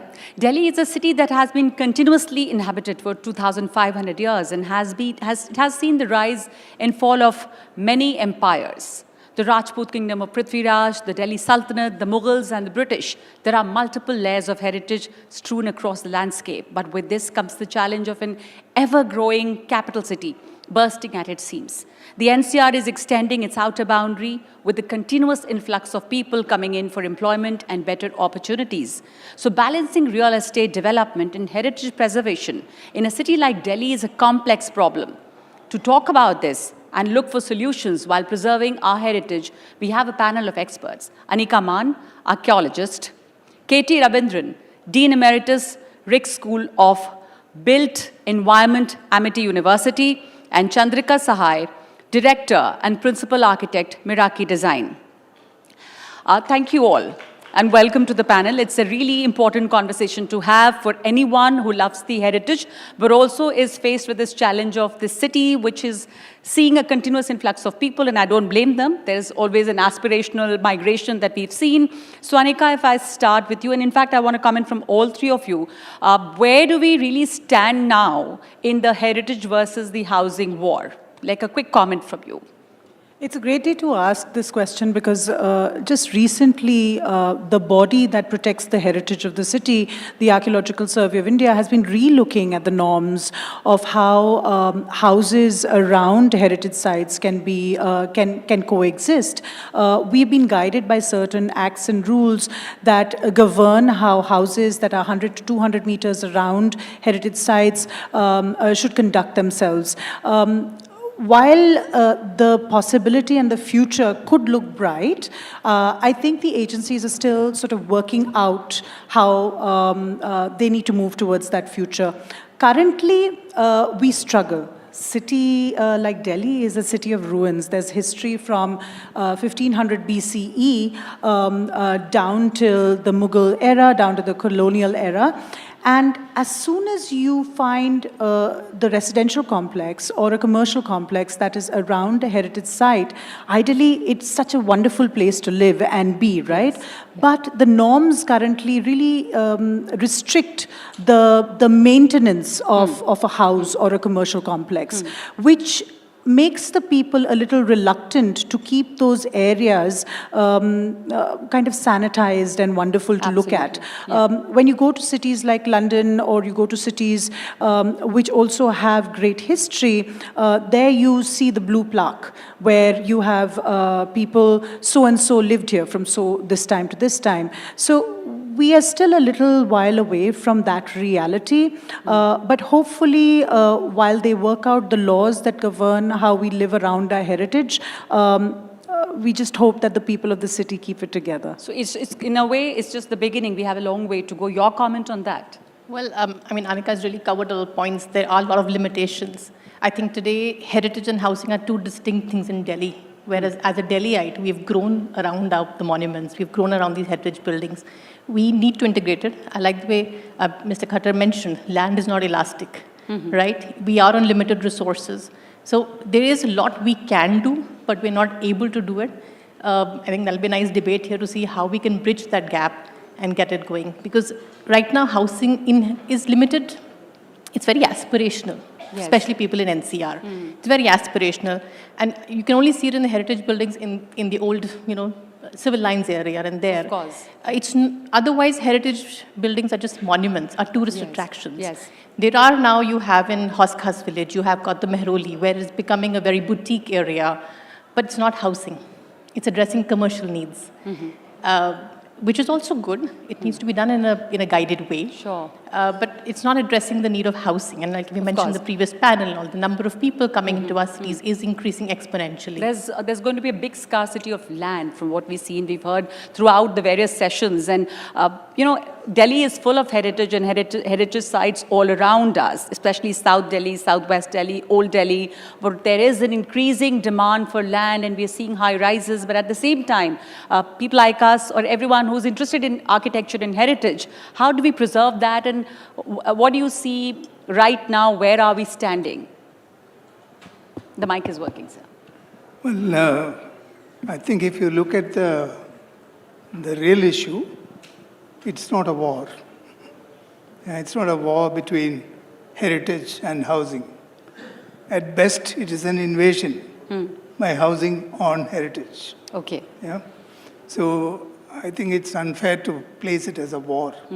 It's clearly an invasion. Yes. Like Delhi has seen the invaders earlier. Because heritage is so disabled in our current system that it's unable to fight a war. Yeah. So, and only because we are refusing to recognize the value of what there is in the old. If you look at the characteristics of, say, Shahjahanabad, which is a very classic old city, it carries almost all the characteristics that one would look for in a very contemporary urban design project. Yeah. It's compact, it's mixed use, it's climate friendly, it's got a cohesive social system, it has walkable streets, it's excellent to fight the climate, and it already is an existing town. So the new construction that will be consuming new energy and new materials and new resources is not required anymore in that location. So in many ways, it's an already existing boon that we need to protect and make sure that the character of the city is maintained. Absolutely. And no city is known for its multi-story buildings, yeah? Except if you go to, I don't know, Burj Khalifa. Maybe it's known for that. Or when the Petronas Tower was built, Malaysia found an identity. You can cite some of those examples. But every city has a personality, and that personality is depending on its heritage. On its heritage, absolutely. And that's something that we cannot forsake. Sure. You cannot fight a war, wage a war with it. Of course. Yeah, I've seen, Anika, in Old Delhi area, in Sitaram Bazar, the Delhi Sultanate's first and only woman ruler, Razia Sultan's tomb there, and I've seen encroachments elbowing in. In fact, it's so non-descriptive, you have to really find the place. The problem is encroachment all around it. People, of course, we know that land is scarce and people are coming in, and there are, also because it's neglected, it's not really preserved or protected. So that's a big challenge, and it's everywhere. It's in the Mehrauli Archaeological Park, it's in Tughlaqabad Fort, and many other areas, especially in South and Southwest Delhi, where we are sitting right now.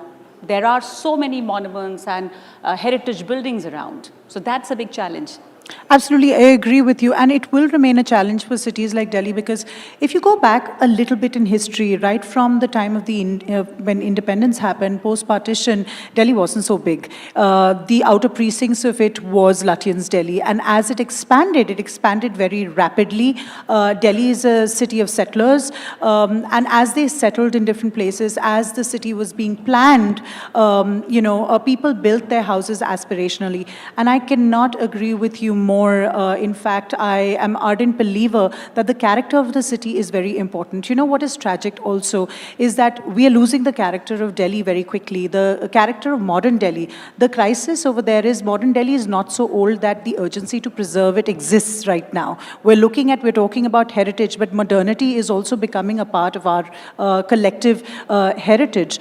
So we are breaking down those houses that were built, we are breaking down those buildings that were built fairly rapidly. And you have so beautifully been preserving and digitally preserving it by your, on Instagram, the account that you have, Delhi Houses.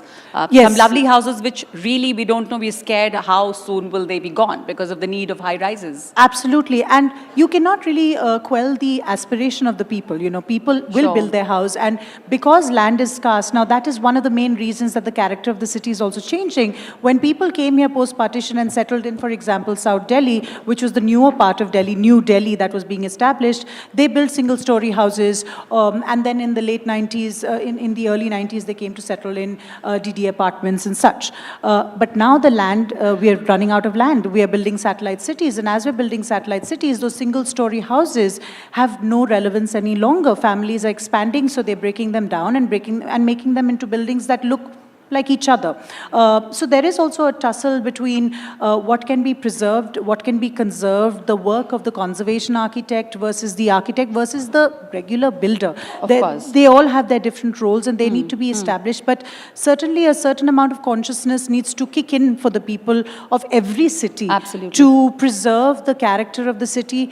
And urbanism is right now in a state of crisis where pretty much every city around the world is kind of looking the same. It's looking the same. So that's what we are tackling with. And finally, because Delhi is a city of ruins and we have so many heritage sites strewn about, certainly encroachment is an issue, and the Archaeological Survey of India, for example, has the National Monuments Authority that keeps a watch, it gives permission for something like this. But in an older city like Chandni Chowk, it is much more difficult to sort of control, you know. Yes. So, K.T. Ravindran, I would want your view on this. Do you see adaptive reuse, like converting those heritage structures into mixed-use spaces as a solution? And what does it really entail? Just like Anika was mentioning, that there's a job of the architect and the conservation architect and on many levels. So in terms of preserving and maintaining the architecture and utilizing it better. Yeah, adaptive reuse is one of the best ways to recycle an existing fabric into a modern use. And there are problems. One of the main problems which plague such situations is lack of, in many cases, it is lack of civic amenities. In many cases, the old cities have been relying on pre-industrial disposal systems for waste, and many of these places don't have contemporary access to waste disposal and also even physical or firefighting access. So there are, but it's not a rule that you can draw which is applicable to everything on an equal footing, because every situation has a specificity and that needs to be inquired, studied, documented, and then a solution can be found. So I believe that one of the best ways to retain the character of a city is to actually adopt more and more buildings for reuse. Okay. Do we have examples from across the world on that, adaptive reuse? Have you seen it in other places? We do, but I'd just like to add to that yes, adaptive reuse is a good solution way forward, but we need to have guidelines to ensure that the cultural identity, which is our roots, is retained in the whole vocabulary of the building. We can use the inside into new offices or housing, again, integrating the services, because as Mr. Khattar again mentioned, ease of living. Getting that into a heritage building is going to be a challenge. It's something that needs to be seen and integrated. You talked about examples. I think London has a lot of places where you will see the older building. There are even the Westminster Fire Station, which is it's a heritage building, but today it has bespoke 17 apartments which have been done up. So it's possible. It's not, we need to do it sensibly, with sensible design integration into the heritage thing, so that you are not over-commercializing the space, you are retaining that cultural identity, you are integrating fire safety, you're integrating structural stability, you're ensuring the services, and as lifestyles are changing, techs are coming in, it should be scalable. So how to bring that in? There are multiple layers that need to be looked into, and therefore you need to have a team of people who are working with the guidelines to do that. But, you know, if we talk about the legal framework, like you were just mentioning, you need a team of people to work on that. You know, balancing ASI regulations with the housing needs. How do we go about that? Like we are, yes, you want me to talk on that? I mean, how do we really go about that? Because we have to also preserve the character, right? If we are putting it to adaptive reuse. Yes. So the paperwork is a lot, which is why often a lot of people neglect it and do not touch sites near the heritage, unfortunately. I think Bombay has got a good example of how they have with HCC and the heritage group been able to maintain that. You see flora fountain, and the areas there are doing well in terms of maintaining the kind of identity and having modern infrastructure into the space. I have a very funny experience that I had. I don't know if this is the right platform to share it. As a practicing architect, I had a client come to us to build a house. And when he came to us, he had demolished a heritage building that was on his side. He came because if he had that building, he would have to go through the paperwork. We were fairly shocked that, what did he do? But that also made us realize that we need to identify which buildings need to be fossilized. Yes. Are all buildings 60 plus to be fossilized? I mean, I'll be opening another debate if I talk about how the Hall of Nations was not 60 plus, but it had a cultural identity to us.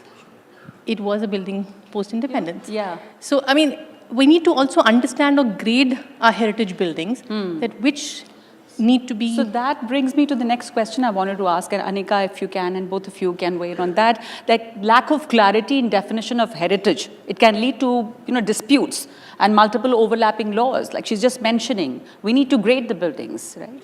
I think the lack of clarity so far, one understands what is a heritage building.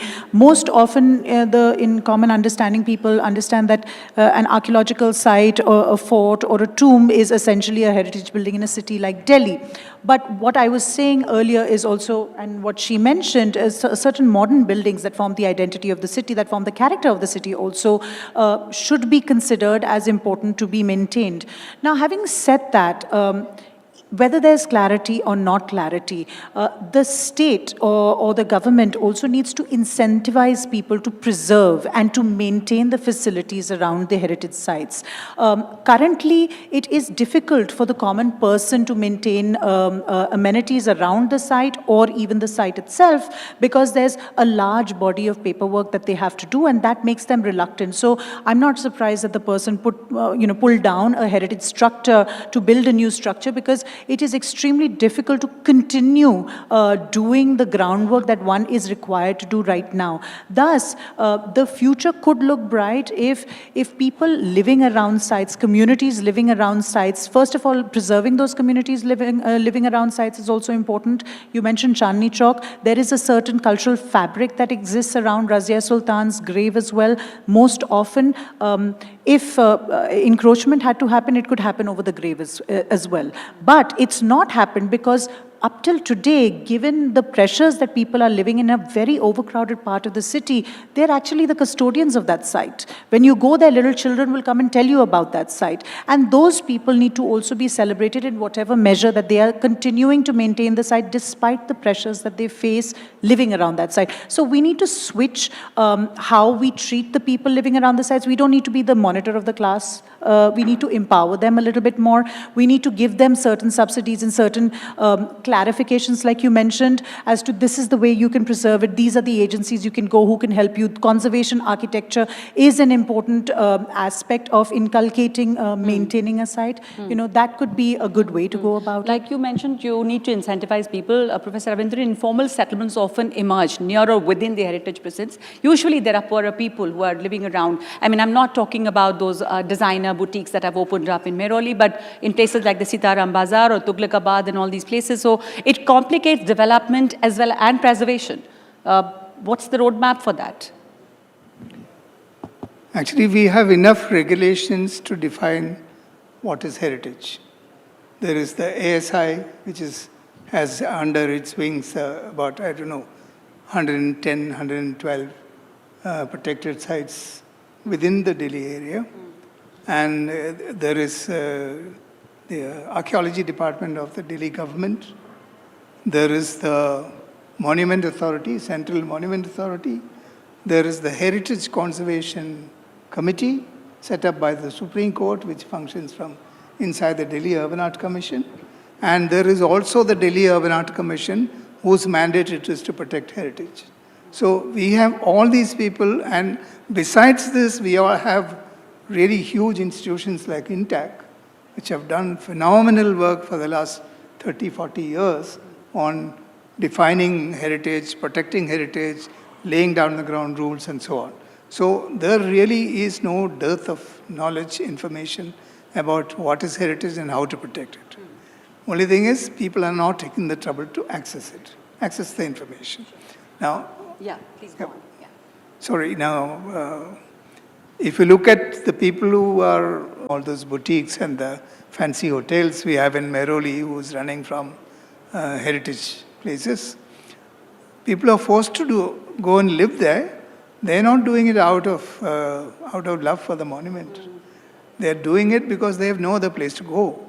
So the primary function of the government is to provide for those people who People who are don't living have there. shelter Sure. and re-accommodate them in locations where they also have access to their livelihood, and then protect the building I just and want to- add it as an asset Sure. to the Yeah. environment. We have the Minister here, the Delhi Minister for Urban and Housing Development, Ashish Sud. Very welcome to you, sir. And just a last question that I want to ask you about the cultural economics, right? How can we make it very lucrative? It's a revenue generator. It can be a revenue generator. Scholars complain that we've already lost much of Delhi's built historical heritage. But there's immense economic potential of heritage through tourism. Do you agree with that? What's your comment? Absolutely. I mean, we've seen it how it is, historically and culturally you can utilize it. I think if we, like the urban challenge that we have, if you use part of that fund to develop the area around it as visitor centers and encourage tourists to come to these heritage monuments, that is one aspect of it. The other is if we have, like you mentioned, public-private participation. So we've seen that in the Nizamuddin Revival project, right? We've had the Aga Khan Foundation along with ASI do work on that. So there is a lot of potential to do it, and it is happening, but we need to do it a lot more. Your view on that, Anika? Yeah, I think if you look at places like Rio, where even the favelas over there are part of the cultural tapestry and the social tapestry of the city, and like you've said, Nizamuddin, the foundation over there that has done great work with not only the tomb, but also the communities around. I think what is important for development is to acknowledge the different social segments that exist in a city. When you have a neighborhood like Vasant Vihar, you also have a camp area where the service staff that services the areas of Vasant Vihar, Vasant Kunj, etc. live. Now, they might look like slums, but they are essential houses of the people that are critical towards the running of the entire city.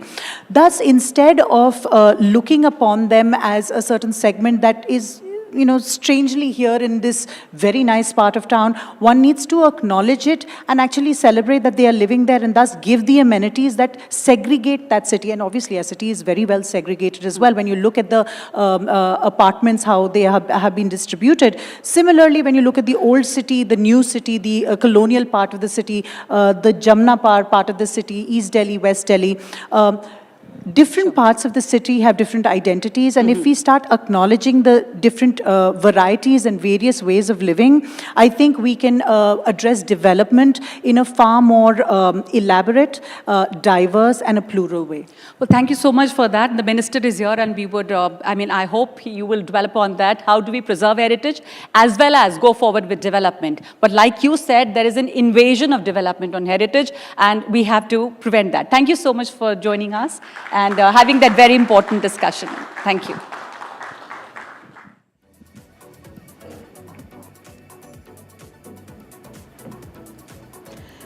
A huge round of applause, ladies and gentlemen, for Delhi's Heritage versus Housing War, one of our most anticipated sessions at the NDTV Real Estate Conclave this year, and it certainly did not disappoint. Thank you so much to our panelists, Anika Mann, KT Ravindran, and Chandrika Sahai.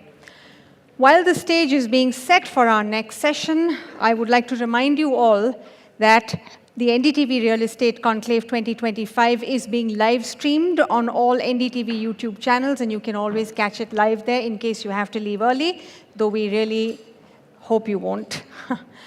We now turn our attention to a challenge that holds immense possibility, the revitalization of a vital natural artery. Our next conversation explores how concerted efforts in river rejuvenation combined with visionary urban planning are transforming the Yamuna's banks from environmental hazard to a prime zone for sustainable development, green spaces, and a reimagined riverside. For this conversation, it gives me great pleasure to welcome to the NDTV Real Estate Conclave Shri Ashish Sud, Minister of Home, Education, Power, Urban Development, Higher Education, Training and Technical Education, Government of Delhi, and my colleague, Vikas Bhadoria. Please, sir.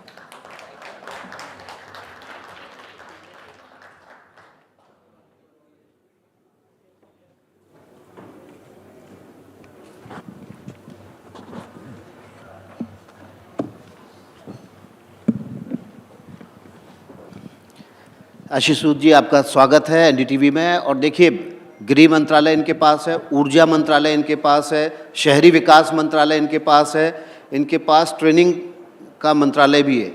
इतना भारी भरकम मंत्रालय, मुझे लगता है कि मुख्यमंत्री के बाद सबसे ज़्यादा वजन आप ही के कंधों पर डाल दिया गया है। आप लोगों को कुछ मिल नहीं रहा, इसी तरह ऐसी कैलकुलेशन लगाते हैं। हम सीधी लाइन पे चल रहे हैं ना। देखिए, हर सरकार का हर अंग, सरकार से जुड़ा हर मंत्रालय, सरकार से जुड़ा हर विभाग उतना ही महत्वपूर्ण है जितना उसके होना चाहिए। इसलिए ये कहना कि किसी के पास ज़्यादा वजन है, किसी के पास कम, हाँ, थोड़ा पूरा दिन चैनल पे चर्चा करने के लिए कुछ तो चीज़ें चाहिए, तो इसलिए आप इसे गिन सकते हैं। मगर हेल्थ भी उतना ही महत्वपूर्ण है, अगर शहर अच्छा होना है उतना ही महत्वपूर्ण ट्रांसपोर्ट है, उतना ही महत्वपूर्ण जल संचय और जल विभाग है। ये सब विभाग अपने आप में उतने ही महत्वपूर्ण है। मैं इसको इस नज़रिए से नहीं देखता। आपके देखने की मजबूरी को मैं समझ सकता हूँ, मैं उसे कहूँगा नहीं। आशीष सूद जी, आपकी परवरिश दिल्ली की है, दिल्ली में आप पले बढ़े और अब मंत्री बन गए हैं। छात्र राजनीति से आपने अपने करियर की शुरुआत की। आज जब आप मंत्री बन गए हैं तो आपने पहला जो बिल लेकर आए वो आए फीस रेगुलेशन को लेकर, लेकिन कुछ भी अभी ऐसा है जिसको लगता है कि आपके दिल में था कि जब मैं कभी मंत्री बन जाऊंगा तो ये काम मुझे करना है?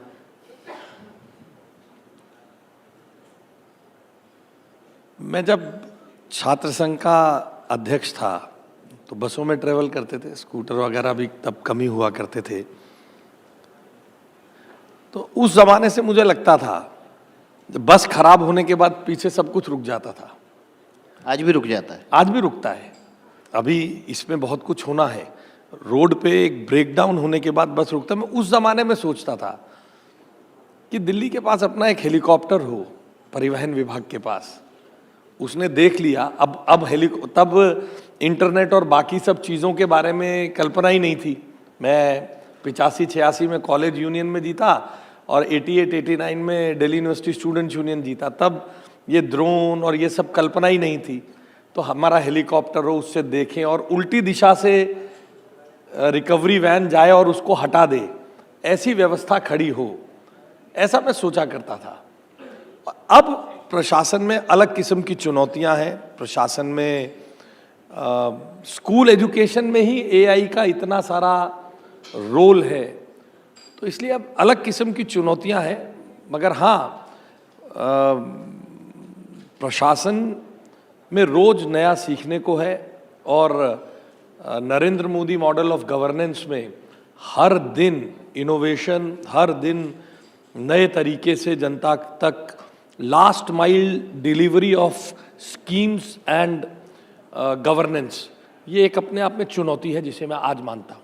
जी, आपने मनीष सिसोदिया जो कि शिक्षा मंत्री थे, उन्होंने अपने पूरे कैंपेन के दौरान केजरीवाल की सरकार ने कहा कि शिक्षा में हमने बहुत कुछ किया है, आपके पास वही मंत्रालय आ गया है। लेकिन आज भी दिल्ली में ऐसा लगता है कि जो स्कूल्स हैं, प्राइवेट स्कूल्स हैं, वो बेलगाम हैं।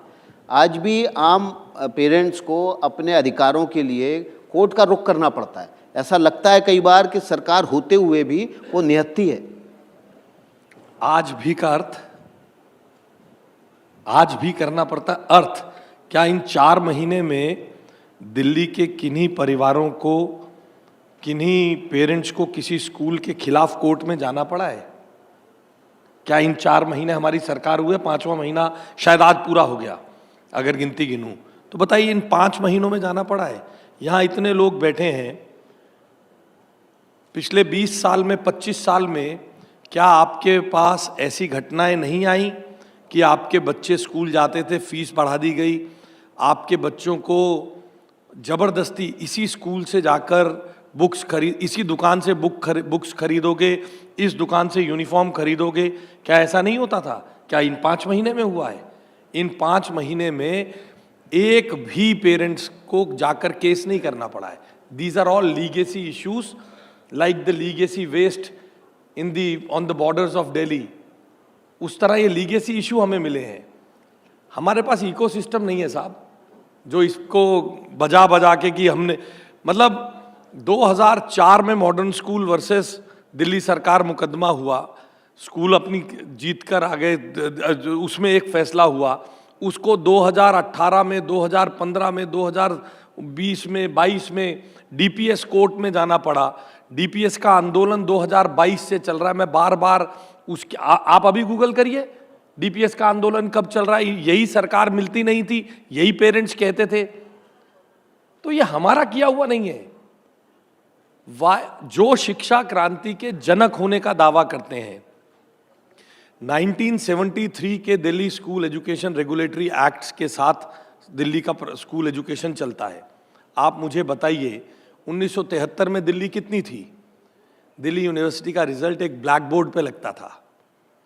सीजेएम, कोलंबस और जेवियर्स ऐसे 3-4 कॉन्वेंट स्कूल दिल्ली में थे। तो वो दिन कब आएगा जब सरकारी स्कूलों में लोग बच्चे पढ़ाने के लिए बेताब रहेंगे और आपके पास फोन आएंगे कि सूद साहब मेरे बच्चे का एडमिशन इस स्कूल में करा। अगले साल आप जरूर हमें कहोगे कि इस स्कूल में हमारे बच्चे का एडमिशन करा दो, और आज भी है। मैं बताता हूं क्यों।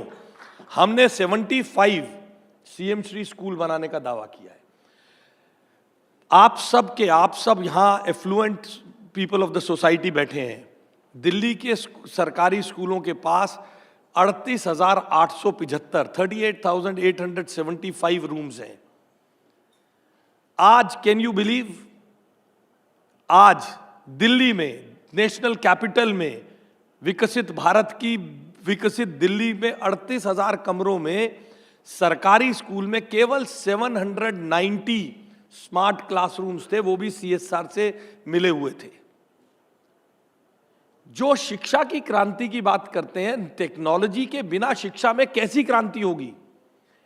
आप जानकर हैरान होंगे 1070 सरकारी स्कूल्स में से 1070 सरकारी स्कूल्स में आज 100 लैब हमने एक फाउंडेशन से जीतने के बाद डोनेशन लिया है, सीएसआर लिया है। उन 100 के अलावा पिछली सरकार एक भी फंक्शनल कंप्यूटर लैब देकर छोड़कर नहीं गई है।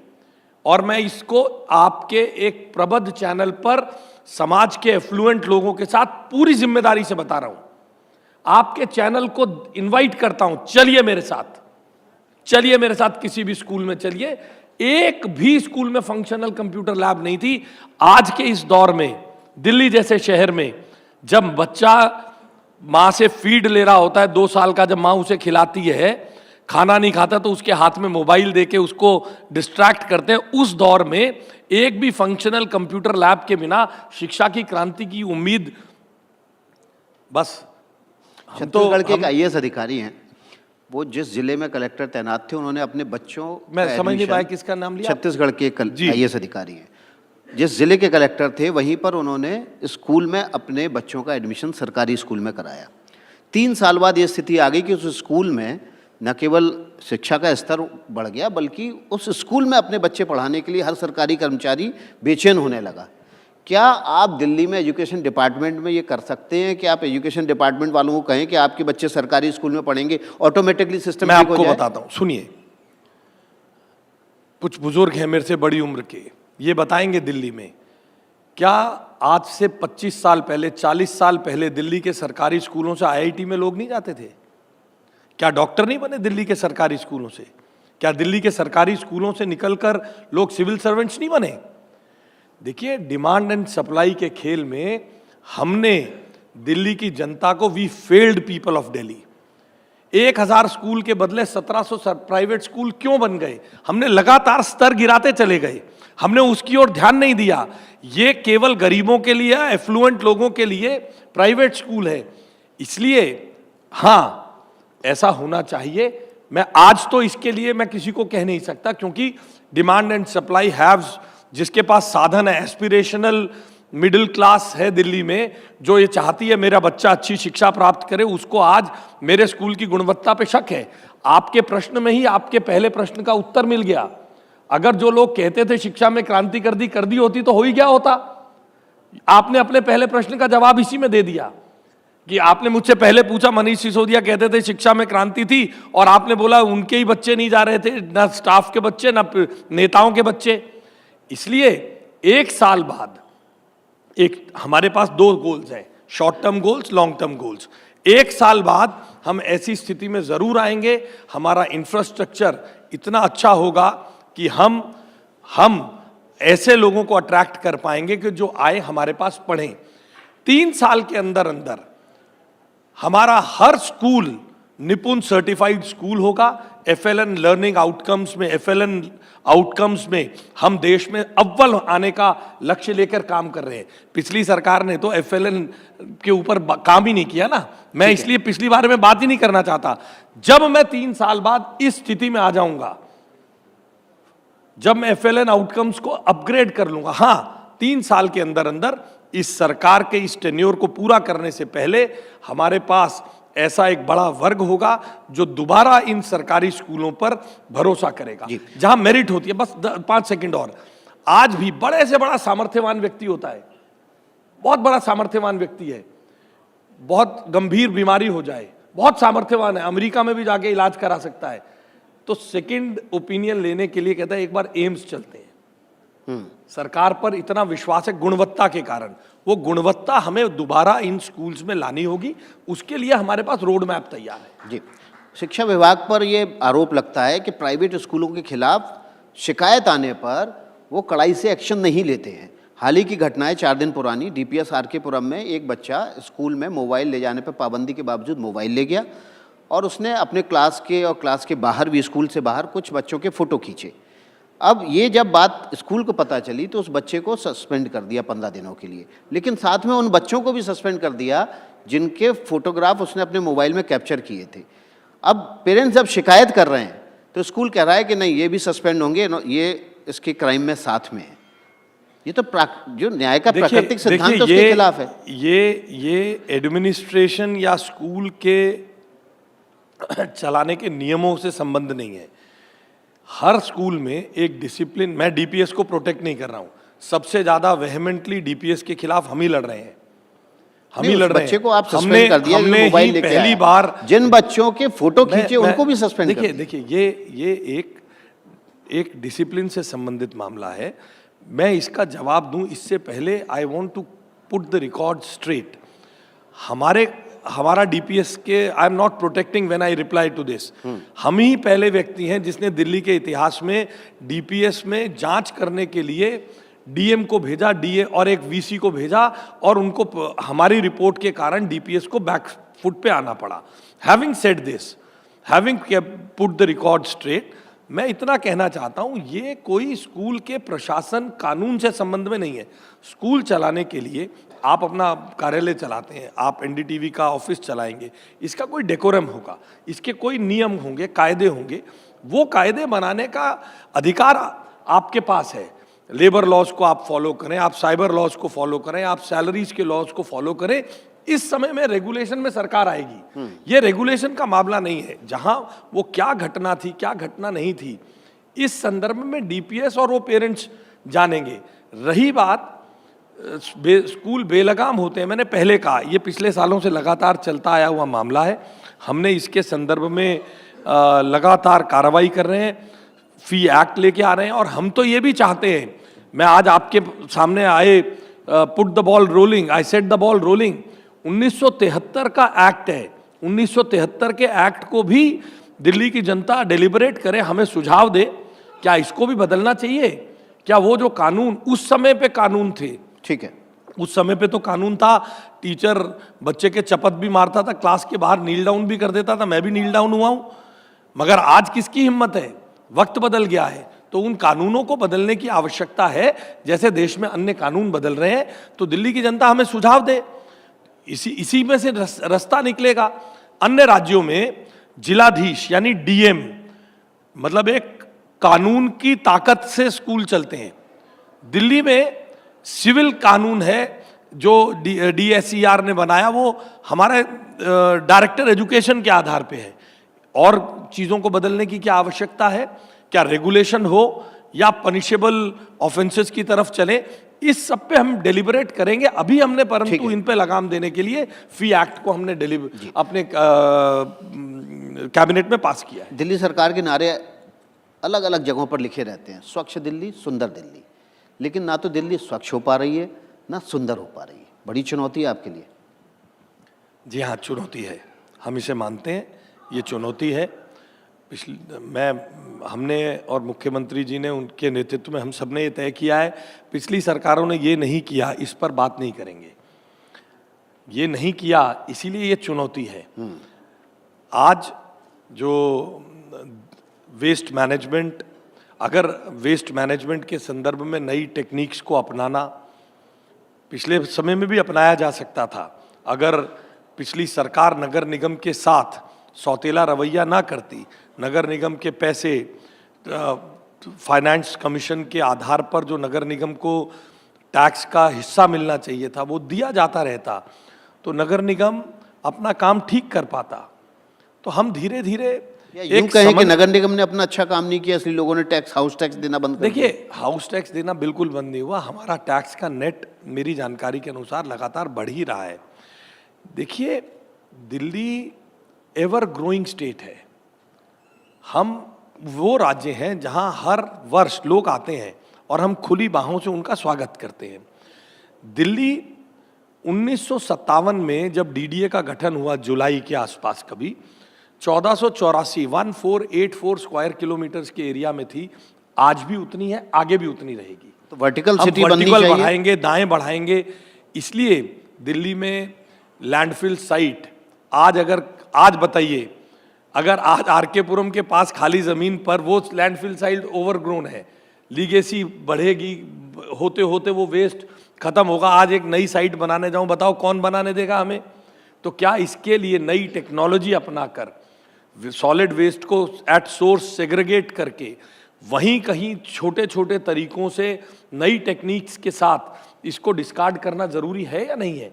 ये सब के लिए रिसोर्सेज चाहिए। उन रिसोर्सेज को सरकार को, नगर निगम को स्थानीय निकाय मानते हुए उसे देना चाहिए था पिछली सरकार को। मैं कोई निंदा स्तुति गान में नहीं पढ़ना चाहता। हम आज भी 3 नए टेंडर नगर निगम में होने वाले हैं, हमने उन्हें संपर्क किया है। आइए, अगर आपके पास साधनों का अभाव होगा, सरकार प्रयास करेगी, केंद्र सरकार के पास जाएंगे। देश की कैपिटल है दिल्ली, देश की कैपिटल में अगर इस प्रकार का हालात हो, हम सबके लिए, किसी भी दल का क्यों ना हो। आप लैंड पूल पॉलिसी लेके आए हैं, उसमें लोगों की भागीदारी कम है, बल्कि बिल्डर्स लैंड पूल बना रहे हैं और उसके बाद वो सरकार के पास जा रहे हैं। आम लोगों की भागीदारी शहरी लोगों की नहीं हो पा रही है। आउटर स्कर्ट में किसान तो फिर भी सामने आ जा रहे हैं, आम लोगों की, आम शहरी की, लाजपत नगर के लोगों की, जीके के लोगों की, या दूसरे इलाकों के ऐसे कॉलोनीज के लोगों की भागीदारी बढ़े, उसके लिए क्या करेंगे? देखिए, अभी मास्टर प्लान दिल्ली का 2021 का मास्टर प्लान आना है, 2025 हो चुका है। इसी तरह 2001 का प्लान 2007 में नोटिफाई हुआ था। होते होते UER 3 आज बना नहीं पा रहे हैं हम, क्योंकि उसमें क्या डिलेज हैं ये जो टाउन प्लानर्स हैं और जो अर्बन एक्सपर्ट्स हैं वो बेहतर बताएंगे। लैंड पूलिंग पॉलिसी को भी आज 11-12 साल हो गए हैं, वो it is not able to take off. तो दिल्ली का अर्बन डेवलपमेंट विभाग, केंद्र के अर्बन डेवलपमेंट विभाग को दिल्ली की जनता के सुझाव देकर आने वाली बची हुई दिल्ली की ग्रीनरी को, जहां हम रेजिडेंशियल हिस्सों में कन्वर्ट करने का हमारा लक्ष्य है, वो कैसी हो, कैसी बेहतर बने, उसमें ये सब सुविधाएं हो पाएं, इसके बारे में हमारा केंद्र के अर्बन डेवलपमेंट विभाग के साथ चर्चा चल रही है। दिल्ली ऑलरेडी एक बसा हुआ शहर है, यहाँ की टाउन प्लानिंग उसी हिसाब से करनी होगी।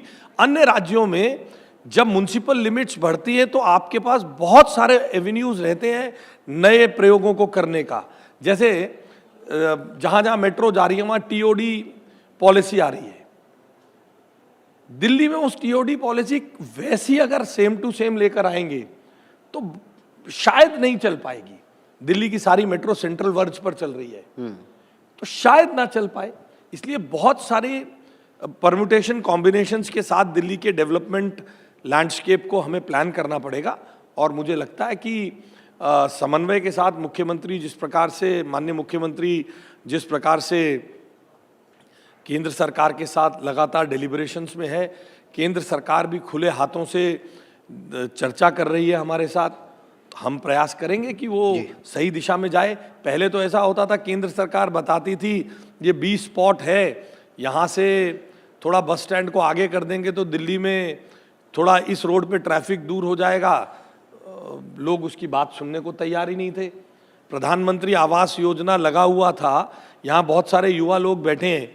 मैं आप सबको बताना चाहता हूँ, आपके टैक्स पेयर से, आपके माता पिता के टैक्स के पैसे से 50,000 मकान बने हुए थे दिल्ली में। प्रधानमंत्री आवास योजना लिखा था, गरीबों को दिए नहीं, ये बोल के कि इस पे मुख्यमंत्री आवास योजना लिखोगे, तो कहा साहब आप सरकार को पैसा देके वैसे दे दीजिए। अच्छा ये बताइए, वो सब कूड़ा हो गए। आज उन मकानों को ठीक करने के लिए हजारों करोड़ रुपए हमें खर्चना पड़ेगा, तब हम झुग्गी ड्वेलर्स को, जो जिसे तथाकथित स्लम कहा जाता है, उनको दे पाएंगे। This was the scenario of dialogue and coordination between the state government and the central government. How can you expect development to happen in this kind of scenario? Ashish ji, एक सवाल लूंगा आपसे। आप ये कब तक कर पाएंगे कि जब बारिश हो तो हमें ये ना लगे हम डूबते तैरती दिल्ली में रह रहे हैं? देखिए, पॉपुलिस्ट होने के लिए बड़ी बड़ी बातें लोग करते हैं। हमारी सरकार में बारापुला के नाले पर मुख्यमंत्री स्वयं गई। पिछली सरकार ने हिम्मत नहीं जुटाई बारापुला के फ्लड प्लेन में। जो आप कर रहे हैं वो मान रहे हैं हम, जहां, लेकिन कब तक, कोई डेडलाइन तो देनी पड़ेगी। देखिए, इसमें डेडलाइन देना गलत होगा। मैंने पहले बताया, उदाहरण आपको, मैं सूरत गया, बड़ी भयंकर बारिश हो रही थी उस दिन, जहाज हिलता डुलता सूरत उतरा, और ये एयर इंडिया हो चुका था, डरते डरते हम भी सूरत उतरे। बड़ी भयंकर बारिश थी, 15 मिनट में 30 मिनट में पानी निकल गया। मैं उससे एक दिन पहले वीडियोस देख रहा था।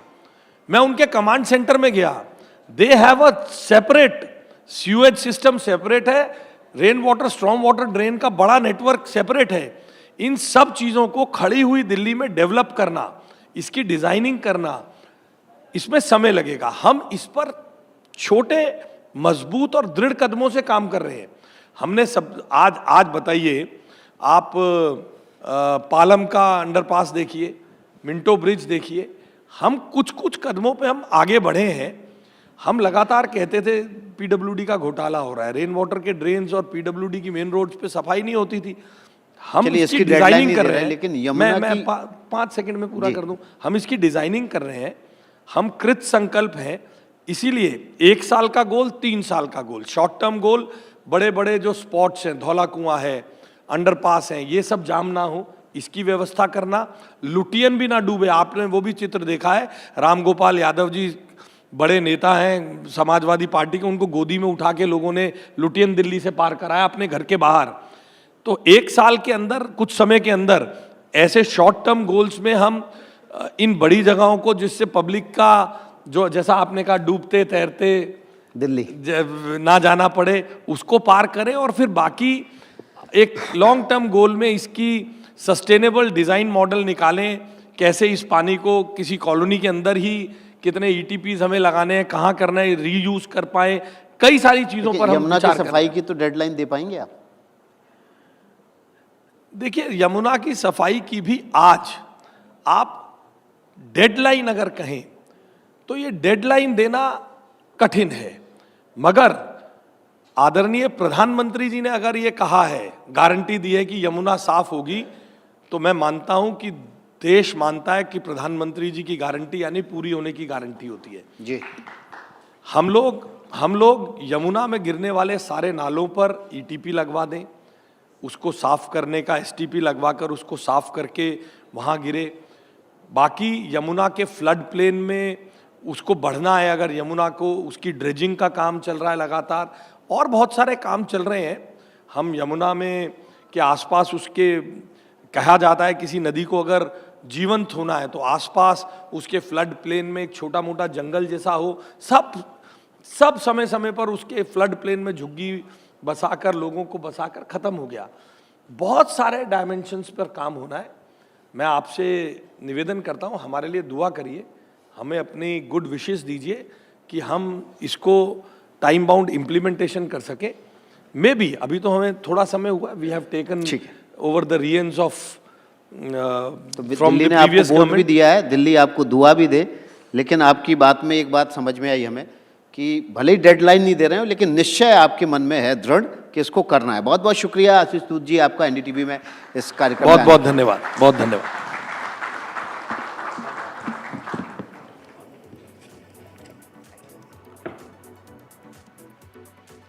A round of applause, ladies and gentlemen, for Shri Ashish Sud, Minister of Home, Education, Power, Urban Development, Higher Education, Training and Technical Education, Government of Delhi.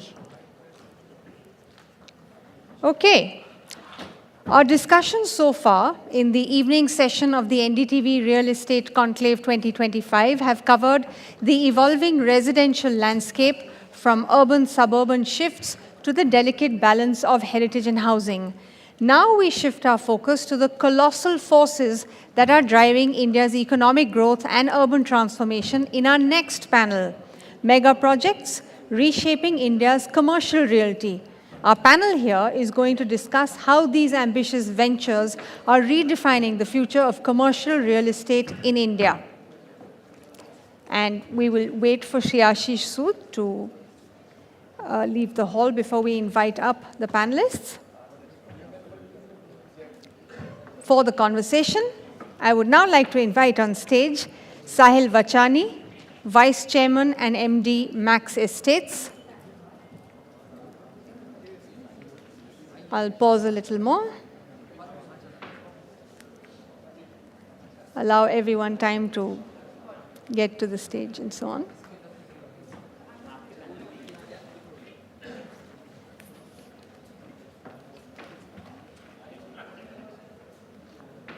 Okay, another round of applause, ladies and gentlemen, before we continue inviting the rest of our panelists. Thank you so much for being part of the NDTV Real Estate Conclave 2025. And now let's invite up the panelists for our next conversation. I'd like to invite on stage Sahil Vachani, Vice Chairman and MD, Max Estates, Vaibhav Dange, Expert Infrastructure, Sustainable Mobility and Green Energy, Harshvardhan Bansal, President, Naretco Delhi, and Ashish Tyagi, Director, Gold Plus Group. They will be in conversation with my colleague, Gargi Rawat.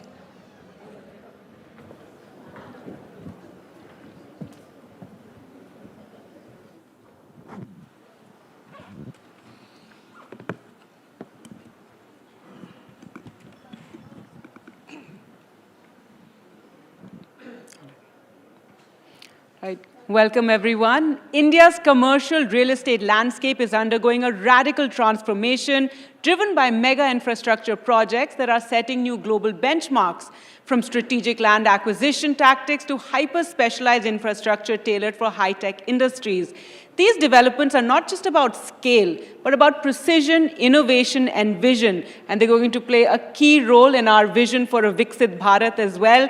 We're witnessing the blueprint of a future-ready India being drawn up in real time. Now, I'd like to introduce my panel here to talk about these very, very important issues when it comes to India's development. Sahil Vachani, Vice Chairman and MD, Max Estates. Vaibhav Dange, Expert Infrastructure, Sustainable Mobility and Green Energy. Harshvardhan Bansal, President, Naretco Delhi, which is the National Real Estate Development Council, and Ashish Tyagi, Director, Gold Plus. Thank you so much all for joining us on this very important issue. And Sahil Vachani, I'd like to start with you. If you can talk a bit about Max Estates, it's known for its premium, future-ready developments. How are you aligning your commercial real estate strategies with India's evolving mega infrastructure? Thank you for having me here. We are seeing a radical shift in the way commercial real estate exists in the world and more so in India today. This shift is moving from earlier just having an office with a desk where people could do their emails from, they used to come to office to do emails. Today, to offices and commercial real estate being a source of culture, collaboration, and standing for something significantly more. What we at Max Estates are doing is we're trying to move the needle and say we're trying to bring aspects of wellness and well-being into real estate. We have been in the healthcare business in the past, and we feel that if you look at it between our homes and offices, we spend 90+% time in the built environment. This has a huge impact on our wellness and well-being. So we are designing the future of commercial real estate and building the future of commercial real estate focused on aspects of wellness, which include quality of air, quality of water, which, as we heard even in the previous session, are huge challenges in our city, elements of nature that enable well-being, food, nutrition, sustainability in its real sense, not just for certification, and a forward-looking elements of engineering excellence. So that's how we're looking to redefine commercial real estate. Max Estates is now building more than 17 million square feet of offices and residential, and about half of that is office and commercial developments across Noida, Delhi, and Gurgaon. All right, thank you for that, Mr. And Vaibhavji. Now, if we talk more about, providing for these, big projects, also from EV corridors to your semiconductor zones, India's infrastructure needs are shifting rapidly, as we have seen. So you can tell us a bit about that, and what is it you're looking forward to, and what more needs to be done from the government's end to encourage such big infrastructure projects. Thank you. Absolutely, as you rightly said, India's infrastructure landscape and the real estate and commercial estate landscape is growing rapidly. We have seen not only cities like Delhi, Mumbai, but cities like Pune, Hyderabad are almost overgrown of their capacity and expanding. And I think I foresee three biggest areas that needs both in terms of interventions from government as well as the focus of private sector. One, of course, is still our real estate development is not integrated with the infrastructure development. So we build real estate properties and then we start building our roads, our, a session before, I think our minister from Delhi government we were talking about water loggings, because we don't build our infrastructure and then build our roads. Still, a lot of societies in Gurgaon are still not connected to the sewage line, city sewage line. That is something which is a very clear, if we want to make a global city. I think the Gurgaon you're talking about was not developed by the government. It was developed by, DLF or private players. So that's my point is different. That is one of the issues. My point is not about government or private. I'm saying if the development, real estate development is happening, we want our cities to become global cities, competitive cities with all kind of infrastructure, and so that it becomes a major business and commercial centers, we need to integrate our infrastructure planning along with our real estate development. So for example, today we talk about how do we mobilize our people from Delhi, Gurgaon or Delhi, Faridabad, and then lack vehicles traveling around here and there. But we can definitely start integrating our infrastructure planning beforehand. For example, we talk about EV. Tomorrow we want to replace all our vehicles by electric vehicles. Still, our congestion issue will not get resolved. So, for example, integrated planning of infrastructure and real estate development, that's one aspect I need to emphasize. Another aspect is planning the public mobility along the infrastructure, along the development corridor. So whether it is any area of development that's happening. For example, Dwarka Expressway today and the development around that was stagnant from last almost 10 years till the Dwarka Expressway was built. So both in terms of investment, it got stagnated, and the people who buy properties there or the offices were established there, they were not able to reach to that place within time, and so many other factors. So public mobility, public transport planning along the corridors of development is another area, and bringing in sustainability in everything we do, right from the mobility. So whether it is electric vehicles, modern alternative mobility solutions like pods and all kind of other solutions. Biomobility solutions like hybrid vehicles, biofuel vehicles, green vehicles. Along with that, sustainability also in infrastructure development and commercial development, right from materials used for infrastructure, materials used for real estate construction. All those aspects I think are critical. These three aspects I think are very critical for our cities to be really global cities. Right, sir. You didn't speak about land acquisition, and I know that's a topic that you have a lot of opinions on. So yes, if we talk about land acquisition, which we need more and more for certain projects, for road development, for mega projects, from the government, what would your message be? I think land acquisition, in last 10 years, the landscape has changed. We have seen a lot of infrastructure projects happening, and land acquisition, there is no resistance on giving the land. I think the more resistance is on the administrative procedural delays and the procedural troubles which landowners go through. But purely in terms of commercial realization of their land acquisition cost and the compensation that is paid, that's very lucrative these days. And therefore, large infrastructure projects are not, to large extent, the paradigm has shifted from last 10 years, and a lot of acquisition, there is a lot of incentive in, people are given to, give their land for large infrastructure project. But in general, scarcity of land is going to be a challenge in coming years. Because we're hearing that more and more during almost this landlocked now. Yes. Well, where land acquisition brings me to you, Mr. Bansal, if you can talk a bit about, the challenge. You've talked about, how there needs to be more reform in the entire process. And developers are facing quite a challenge when it comes to, land for industrial, commercial, mixed-use zones. So how can policies better support this? Absolutely. So first of all, we are in a, you can say, right zone, right stage. India is now developing, and we are all are 4 trillion now. India is now 4 trillion, and we have to reach 30 trillion. So you will be happy to know that 8% of the GDP is contributed by real estate, which is a huge number, and it's growing day by day.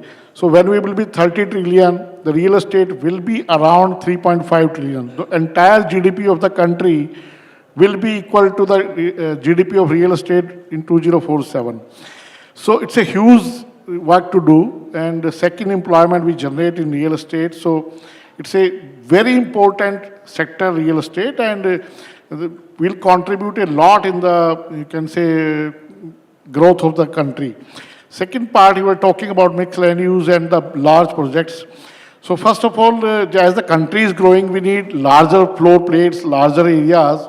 Unfortunately, Delhi was having none of them. We were having small centers. The cyber hub was developed in Gurgaon, not in Delhi. We were discussing about these things about the government. So now our Honorable Lieutenant Governor have already, you can say, appointed a task force which will look all the aspects of Delhi and nearby areas. So now, for the government now allowed, we can now amalgamate as many as plots in commercial as well as industrial to convert them into a large floor plates and large centers, big projects also. And the charges, earlier it was 10% of the entire cost of the land. Now it has been reduced to 1% only.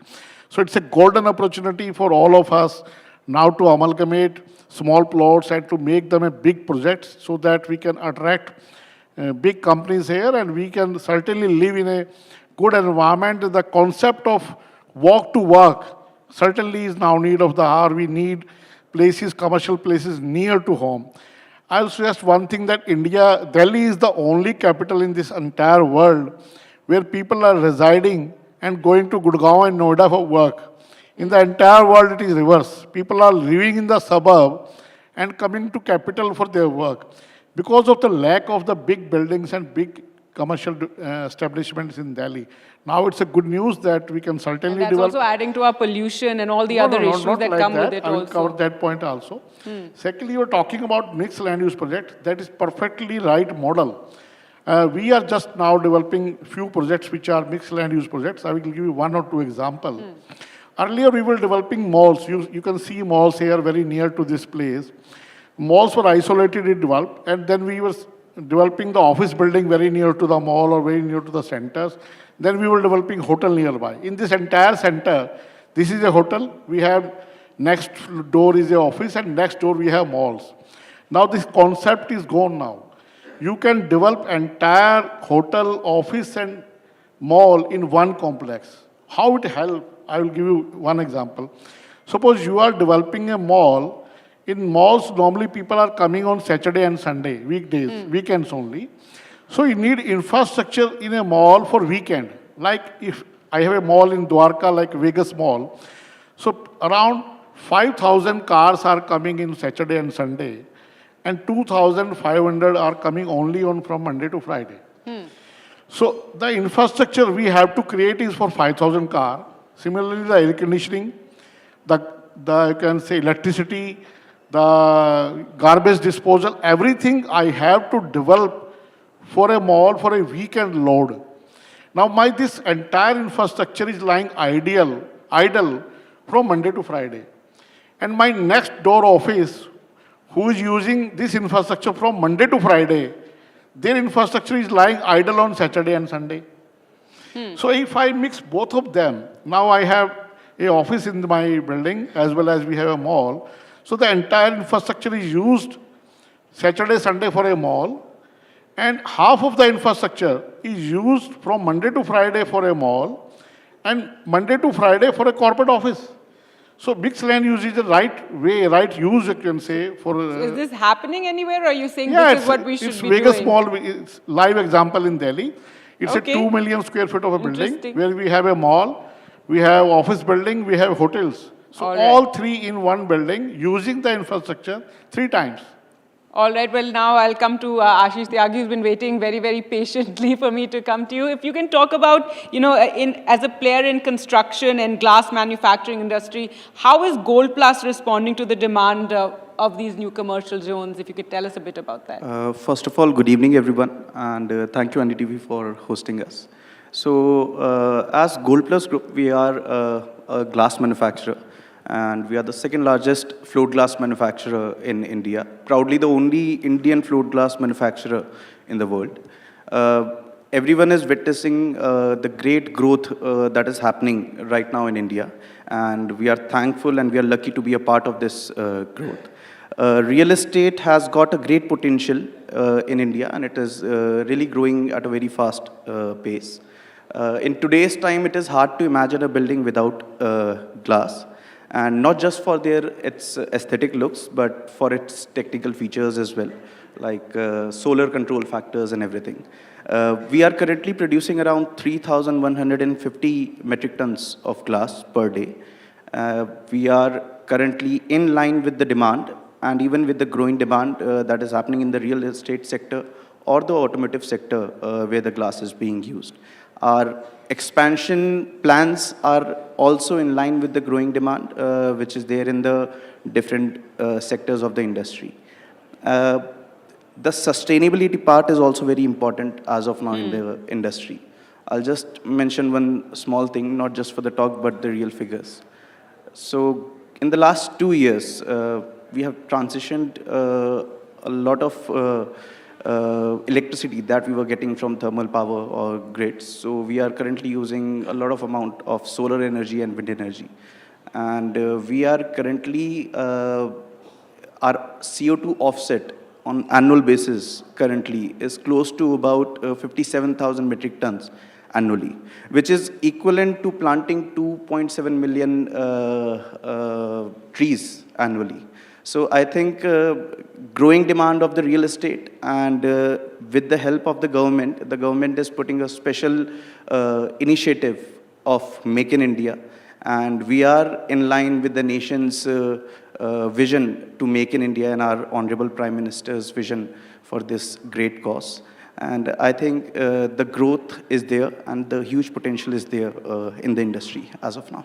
All right, yes. And Mr. Vachani, now coming back to you, if you can tell us a bit about Fab Adjacent and R&D campuses. How are you integrating this talent-driven infrastructure, like proximity to universities or wellness first office spaces into urban development? So I think the theme that we are following now increasingly is that previously you used to live in one place, work in another place, go to school in another place, have healthcare in another location. And that's how suburban America was built. That's why you have the highways and that's how it happened. Something Mr. Bansal was also Exactly, he was talking about that. Today, all of this is changing. It is all becoming integrated. The quality of life, when you say well-being or wellness, it means first and foremost it has to be convenient. If I'm spending 6 hours in a car going from my office back to my house because it's rained, that's not well-being or wellness. So how do you solve for that? Is that you live in the ecosystem close by to where you work, your kids go to school there, and if it's an industrial setup, you have workers who live close by, their kids can go to school close by, shopping areas, stuff that Mr. Bansal was talking about, and so much more. So that is the future of how we see real estate, particularly for India. you cannot, the population is going to increase. There's only so much we can do for infrastructure. So it have to declutter, and therefore the one way to do that is to put a lot of it in the same ecosystem, and therefore create more efficiency of time, and therefore improve the quality of life. So that's the direction I think that we are all talking about, and that's the direction that we see real estate moving towards. And are you seeing this in our big, metro hubs, or is it in tier 2 city? How are you developing this? I think the first step in this is, in our view, supply creates demand. Okay. So somebody like ourselves, we are taking the call in creating our first 2 developments like this, which are first 2 genuinely mixed-use developments. Your kids can go to school there, you have a medical or healthcare facility there, you can live there, you can, work there, you have some retail there, not a shopping mall that is a traffic jam every day, but some sort of a retail that enables your quality of life. So that's what we are moving towards, and our hope is that with this supply that gets created, people say, that's nice. And then hopefully, the rest of the industry follows, and that becomes the norm.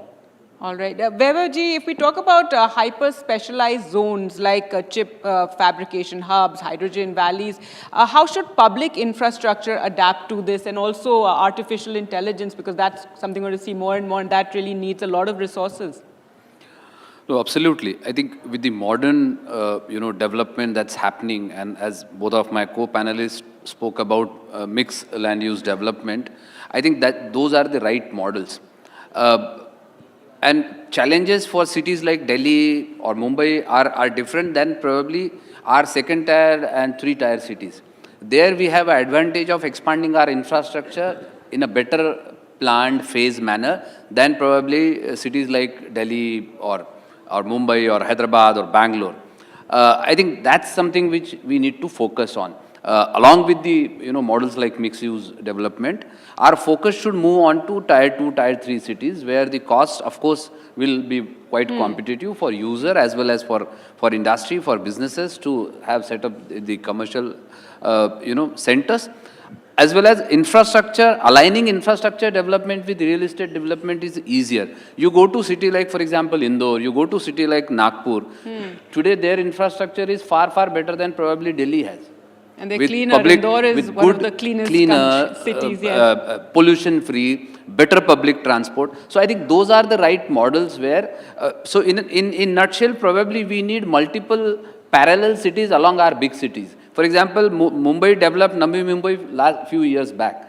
Gurgaon probably automatically got developed. So I think we need a lot of those kind of multiple, modern cities development along our larger cities, which will have all kind of, facilities as my co-panelist has mentioned. It will be multi-mix, mixed land use. It will have better infrastructure, better public transport, smart infrastructure with lot of AI and other, in fact, technologies integrated. Tomorrow, probably in next few years, we are witnessing that software-driven vehicles, where vehicles will talk to infrastructure, infrastructure will talk to vehicles, vehicles will talk to vehicles. So all those things can happen only if our infrastructure and real estate gets integrated in terms of development. All right. Well, thank you so much all for joining us. I'm so sorry we're completely out of time. I think the minister went really over on that particular session. But a big round of applause, please, for the panel and this sort of futuristic take that they had and what needs to be done. So very important to have these conversations.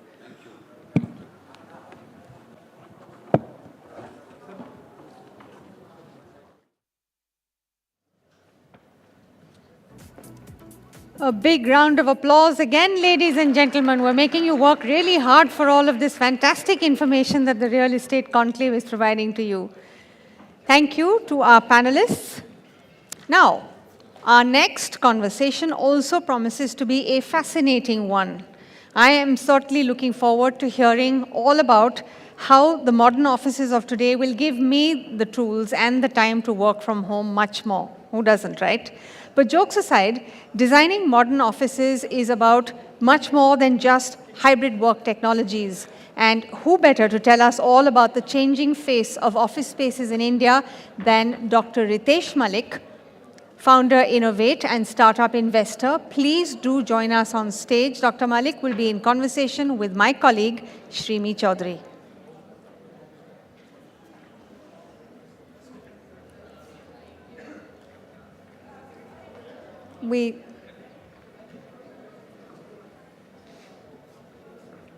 There we are. Yes, please.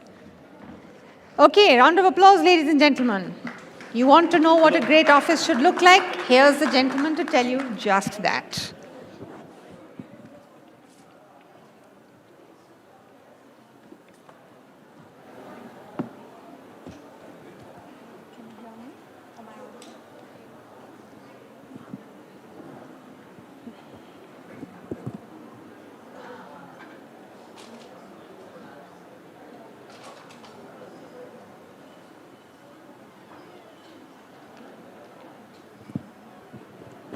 Okay. Well, from co-working to corporate needs, how are workspaces evolving in India, especially after pandemic, is something everybody would like to know. So let's dwell on that. I would like to start by asking you, Ritesh, that, what changes do you think that co-workspaces should adapt to kind of fit in to post-pandemic changes, the reality which we've been seeing, since the pandemic is over? No, first of all, very excited to be here. See, I can tell you one thing. I've gone to a lot of media houses. Now, when I go to NDTV's headquarters at Max Estates in Sector 129, you can see the massive difference that an office space can lead in the morale of the employees. So I think, first of all, office spaces will become a very, very important part. And we don't realize we spend at times even more time in offices than we do at our homes, at least a week. So I think overall we are seeing, when I started co-working in 2015, India had only 0.1% of commercial real estate as co-working. Today, 12% of commercial real estate is co-working. And by the way, in the United States, it's 29%. So I think going forward, we are going to see a lot of intelligent office spaces. We are going to see office spaces that will be very focused on biophilia. We'll see a lot of natural spaces. We will see a lot of greenery in co-working spaces. We will see a lot of spaces wherein you will not only do Zoom calls, you will do augmented reality or virtual reality Zoom calls. You will see spaces wherein you will have Internet of Things, hybrid ecosystems. So I think co-working spaces are going to be completely changed. I'll give you an example. Usually in our offices, the minimum temperature was 17 to 18 degrees. And we realized we actually do not need 17 or 18 degree temperatures. It's bad for the planet. It's extremely bad for us because we have to pay a higher electricity bill and consumers don't like it. I have seen in June, my co-workers actually wearing a suit and actually layering up, and it's not even needed. So the question is, can we create offices which can use newer technologies to actually reduce our carbon footprint? So I think co-working will evolve. The co-working of 2030 will be a very different one, and we are rooting for that. I'd like to know more on that, Ritesh. Especially most large corporations now, want their employees to come back to their office. So in that context, what is the appeal co-work spaces is offering at this point to, drive all those, primary audience? What are the changes? No, a great question. And I'll start how I started at Innovate. The reason was, I'm a medical doctor. I used to work at Gangaram Hospital. And one day what happened, I decided I do not want to become a doctor. And for a person like me, I did not have the money to buy or rent a space in Connaught Place. And I saw this as a huge gap. For as low as 7,000 to 9,000 rupees, you can get a flexible seat in a place like Connaught Place, and that is the value add of a co-working. Now, whether you like it or not, work from home permanently is very bad for the society. It's bad for your mental health, not only for our business, but overall, having an office space is a must. So my belief is, going forward, corporations will have different office space needs. And I'll give you an example. BBC was headquartered out of Innovate in Saket. And I remember conversations wherein the new age offices will need to be very flexible. They will not only need workspaces, they will need flexible workspaces. We have got demands such as wherein customers are saying, can we get a 5,000 square feet blank space and get flexible ports at the floor, wherein we can put a plug on a socket anywhere on the floor. And we are seeing a lot of flexible spaces that are being requested by our customers. The future of co-working will be, today we give overall 40 square feet per person. In my view, we are going to give 28 to 30 square feet per person in the future, because out of 5 days, we will see 4 days people will come to office and 1 day they won't. So, and as the rent per square feet will continue to increase in especially areas of hubs like Delhi, NCR and Bombay, I think creating spaces which are very flexible, which can convert into a town hall meeting, which can convert into a meeting room, which can convert into an office space, and can convert into a desk of at least 64 to 68 people working together will be the need of the future. Quite a promising one, but since you also mentioned about the scientific developments, it's a great start for sure, but is the employment seeking more? And just a follow-up question on that, instruments like neuro-architecture, how does it play a very important role in terms of overall employee productivity as well as the well-being? Again, great question. I'll give you an example. When we started Innovate, something beautiful happened. I saw every single day, and I used to be at Cyber Hub, लोगों के ना मुंह लटके हुए आते थे. Monday को घबराहट होती थी कि यार कल ऑफिस जाना है. And I said, offices need to be really beautiful. Offices need to be inspiring. They need to be a place where people should love to come to office. A country wherein people do not want to get up on a Monday morning to go to office. How do we develop into a 10, 20, $30 trillion economy? So we said, let us create office spaces that really uplift people's mental health. Offices today do not do that. I'll give you an example. 3 things, common complaints of co-workers. One is sound. Can we create amazing acoustic spaces? That's a big opportunity. If you can create spaces where sound decibels are under 40, you're golden. You're going to increase mental health of your employee by 3 to 4x. Second, light, circadian rhythm. Can you add sunlight in your workspaces? If you can do that, again, 3 to 4x benefit in terms of your mental health. And the last one is, can you create a space wherein people are always motivated to come and they enjoy their time being there? And that comes by their green tea, their coffee. And we will see a lot of robots coming in. I truly believe robot janitors and robot dispensing coffee shops will be the next big thing in office real estate. But Ritesh, do you agree with the fact that the hybrid work model becomes the default in India? Or do you think that, we're still seeing a kind of push towards, full-time in office models? I'm a huge believer of offices, and not because it's our business, but I genuinely feel that people who work out of their homes end up being more depressed. As a doctor, I can tell you, coming to offices is also a form of organization. In my view, the future of work will be people will not go to offices 5 days a week. They will go 3 or 4 days a week, and we will see a Wednesday.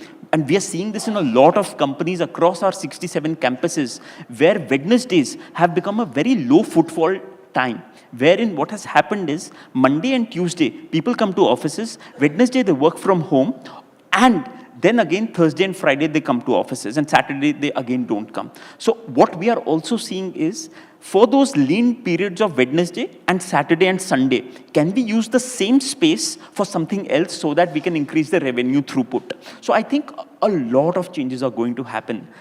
But these are in the metro city. What if I ask you about the tier 1, tier 2 cities? You think that they're going to be the next growth drivers as far as co-working spaces are concerned? I don't think so. I have a very particular opinion about that. We opened one center in Chandigarh, had a horrible experience because A, real estate is abundant over there.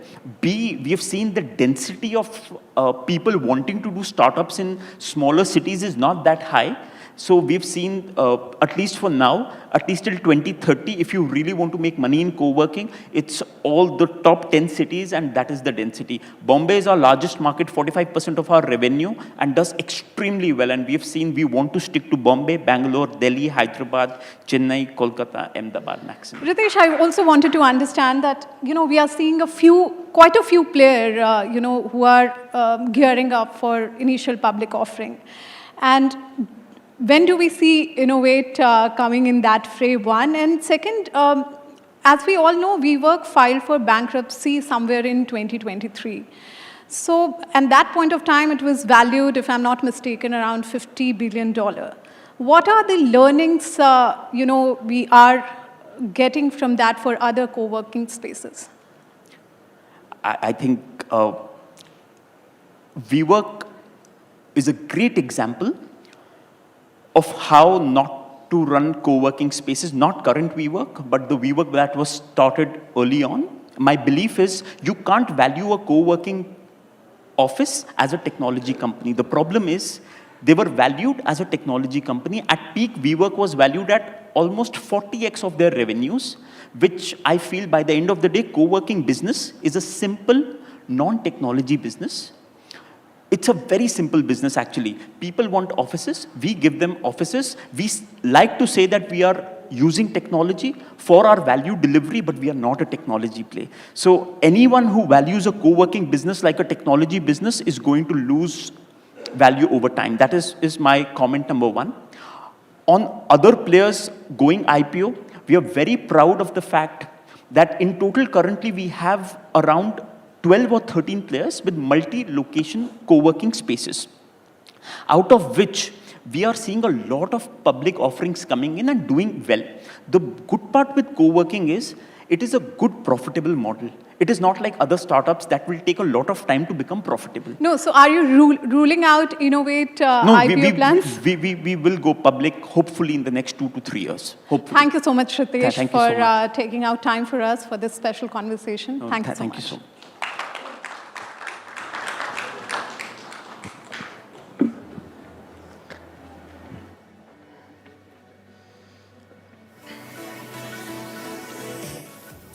Thank you so much for that, Dr. Ritesh Malik. I am certainly going to check both the air conditioning and the acoustics in our office in NDTV, and of course the coffee, all three.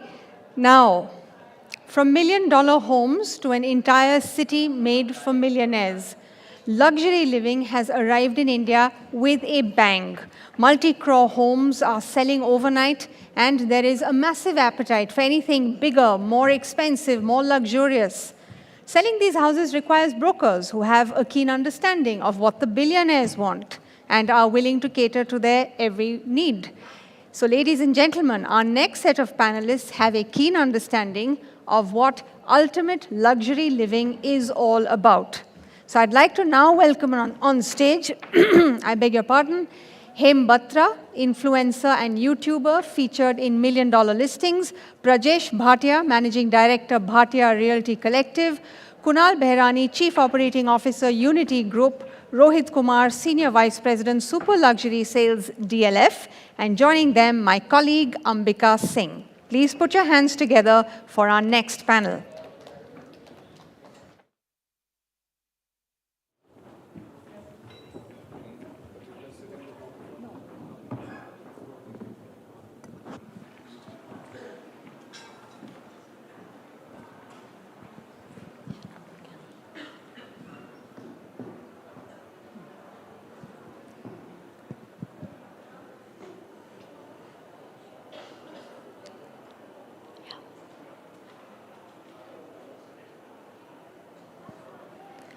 Welcome to the NDTV Real Estate Summit 2025, and our panel will focus on the new age home buyer, how real estate has become a lifestyle statement.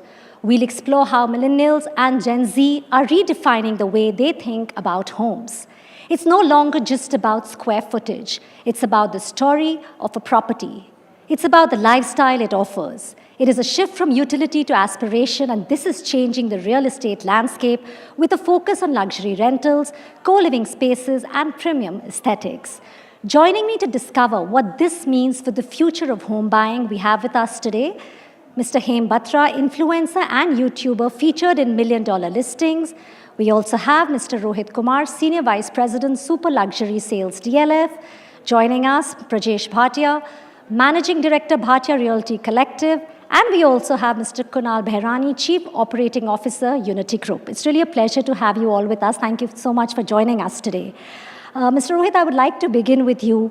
DLF is at the forefront of shaping luxury landscape. Now tell us and our viewers, our audience here, how is DLF incorporating luxury and premium aesthetics into its properties to cater aspirations of the new age home buyers? What really are they looking for? Thank you, Ambika. First of all, luxury is a, we're talking about luxury, we are using the words lifestyle, and, these things means different things to different people, right? Lifestyle could be, luxury could be time, could be convenience, could be security. It could mean different things to different people. For someone, it could be security of his parents. Someone could be freedom for his children to move around. Someone, it could be just the ease of convenience of staying in a place, of having a very hassle-free experience, right?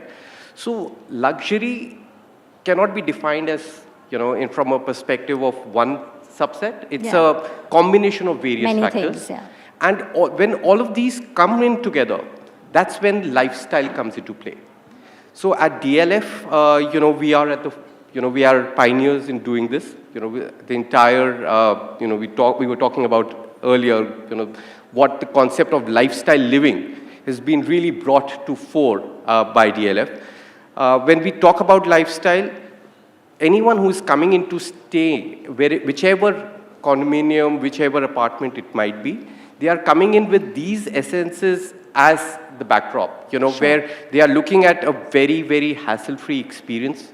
They are looking at security, they are looking at convenience. And of course, along with this, lifestyle in terms of places where they can enjoy, where they can eat, where they can sit, they can party, the kids could play. So they all come in together, and real estate is really becoming, residential real estate, this is the cornerstone of it.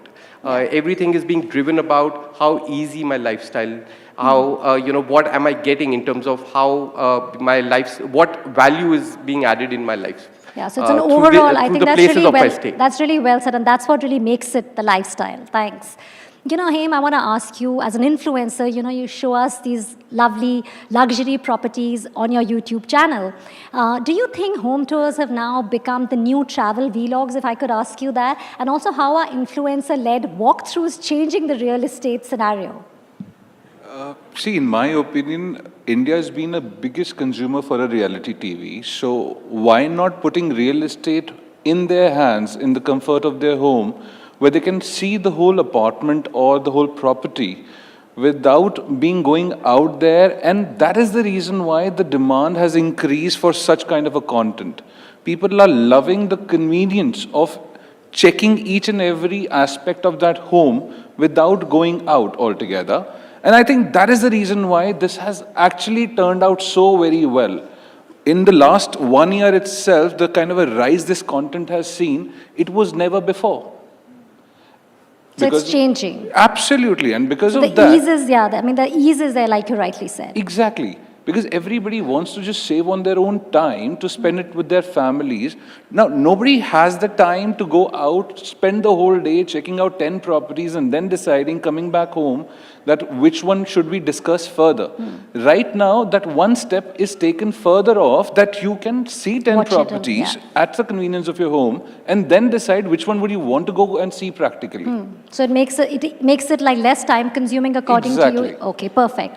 Now, Prajesh is one of the youngest realtors featured on $1 million listings. India, if I could specifically ask you that, what is your innovative approach to matching homes with clients? Because that's what, I was reading about you, that's what you say, you ensure that, you try and give the dream house to what the client is really looking for.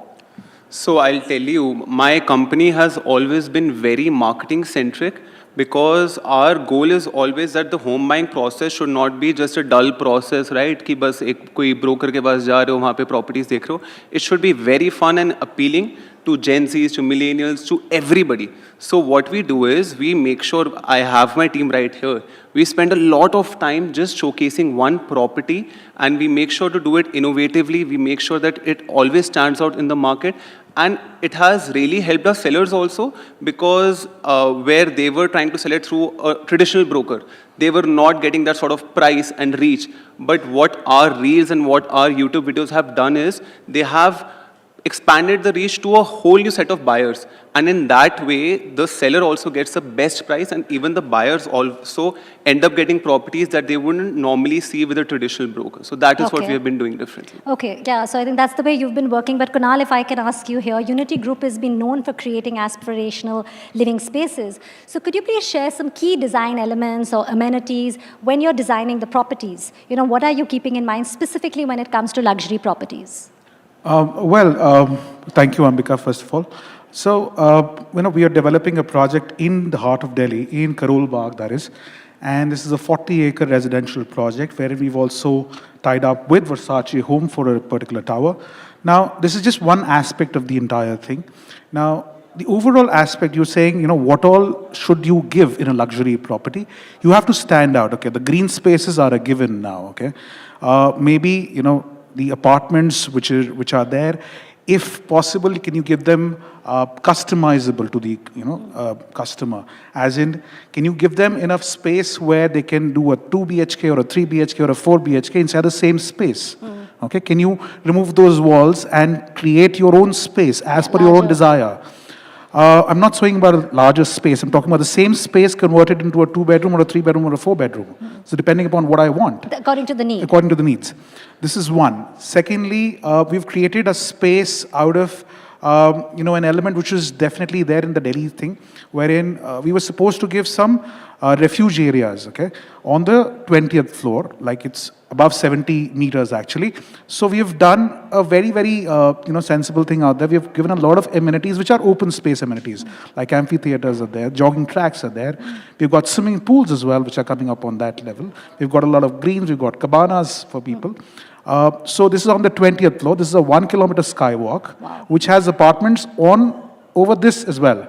And this skywalk gives you views of the entire Delhi. I'm talking about views from Signature Bridge to Parliament House, to Red Fort, to the airport, to North Delhi, to just about every element of Delhi. So all those important places. So all those important places. Now, Delhi is a very low-rise city as such. Delhi does not have a lot of high-rise developments. So this was one of the aspects that we thought of giving, and it is really going well with the audience. Okay, great. And before I also want to ask you what you feel how the trend is changing when it comes to inflows before we again go back to Hem and Prajesh. Okay. What is your thought of that? And Rohit, I'm going to come to you as well to hear the different perspective from the two of you before I come to Hem and Prajesh. Okay, so I completely agree with him when he said that, you can look at all the properties at the comfort of your house. You can possibly select the properties. So it has gone down by one step. That is, from 10, you've come down to 2 now. So what happens typically is, I would like to see these 2. So let me just see these 2, okay, physically, and see all those 10 in the reels that people share. Okay. The trend has definitely taken up. But what I feel is that, a traditional broker or a traditional person who was selling real estate is still required.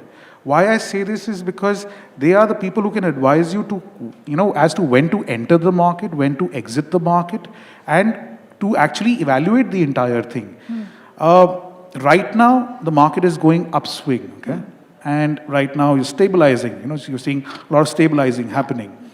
But when you see the entire cycle of real estate, coming and going, that's when you understand. When the market goes down, that's when all the other people would go for a toss. So your point is you feel they're both essential. Trend is picked up, but both essential, and you have a valid point that how it can help.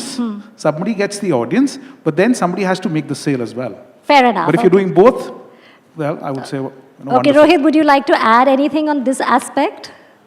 No, absolutely. See, it's any product, you go to a financial product as well, you need the bankers, right? You have everything available on the net.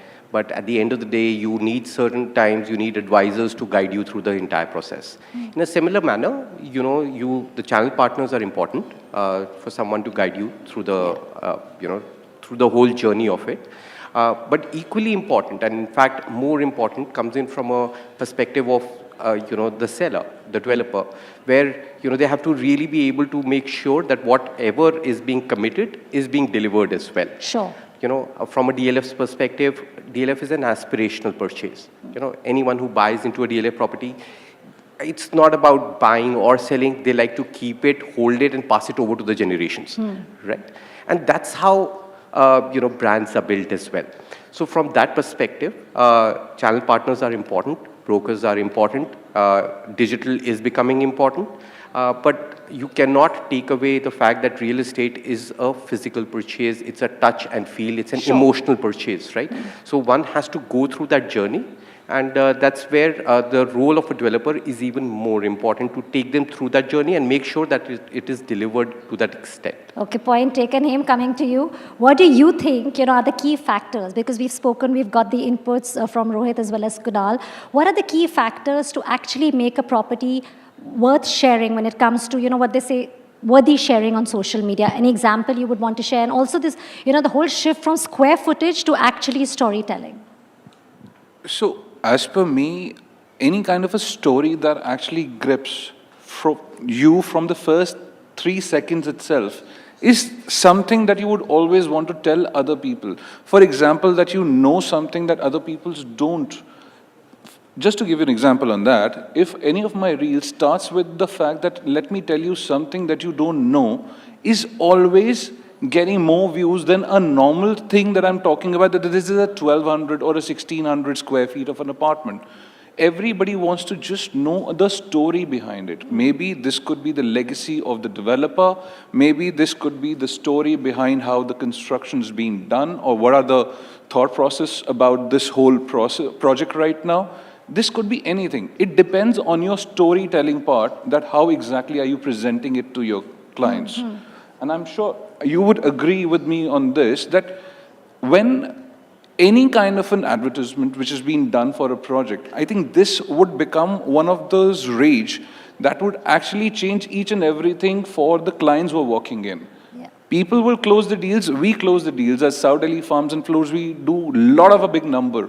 But the shift that I have seen in the trajectory, in the clienteles that we are getting from all across India, sitting in Delhi, just because of this, I have never experienced that on any other platforms altogether. Okay, so you see the shift happening. Okay, again, I think that's a valid point, and I think storytelling is important for everything. It's the way we tell our story, whether on TV or whether you put it about a property, it's interesting. So it's not about the square footage anymore. We keep talking about square footage, but I don't think so. It's about the square footage. When you're talking about luxury, you're talking about lifestyle, it's actually it's gone beyond the square footage. And especially when you talk about, I have to ask you this, because when you're talking about the super luxury segment, when you hear over 100 crores, right? They're exclusive. So what do you think, why do they always make it to the headlines? We've been hearing about these over 100 crore properties in Gurgaon. Yeah, exactly. That's exactly the point. It's not about the square footage. See, 100 crores can get you a property anywhere in the world, right? Be it the Lutyens, Delhi, or be it any part of the world, Manhattan, wherever you might want to be, and you will have the best property there. But when you hear about these headlines, Camellias has really, put the real estate of the country, right, on the world map. It's truly become that beacon of, what a real estate is known for. You might have the Burj for Dubai, you might have, Manhattan or Beverly Hills for, in LA. But for India, what is that one property? Camellias has become that one property which every Indian is proud of. It's uplifted the entire real estate perception within the space as well. And that's not to do just with the square footage. It's about how the entire lifestyle component has come in together, providing you services, providing you amenities, which could be compared to anything in the world. Anyone who is buying 100 crore property, like you said, has well-traveled, has seen the best in the world. So if they are going to buy such properties, they have to be experiencing it on a daily basis. It cannot be just, shown and delivered and and that's about it. It has to be run on a daily basis. And like you said, I think the experience that's where it counts as well. Experience is what really matters. What they feel day in, day out makes it 100 crores, not the square footage. Okay, well, again, a very important point, well taken. Prajesh, I want to ask you this, as one of the only millennials probably sitting here. Tell us, how is this, how are they, and when we talk about Gen Zs, changing the way realtors and developers approach property sales and marketing? And what do you think the youngsters today are looking at? Yeah, I mean, how do you think that perception is changing when you're looking at the youngsters? So I'll tell you, I have been dealing with people who are over 60. I've sold a house to a person who's just 24 now. And what I've noticed is that both of the buyer perception has changed a lot. Earlier, what used to happen was people used to go to their family members and ask, okay, refer us to a broker who sold you this house, and we'll go through him. But now Gen Zs and millennials, after hearing the stories of how they've been duped by their traditional brokers, builders, and the disputes their fathers and grandfathers have been through, they have started an approach and they have started seeing other people through Instagram and YouTube. I'll tell you, there are so many people, the biggest of the biggest hotshots, who are just using Instagram and YouTube to contact us. And what that has changed is that it has forced traditional realtors to add more value. I wouldn't say that it can be exchanged with good traditional brokerage, but it has forced them to market their properties on Instagram, YouTube. There have been so many times that people used to call people for site visits, bolte kuch aur the, dikhate kuch aur the, and so that has forced realtors to up their game, to go more digitally. Even developers, earlier they used to be all focused on just newspaper ads, right? But now they're focusing on influencer marketing, including him. He has spent a lot on influencer marketing, and that has started working more than a traditional newspaper ad or a traditional hoarding. So that also is how because it's the youngsters, I mean, when we look at the digital... I would say everybody is using Instagram. My mom uses Instagram more than I do. So really, it is for different really purposes, changing. like you rightly said, especially when it comes to property. But Kunal, this is again what you did say initially, right? And I was also reading that Unity Group has collaborated with Versace. So what role do you see when we talk about branded spaces or branded residences like Armani and Versace? What role when we talk about aspiration living space or luxury living space, collaborations like this? What does that mean? So, when you collaborate with a brand like Versace, or for that matter, Armani, or for that matter, anybody like them, when you're buying traditional real estate versus this kind of thing, it's like a trophy that you're buying, okay? So I have like a, Mustang, which is, from 69 or something of that sort. This is a trophy which I'm collecting. This is a collector's property. It's not about owning that real estate anymore. It's about collecting that property and showcasing it to your friends on your, possibly your golf. So somewhere more than personal identity, you think it's also taking over the functionality of a space? True. So because earlier it was just about the home, but today we're looking, people want to put in everything there, from the interior to the See, it's about this plus that. Okay, this plus something which is very, very exclusive. Like if you have like a cigar lounge, you have a chef on call, you have something like the highest swimming pool which you have in the city, like the add-on facility. Okay, I am the only one who has it, kind of thing. So plus it's a Versace branded residence. So something like that. So the add-ons you think, again. Yes. Okay, so we're running short of time. Quickly, Rohit, I'm going to start from you. What do you think when we're talking specifically about luxury homes, a message you would like to give specifically when it comes to the generation today? Where do you think we're going to? Again, I will end with what I started with. Luxury means different things to different people, right? Now, I'll just finish this point. We talked about Instagram and everything, but when we talked about super luxury, you cannot be on Instagram. The more exclusive it is. Sure. You want to keep it exclusive. You want to keep it exclusive. Okay. So people are also wanting to keep it as private as well. So along with going digital, they are also wanting to keep it private. So both of these things need to be balanced in a very delicate manner.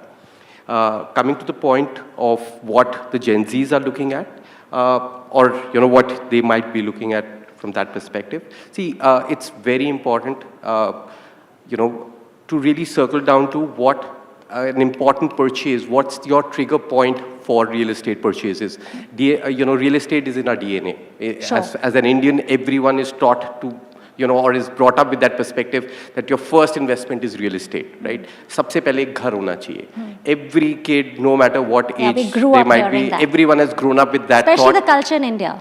Absolutely, absolutely. Whatever age group, whatever demographic, whatever it might be, you need to have your own, right? So when you are looking at your purchase, you should know about your trigger point. What aspect is very critical for you? Is it about your security? It's about your parents? It's about your children? And when you are looking at a place, how does it cater to all those requirements? So keeping your personal requirements in time. I mean, that is clear. Okay, Prajesh, quickly to you. What do you think at this point when you're looking at the future, when we're talking about luxury properties, is the key, is the most important thing? What is the point you would like to leave the audience with? I think going forward, I think trust of the developer is the most important, what I see. What these guys have done very well and why it is always very easy for me to sell their units is because they have such a good name in the market, and history, in India's history, there have been so many real estate scams, there have been so many late deliveries, you name the biggest brand, which I'm not going to name right now, and they have always fallen short on their words. I think the biggest gap in the market is of trustworthy people, whether it's agents or consultants or whether it's builders. So I feel like what trajectory I see is that trustworthy people, like the people sitting beside me, these people are going to go forward, and this is the future. So that's very important. I think for every person also who's looking in to invest, Rahim, what would you want to say? I was just about to say the same thing itself, but in a different manner altogether, that when somebody's buying home, he's just, obviously, one, he's looking for the experience. Two, he's looking forward to give that as a legacy to the coming generations, right? So this is something as the most important and crucial decision of your life. Now, that was once relied on the, you could say, the brokers who were in a traditional way that they were taking ahead in each and everything. But then, yes, now the things have changed so much that even they would want to see your numbers, your figures, your closures, your credibility in the market before they go ahead, not because somebody else that they knew has bought a home from you. Sure, yeah. And this is being so open for these two groups as well. The numbers have been so open that everybody know that when they are coming to buy something from them, what exactly was their numbers last time, what they did last time in their projects. So that they know exactly where they're getting in. Exactly. Yeah. That is the way they have created that brand. Once you've created the brand, each and everything will follow automatically. In place. I think, again, very well. DLF is the biggest example for that. Yeah. Actually, lastly, Kunal. Well, thank you very much for showing that confidence, first of all. So, puts more pressure on you, that means, and on you. Well, it's easier. It's very, very easy after this, because when, somebody who's possibly about 25, 26 years old, I'm assuming that much is 25. So if he has that kind of confidence that we can deliver, yes, that is a good thing. And if somebody like him who's been in the market for the last 20 years plus, yeah, so he also has the confidence, and it's, a generation which is counting on us, which is good. It's a mix of both. It's a mix of both. See, you have to come in with the influencer, but at the same time, you need to know what you're buying. The future would have both of them going together. You cannot have only the influencers selling. You cannot have only the real estate experts selling. You'll have to have both. Combination. That's what would work in the future, and nothing else would work. That much I can tell you. That it has to be a phygital world, from henceforth. It is no longer a physical or a digital world. It has to be phygital. It's a good combination. Yes. Well, thank you so much for joining us today on the NDTV Real Estate Conclave 2025. It's been a pleasure to have you with us. Thank you.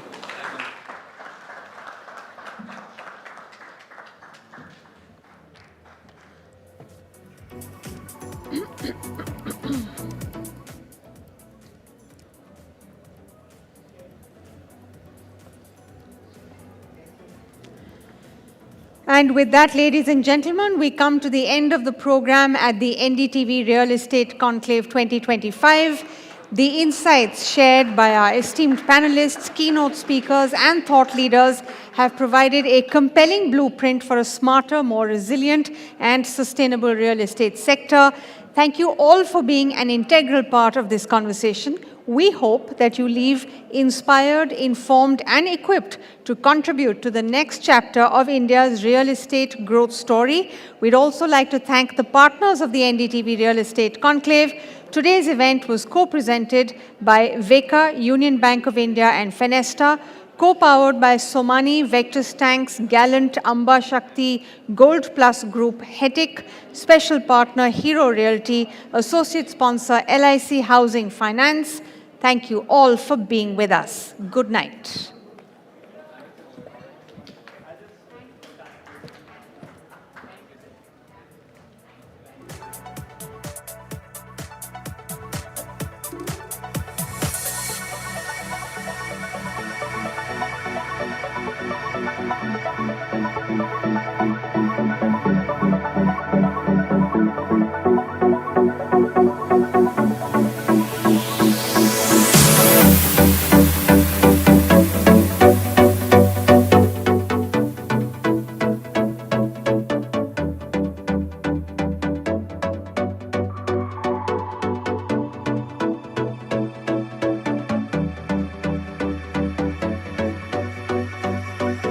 This window is beautiful. Fenesta hai, ma'am.